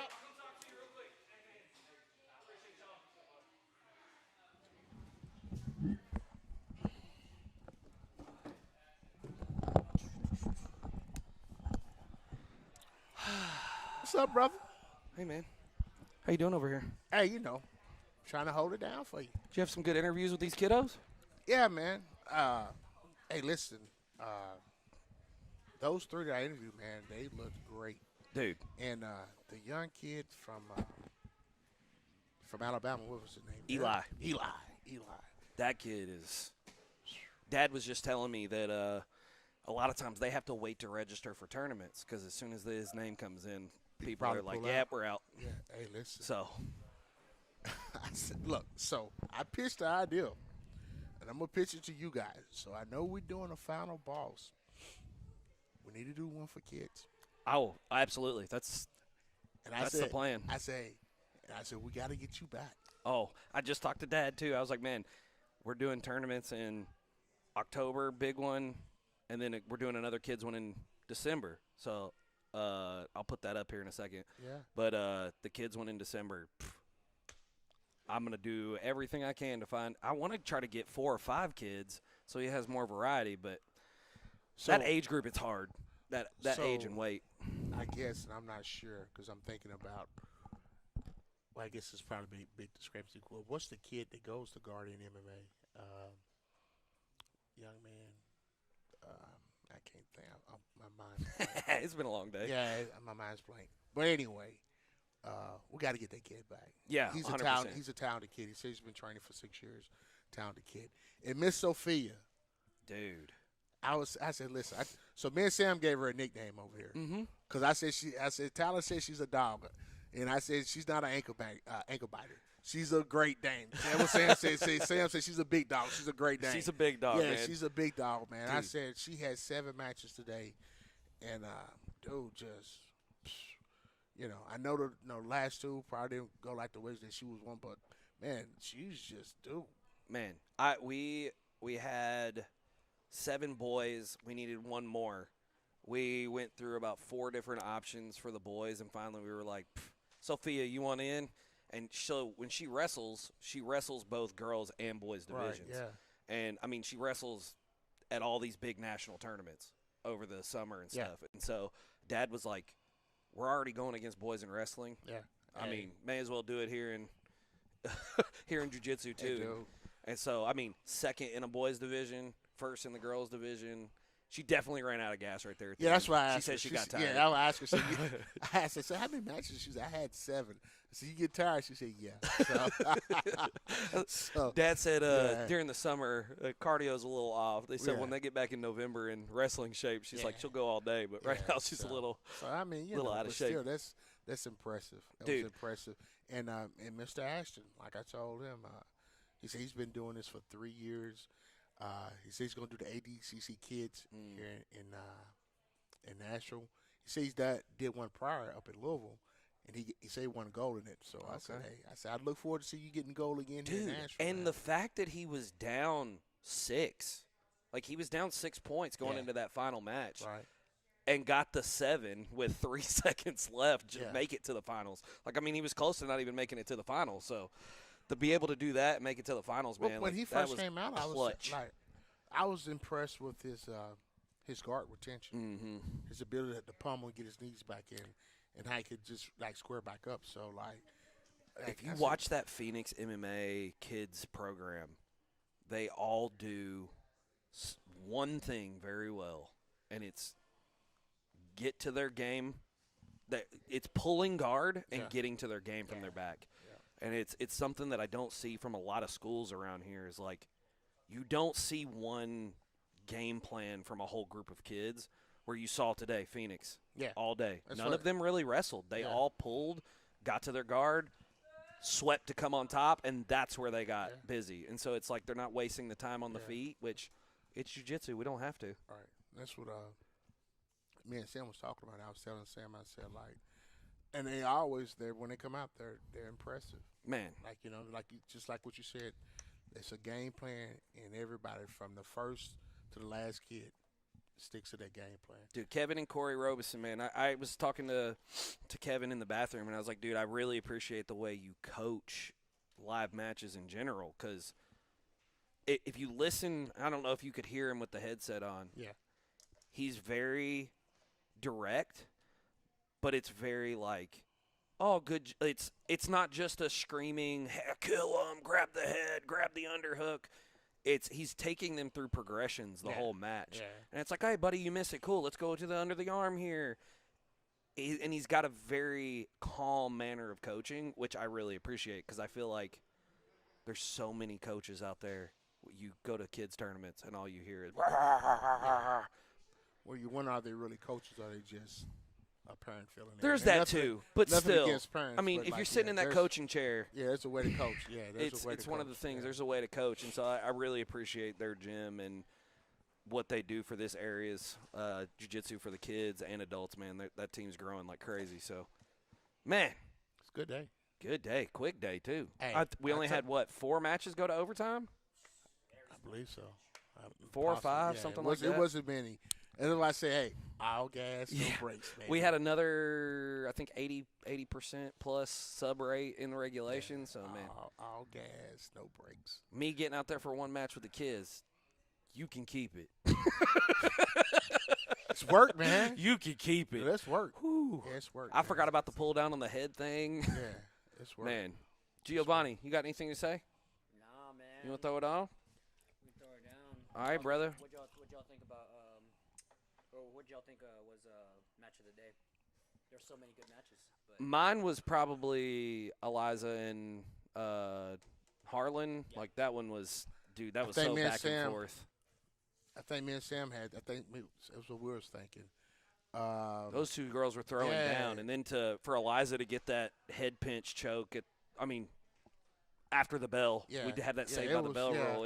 That was a wild match. Yeah, it may have been, yeah. The one that went down to the wire was the Nash Bean and the Liam Lopez. Oh, that one too. That one, like, Yeah, that was a good Dude, one. That was a Liam, good one man, also. He's a dog, man. he is a warrior Yeah. for 6 years old. So when we needed that Phillips spot, for him told me that Liam was the guy to put in. Mm-hmm. And he's like, dude, he's just very good. And we've had him on previous events Yep. too, but man, he like really showed out Yeah. today, especially Yeah. being undersized. Yeah. Being he's not even 7, he's 6. And he moves around like Yeah. Yeah. So. Dude, and all the Bright teams we future. had, we talked to a couple, like Impact Gallatin, Henzo Gracie Columbia, Henzo Gracie Clarksville. Those are all new schools for Subculture. I know the Impact Gals. That's the first time I had seen them. Mhm. Right. So okay. Then. Mr. Righteous Stevenson. What was the young man that represented him? It's his son. Yeah, Alani. Yeah. Dude, his chain submission game Yeah. is money. Right. Yeah. So, dude, So- that kid was tough. Man, I mean, all of them. The quality of the kids, man. I mean, we had a buggy choke and a Peruvian necktie today for kids. Have this the Peruvian necktie was the We first. had I a seen, Peruvian necktie. I was trying to see if I can recall seeing some adults hit it, but I know it's definitely the first I seen in the kids subculture. Dude, it's rare enough to have an adult hit it. Yeah. Much less to have a kid hit it. Yeah. And then the buggy choke, I'm like, that was our kid that got buggy choked. And I'm like, I walked up to Jacob and I was like, yeah, I'd never had that happen before, have you? And he just looked at me and like, hey, man, Thanks. we'll get out there again, bro. Go Man, back to the drawing board. Back to the drawing board. Another good Subculture. Thank you guys for tuning in. I know I made one little blunder. Had you looking at Big John's mug for 2 matches. I know he's a handsome fella, but I know it's not what you wanted to see. I apologize. Again, I run many hats. I was a ref, a coach, a cameraman, all the above today. So The Wiz Kid. hey, man. Real quick before we take off. Let me do this. What we got coming up? Upcoming. So we have that top one is today. Next month, September 26th, Big John, 3-team duel Gotcha. and open mat. No tickets to get in. We want to have a big open mat. Let's fill it up. I got the 3 teams. Talk to me. 10th Planet Crossville is coming. Mr. Lance McConnell. Yeah, sorry. I forgot your name, Lance. I'm sorry. 10th Planet Crossville. We're going to have a Chattanooga area team. Okay. So Mr. Micah Goulart from Team Havoc in Chattanooga, he's got 3 teammates. Gotcha. Getting another 2 from a couple other schools. And then our final team is going to be Blue Ridge Jiu-Jitsu Academy out of Winchester, Tennessee. Okay. So one, that's a gym that I go and train at a couple of times. Yeah. So he's going to bring some of his students. So it's going to be fun. 3-team duel. Probably only lasts about an hour and a half, and then we'll have an open mat afterwards. Sounds great. And then we got the big one. October 31st. Yes, sir. Halloween Day. Yes, sir. You do not want to miss this. We have a $1,000 under 185-pound men's bracket. We haven't announced him yet, but the best ref in the game, Mr. Giovanni Ortiz, is going to headline that. The baby go. And we got some big names on that card. Stay tuned on our Instagram for that. We're going to start announcing those. So I know we haven't announced the names, but how big is the pool going to be? How many people? 16. 16 Oh, wow. men, 16 women under 160, Okay. both $1,000. Yeah. And so there's an interesting play in this because you have the opportunity to steal money from, Absolutely. Okay. So $600 of the pool, the $1,000 is going to go to the winner. So you win, you get $600 no matter what. The other $400 is going to go to regulation subs. So we're going to split it evenly between all the matches in the pool, in the bracket. Let's say me and you go. You sub me. Mm-hmm. You pop money. You got money in your hand. Right. You go to the next match. You face Gio. Gio beats you by sub in regulation. Uh-huh. We're not giving money for overtime. Don't go to overtime. Gio will pop money, and he's going to steal your money. So you get beat in regulation and overtime. You lose your money. You pot it. Catch. But you lose in overtime, you take that money home. Still keep it. So you're going to have a few dollars to go home with. Yeah. Don't lose. but you'll have a few dollars to go Right. home with. Gotcha. So it's going to be interesting because what we want to do is incentivize regulation finishes. Right. Instead of trying to do Make it overtime. yeah, I mean, like, you have these big tournaments where they go to overtime, but what we want to do is instead of putting a shot clock or something that's going to put you in a bad position to try to incentivize regulation submission, we're just going to give you money. You Right. get that regulation sub, you get extra money. Sounds good. So we could see a few people go home with money. I got people in the men's from Florida, from Austin, from Well, you told me earlier that we could possibly get a guy that's thinking about from, was it Australia? Australia. Yeah, I got a cat that's Possibility. he's in the States Yeah. right now, but he's from Australia, trained with Lachlan. Was talking about coming, so that one's going to be real good. My women's bracket is real deep. I got ladies from Portland, Oregon, Detroit, Michigan, couple from Austin, Texas, Louisville, Atlanta, Nashville. They're all over the place, so it's going to be fun. I still need 6 women. Sounds great. Let's get 6 women, and I'm still taking applications for the men. Let's get hey. I have enough men, but, you know, if you a gangster, come on, I'll kick somebody out. only the strongest can become the final boss. Let's go. Let's go. We're looking for you. And then we're going to take November off, and then December we'll be back with another kids event. So look for the kids again because, bro, those events smack. Hey, well, like I said, man, the kids never fail to deliver. They always deliver, man. So it was a great day. Yes, sir. Great My day. man. Always a pleasure, brother. Always, always, always. You at home, y'all keep it real. We'll catch you next time.